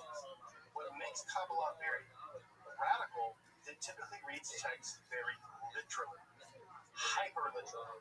And so if Shekhinah is a feminine gender grammatical word, they say, no, it's not just grammar, folks. That's being. Because the Torah never makes any mistakes, ever. Nothing's on accident. And so if the word is grammatically feminine, that means God wasn't feminine. Full stop. And so part of what makes Kabbalah so fascinating is not that it bends things around. Of course it does that too. It says how literal it takes things. And so we'll see that when we get into the Sefer Zohar. All right, folks, just briefly, any other questions before we jump into Proto-Kabbalah tonight? Still be in the Proto-Kabbalah world tonight. But again, I think a lot of the stuff will still be Kabbalah as well. This might be a difficult question, but the authors of these texts, any idea or any speculation on who they might be? We have a lot of speculation. Sefer Yetzirah, Zach Weiss has, I think, the best book about Sefer Yetzirah. He claims that it's being written in what he calls para-rabbinical circles.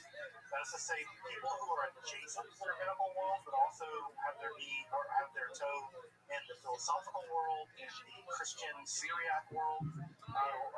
We forget that that prior to the Islamic conquest, there was an enormous amount of translation of philosophical texts into Syriac by Christians in places like Syria. And that one was a booming philosophical world. And what ends up happening is that area is conquered by the armies of Islam, and then the milieu in which that world existed is eclipsed, and those texts are rapidly translated into Arabic.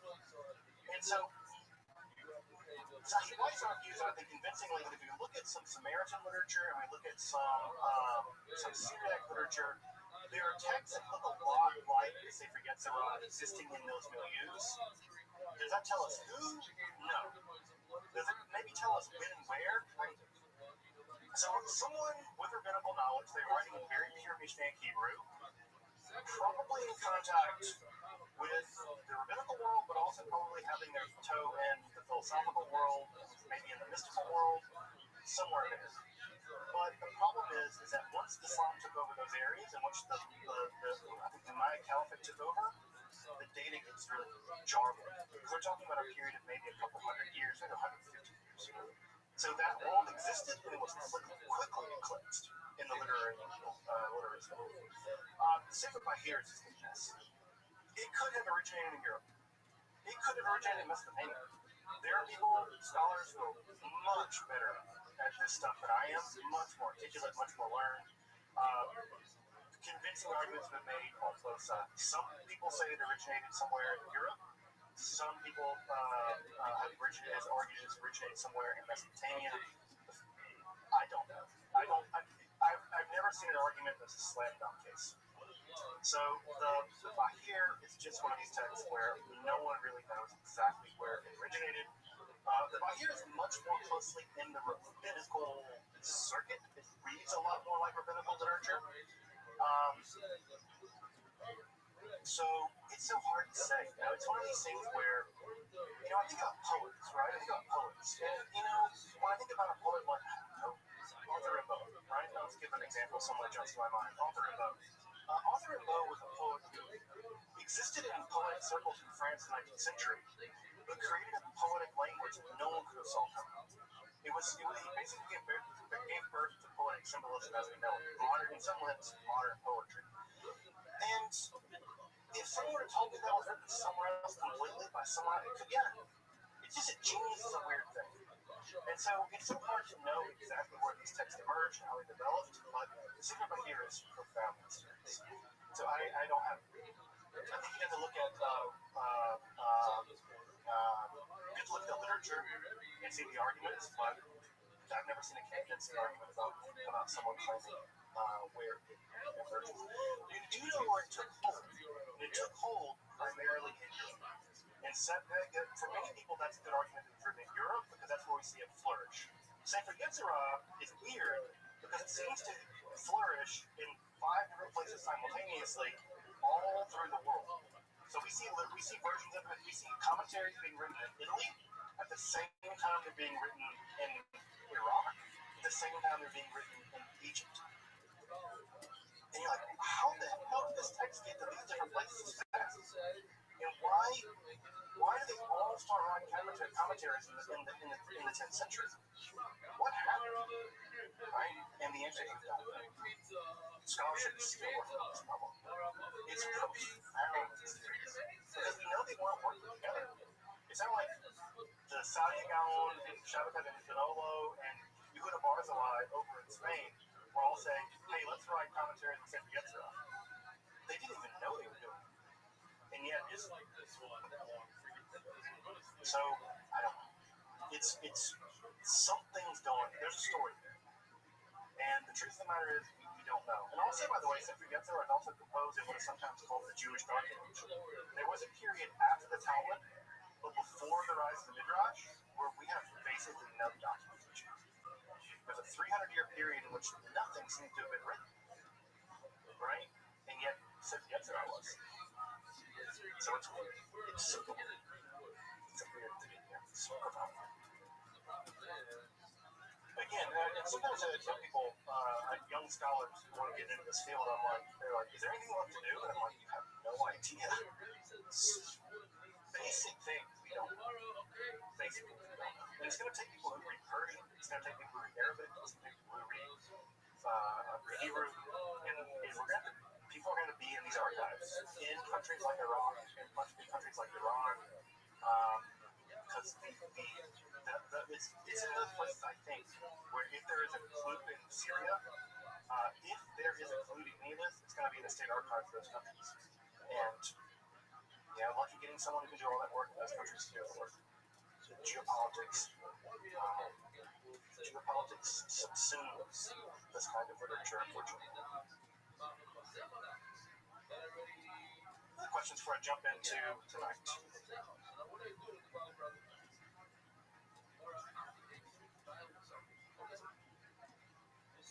All right, folks. Let's talk a little bit about what Jewish mysticism looked like just before the rise of Kabbalah. Just a couple of social currents that are worth reporting here.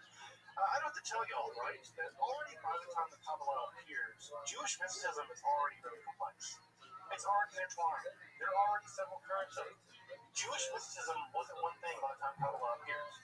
You have lots of currents. Sefer Yetzirah, Hillel literature, Jewish magic, Jewish mysticism in a broad way is already very complex by the time Kabbalah appears. So, in many ways, it has a lot to work with. It has a huge repertoire of things that it can work with. Secondly, the Jewish world, once Kabbalah appears, had already spent centuries being racked by what is called the Maimonidean controversy. Now, I'm not going to get knee-deep in the Maimonidean controversy because it's incredibly complicated, but basically what we have is a debate about the merits of Maimonides. You may remember this, you may have forgotten it, or maybe you may not even know. Maimonides is one of the most divisive figures in the history of Judaism. Now, I know that now everybody likes Maimonides. Maimonides High School, Rambam this, Rambam that, and everybody loves it. That was not the case in the Middle Ages. They were people that were very pro-Maimonides, and they were people that were very happy to give Maimonides' books to Dominicans to burn them. Jewish communities went to the Dominicans and said, hey, we heard you guys burn heretical literature. So, yeah, well, here's some. And they gave them Maimonides to burn. So, in a big way, Maimonides was an incredibly polarizing figure. Very polarizing. Because on the one hand, many people thought Maimonides rationalized every aspect of Judaism away. For them, Maimonides took Judaism and just made everything into metaphors. And Maimonides didn't bat an eye and do it. He would say, oh yeah, angels and demons are metaphors. God has a hand, it's a metaphor. Right? God has made a wind, ruach, it's a metaphor. Maimonides was happy to rationalize aspects of Judaism in a way that he did not feel conformed to his version of a kind of rationalizing Aristotelian worldview. Now, there are other Jews at the time who were like, hell no. If the text says they're angels, they're angels. You are not Maimonides. You are not better than the Torah. You don't even know Torah what Torah means. If they're angels and demons, angels and demons. If the Chazal, if the Talmud says they're angels and demons, it's angels and demons. And too bad, Maimonides. You can be smart as hell, who knows what. And you do not get to undo this. So the Maimonidean controversy tore through Europe, especially. And this was not a small matter. And we'll get into this maybe later on, but because many people were, I'll make a long story short, if you really think that a lot of this stuff is metaphors, angels and demons and the law and all kinds of different metaphors, and if God is really just an unmoved mover in the center of all the void of space, making everything mechanically move around, do you really care if you pray in a church or a synagogue? You might not care. And so when they tell you, like, if you're a wealthy doctor, wealthy lawyer, court physician, wealthy poet, musician, and some guy comes along and says, you got to convert or leave, do you leave your fancy job? Or do you go, it's all about the same. Well, that happened. And many Jews felt that Maimonides led other Jews into conversion. He assimilated them. Right? And again, think about all the things we talked about in the 20th century about how many people love to hate on assimilation. Well, this formed a reaction in the Spanish Jewish world, especially the French Jewish world, where Maimonides really got, people really polarized the world, as Maimonides said. Well, one reaction to rigorous rational philosophy is a kind of romanticism. And we know that because we've seen it happen over and over and over again in history philosophy, right? Kant gave way, right? Kant, Descartes, the hyper-rationalism of people like Leibniz gave way to the romanticism of people like Goethe, right? And Schelling in the 19th century German situation, right? You can't imagine the Baroque ideas of Hegel as anything other than a response to the hardcore rationalism in a certain kind of way of Kant. So, romanticism is always a reaction to rationalism in some way, and we see it actually play itself out here in the 13th century. Also, what's really important is Jews at the time in Spain are living under the administration, at this time, are living under the administration of Alfonso X. Now, Alfonso X is one of these guys you probably haven't heard of, but it's actually really, really important in the history of a lot of things. Because Alfonso X was probably one of the most tolerant and curious monarchs in European history. He allowed for and encouraged translation between Arabic, Hebrew, and Latin. He encouraged poets and artists and mathematicians he was probably one of the most benign, enlightened despot. In fact, if you want to think of an enlightened despot par excellence, it was Alfonso X. He's called Alfonso the Wise. And again, when also you get these epithets right, like when you're Philip the Fair or Philip the Bald or Radu the Ugly, these typically are kind of accurate. And Alfonso the Wise was a pretty wise dude. And it's in his administration that Jews were probably allowed the greatest amount of civil freedom until Napoleon. So if you want to think about it in those terms, right, Alfonso X probably allowed Jews more freedoms in his realm than any other European leader until Napoleon. And so Alfonso the Wise set up a relatively liberal, again, within the confines of medieval Christendom and all things that go into that, but a relatively liberal world in which new ideas could be published, Jews could travel, and do things like this.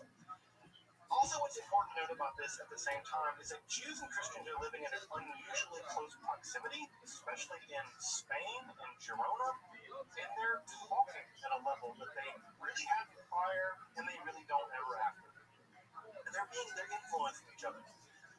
Two things are really worth mentioning. One is the Cathar cult, right? The Cathar heresy. I say heresy, but the Cathars were kind of, it seems like a lay-led, semi-agrarian, dualistic movement of Christendom that lived at the very margin of Catholicism and maybe even outside of it, and they were intensely persecuted by the Catholic Church during what is called the Albigensian Crusades. People forget that the first Crusades were not Christians against Muslims, they were Christians against other Christians. The Albigensian Crusades were a crusade against, in many ways, other Christians. Albigensian Catholic Christians. And also what's important to note about this time period is this is the time period of the rise of the Marian cult. When I say Marian cult, just know that when I use the word cult, I'm using a religious studies term. I don't mean the word cult in a negative way. I just mean it as an intense religious movement. And that's to say there was an intense spike in Spain this time around the image and theology of Mary, and Mary adoration became intense in this time period and around the early 13th century around Mary. There was a lot of intense veneration of Mary at this time. That's going to matter in a minute because that's going to be a marketing problem for the Jews. Because Mary is very charismatic. People really like Mary. They go to Catholic Church. They're about that Mary life, right? Marian intercession, Mary veneration proved to be enormously popular with rank and file people. Well, it's supply and demand. If the Catholics got the Mary thing, what's the Jews going to get? You know the answer. Shekhinah. Right? In many ways, we now think the Shekhinah, the feminine aspect of God, is the Jewish response to the rise of the Marian veneration. Anything you can do, we can do better. You got the mother of God, we got the feminine God. Right? This is the kind of theological worship that we will see and the development of Kabbalah. There on the left, you see Alfonso X. I actually have a coin. I collect medieval coins because I have to have every conceivable dorky hobby that one can have. And I actually have a silver dinar of Alfonso X. You can even see in his minting that he's really picky about his minting. His minting is especially beautiful in a way that previous and after their minting, the Spanish minting is notorious and bad. But Alfonso X really wanted to have beautiful coins minted, and you can see that in his mints. He has an eye to detail. All right. So, what are the kind of core philosophical problems that are going to intervene in the rise of Kabbalah? Because one of the things I always like to point out to people is that mysticism and rationalism are never really opposed to history until now. It's only in the aftermath of the 18th century that we really oppose the mystical and the rational. You don't see that in the Middle Ages. You don't see it in the late classical period. It's a really modern thing in many ways.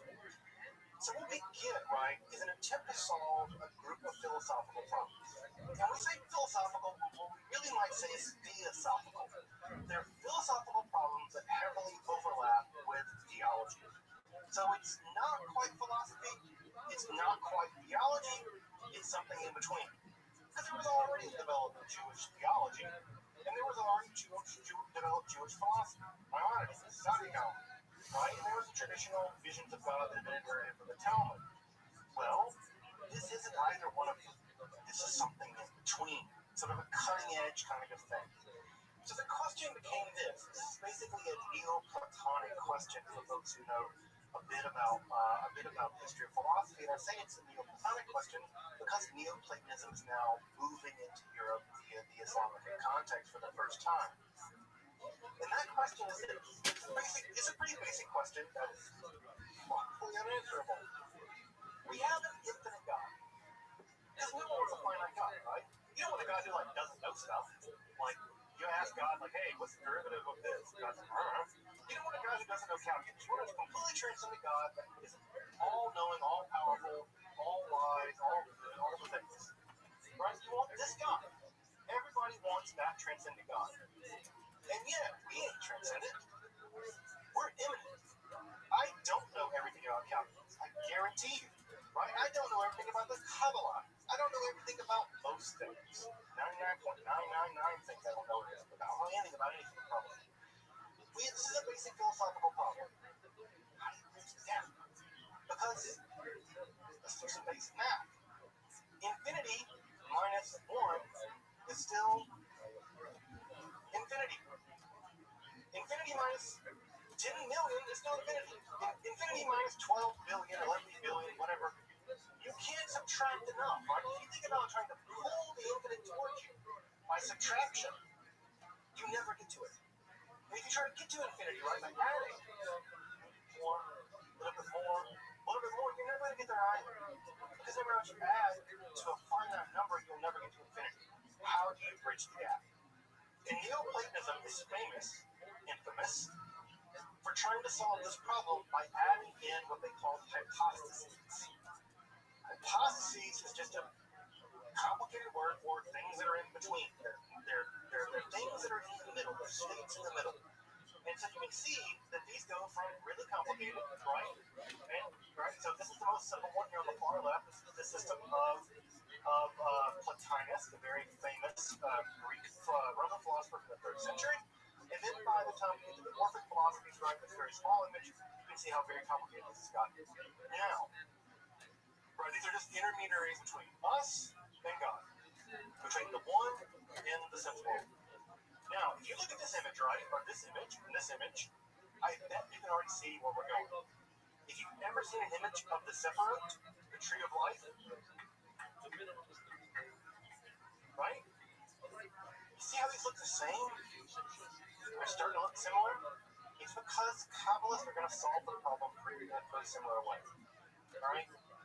Again, we have to end this weird modern idea that mysticism and rationality, mysticism and philosophy can't play together.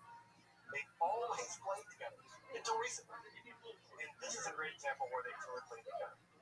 Now, Kabbalah wants to, I'm going to say, have its cake and eat it too. They want to maintain that God is, in fact, infinitely transcendent. They want to maintain that. And they want to maintain that God is immanent. God is the God of the Hebrew Bible that walks around in the cool of the evening in the Garden of Eden. They want to maintain God's radical transcendence and God's radical immanence. They want to have both. Because they have to have both. Because if God showed up to some guy and gave him a bunch of rules, God is immanent to this world. And also, if God is responsible for being, God must transcend being, because being can't come from being must come from something else. And so God must also be beyond being. And how Kabbalah is going to solve this is by introducing 3 concepts that I bet anyone here who's taken any Kabbalah already has heard of. But you may not know why they're there, right? If they're there because they solve these 3 philosophical problems. Now, solve them is a strong word, but in the mind of the Kabbalists, they solve them.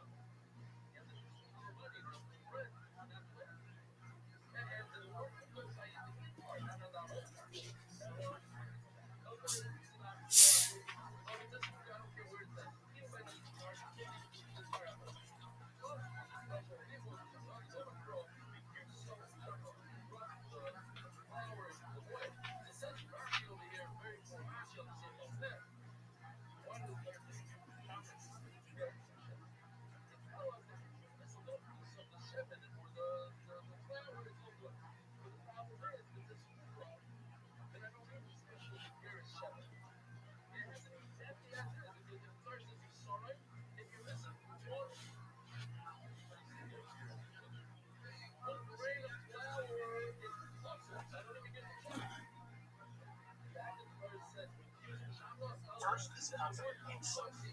This is the infinite hidden God. This is the God beyond all being.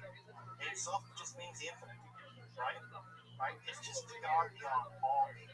This is the God that is transcendent, that is unknowable, that is beyond everything that you could ever imagine, and is beyond all linguistic predication. But you can't end there. God has to get to here. How does God get to here? God emanates out of that vast, infinite, beyond being, that vast nothingness, no thingness, right? God is no thing. God has to begin to enumerate. God has to begin to emanate out of God's self. And how does God emanate out of God's self? Well, God emanates out of God's self in 10 sephirot. And those sephirot are the emanations cascading out of the Godhead, out of the infinite nothingness of the Godhead, something. And bit by bit, a ladder is built, reaching down into the deep. And the very last rung of that ladder is God's presence. Shekhinah, feminine aspect of God, right? God pours out God's presence. And as God pours out God's presence, that in the shelter of that presence, right, is the imminent reality of God in this world. And in some sense, is this world. That's a final one from this world. So the solution to this problem, the gap between the infinite and the finite, this Neoplatonic problem, Kabbalah is a very, very, very, very complicated way of solving that problem using these three philosophical devices. Ein Sof, Sphero, Shekhinah. Now we're going to greatly complicate that story as we get into this, right? But my argument is that if you roll it down to a basic problem, that basic problem, the gap between the finite and the infinite, and the basic solution are these three things. Now, when I say basic, it's not basic at all, and also when we get into Kabbalah, as we'll see, it gets much more complicated, right? It's going to get much more complicated. Let's talk about some of the early groups of Kabbalists at this time. The earliest one we can talk about, right? We may need to stretch this lecture till next time. That may have to happen. We're actually kind of going kind of slow. We'll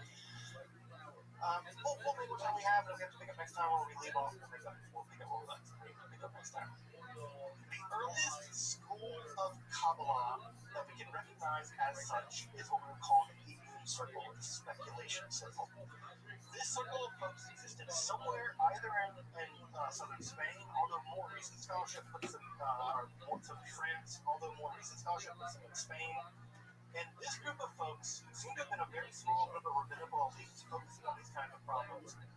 For them, they also posit the idea that there's some kind of ladder gapping the infinite and the finite. And for them, however, that ladder is actually 13 sephirot.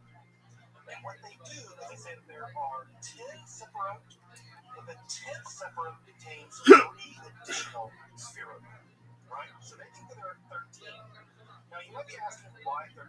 Well, because they're trying to solve another problem, and that other problem is that there seem to be 13 attributes of the mercy of God in the rabbinical literature, and they think that it's much more logical for there to be 13 attributes of God rather than 10, so they kind of roll the last 3 into the final one. It's kind of nested in there.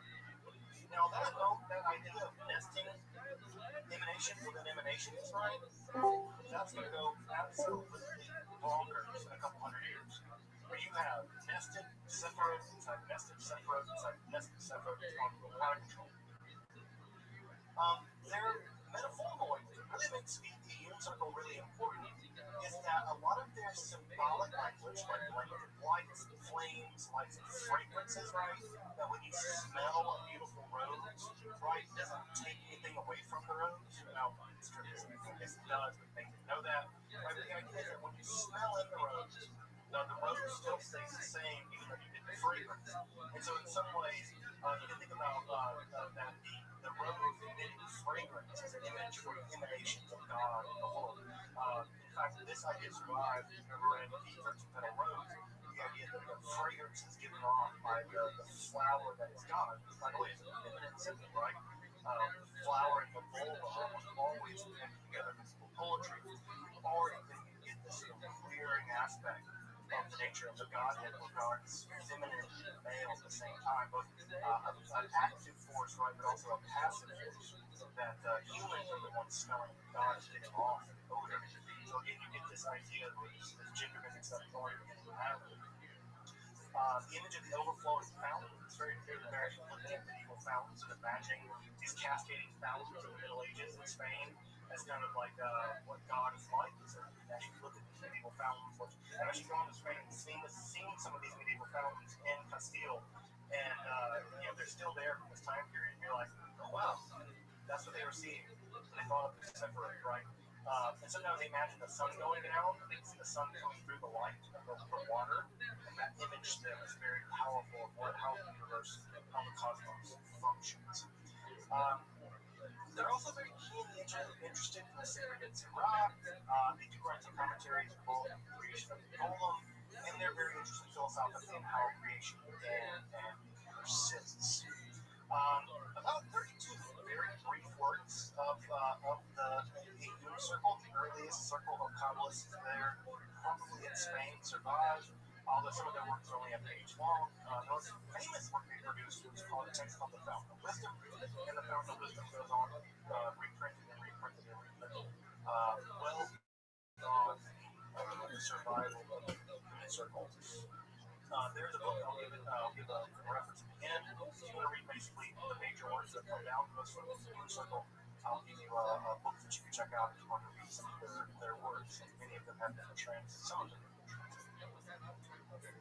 The other major group here is going to be the Provence Circle, and specifically the Provence Circle being led by Isaac the Blind, who is also referred to as Sakin-Nahor, which in Aramaic means the one that is full of light.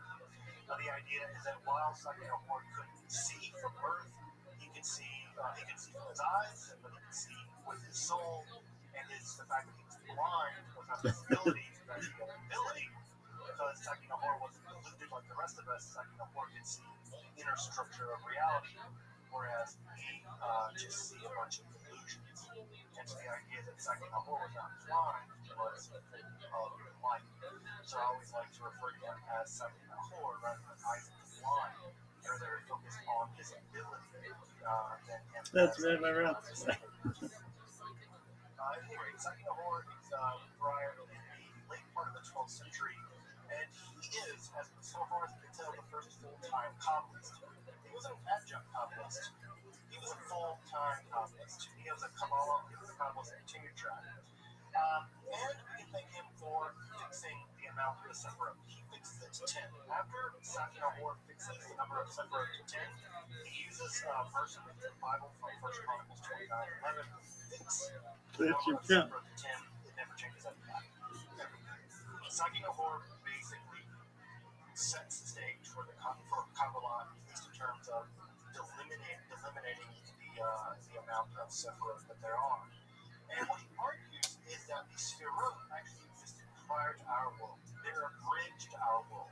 So God exists in God's utter transcendent state. The Sephirot are a kind of intermundia. They're a world between worlds. And our world is what is connected by the ladder of the Sephirot to the world that transcends.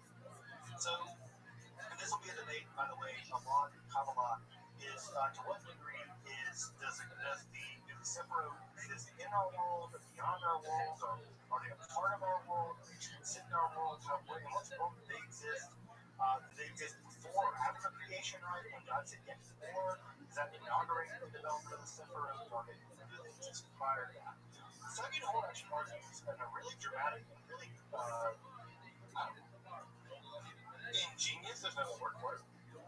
What he does is to prove this, that the Sephirot existence prior to our world. Sakin-Nahor actually goes to the Bible, to the book of Genesis, and he describes how the very first chapters of Genesis, the creation story, do not describe the creation of our world. For Sakin-Nahor, the Genesis creation story, let there be light, and there was light, and there was lights, there was the firmament, and all this stuff. For him, that's not our world. That's the world for our world. So the Genesis creation story, the first Genesis creation creation story describes the world, section 2 describes the generation of the post-divine world, the world after God's already transcendent, but before our world comes into existence. Now, we're very lucky because our world mirrors that world. And therefore, the Genesis story does double duty.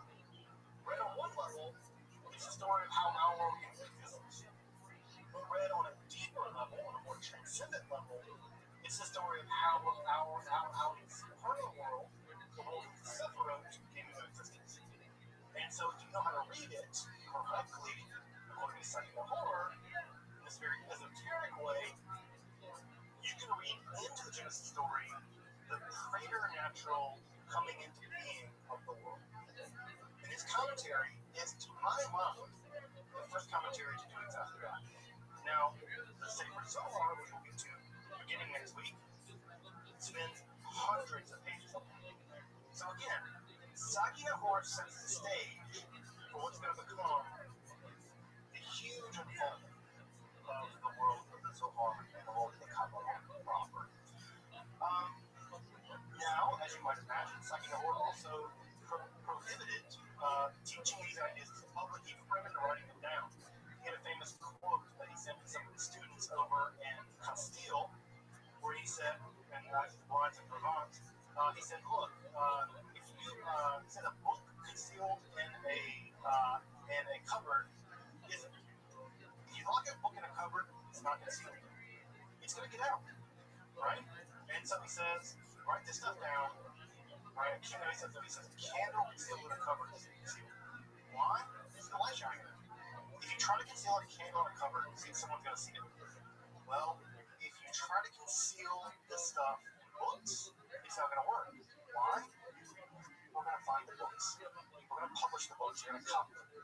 And so he's the first person to actively forbid the writing down of Kabbalistic ideas. And it was for a very brief time successful. Let me focus on the phrase very brief. Right? Very brief. Because as soon as it gets over the border to Spain and Girona, the brothers, the Kabbalists over in Girona, immediately began disseminating this material.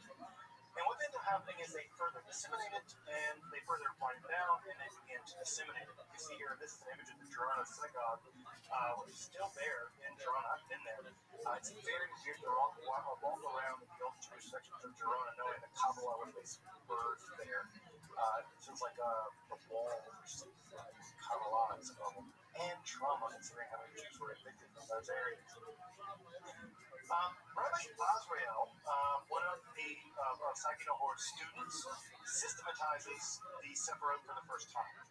And not only does he systematize the Sephiroth, he systematizes the very earliest doctrines about the Sephiroth into what is basically a Kabbalistic catechism. When I say catechism, I mean catechism. Question, answer, question, answer, question, answer, catechism. Again, Catholics and Jews, they kind of talk to each other. Catholics about that catechism life. Well, right, many Jews look to scholastic literature, its question and answer structure, and they copy it. And Rabbi Azrael is one of the first to really systematize, for the first time, Kabbalah, in many ways produces the first systematic account of how Ein Sof gives rise to Sephiroth, and how the Sephiroth gives rise to our world. So it's something like an early Kabbalistic catechism. It's a really fantastic little text. Also, one of Rabbi Azrael's students is Nachmanides, who you probably know as the Ramban. Nachmanides is one of the most famous Bible commentators in the entire Middle Ages, and he's famous for pointing out mystical parts of the Hebrew Bible in his commentary. Now, his commentary itself isn't overtly mystical, but he always says, right, you know. He always points to these very clear instances, right, where there's a Kabbalistic thing happening. Here's a thing, here's a thing. There are these signposts in his commentaries telling, right, that there's a Kabbalistic thing that's secret here. And in many ways, Nachmanides' commentary is very mystically imbued commentary on the Bible, goes to very lengths to making the Kabbalah more mainstream. And we're going to see this be an issue, right? Kabbalah has always had a pure problem. It's always been the case that it's been very alluring, but rabbis have always been pretty skeptical of it for many years. In Nachmanides, one of the main things he does is he legitimates a lot of Kabbalistic ideas by including them in what was taken to be one of the most definitive Bible commentaries ever written. So sometimes you don't have to innovate a thing, sometimes you can just legitimate a thing. And by including it, by legitimating it, by the way, we've already seen that happen with Sefer Yetzirah, right? Sefer Yetzirah basically became part of the Jewish canon because very famous Jews like Barzillai, Shabbatai Dolo, and the Sadia Gaon all wrote commentaries on it. Well, if they wrote commentaries on it, it must be good. It must be true. Well, ditto is Nachmanides has written, right? If you understand this, right? Al Derech, Al Pri Derech, right? If you understand this, right? Al Pri Derech Emet, according to the way of truth, then it must be some Kabbalistic thing. It must be what. Also, Jacob Sheshet is important here as well. He's basically a moralizer, right? He's a very moralizing treatise, and those moralizing treatises go a great deal of the way of developing a Kabbalistic moral system, which we'll get into, and also he's an attack on how Moses and Levi interpret the throne of God.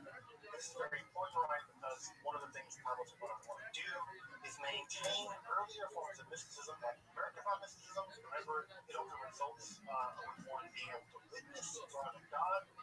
And part of what Yaakov Sheshet wants to do is maintain a very traditional, mystical understanding of the throne of God, as opposed to Maimonides' very metaphorical and symbolic, non-literal, but more rational. Last one, though, is sort of wrap up for this evening. We're now moving over to Castile, right? Into northern central Spain. Again, the drama of the Kabbalah is playing itself out in southern France and Spain, over here now to Castile. The Castile circle really focused in on two brothers, the Cohen brothers, which I know you're now thinking the Cohen brothers, like, they made movies. No, the Cohen brothers in Castile, and they both claim to have found hidden lost books. Now, these hidden lost books they claim to have found, typically we look at those claims in history with a lot of skepticism. But they might have been lying. Scholars think that they may have access to some relatively unusual books from maybe late antiquity, maybe a little later, but there's reason to believe that some of the things they were looking at weren't completely made up out of their head. And what we get in Rabbi Jacob is a very interesting interpretation, a very esoteric interpretation of the Hebrew letters. That idea of an esoteric interpretation of the Hebrew letters is already seen in the Sefer Bahir. We get another version of it here in Rabbi Jacob. And in Rabbi Isaac, we get perhaps one of the most shocking books, I think the most top 3 shocking books ever written in Judaism. This is a book called The Treatise of the Emanation of the Left-Hand Side. And what Rabbi Isaac argues is that flowing down the left-hand side of the emanation structure of the divine is evil. That evil is a quintessential aspect of the development of God, that the Sephirot have an inherently evil concept that could not have been, right? Now, this is very important, because traditionally in Judaism and in Christianity and in Islam, evil has typically been imagined to be a privation. Just like cold is a privation of heat, or darkness is a privation of light, many theologians argue that darkness, evil, doesn't exist on its own. The Cohen brothers, specifically in this tractate on the treatise of the emanation of left-hand side, argues, no, evil is part and parcel of the structure of reality. It could not have been otherwise. And further, God did try to constrain it, and it didn't work. God tried to constrain it 3 different times. Every time, it reared back. It was horrifying reality.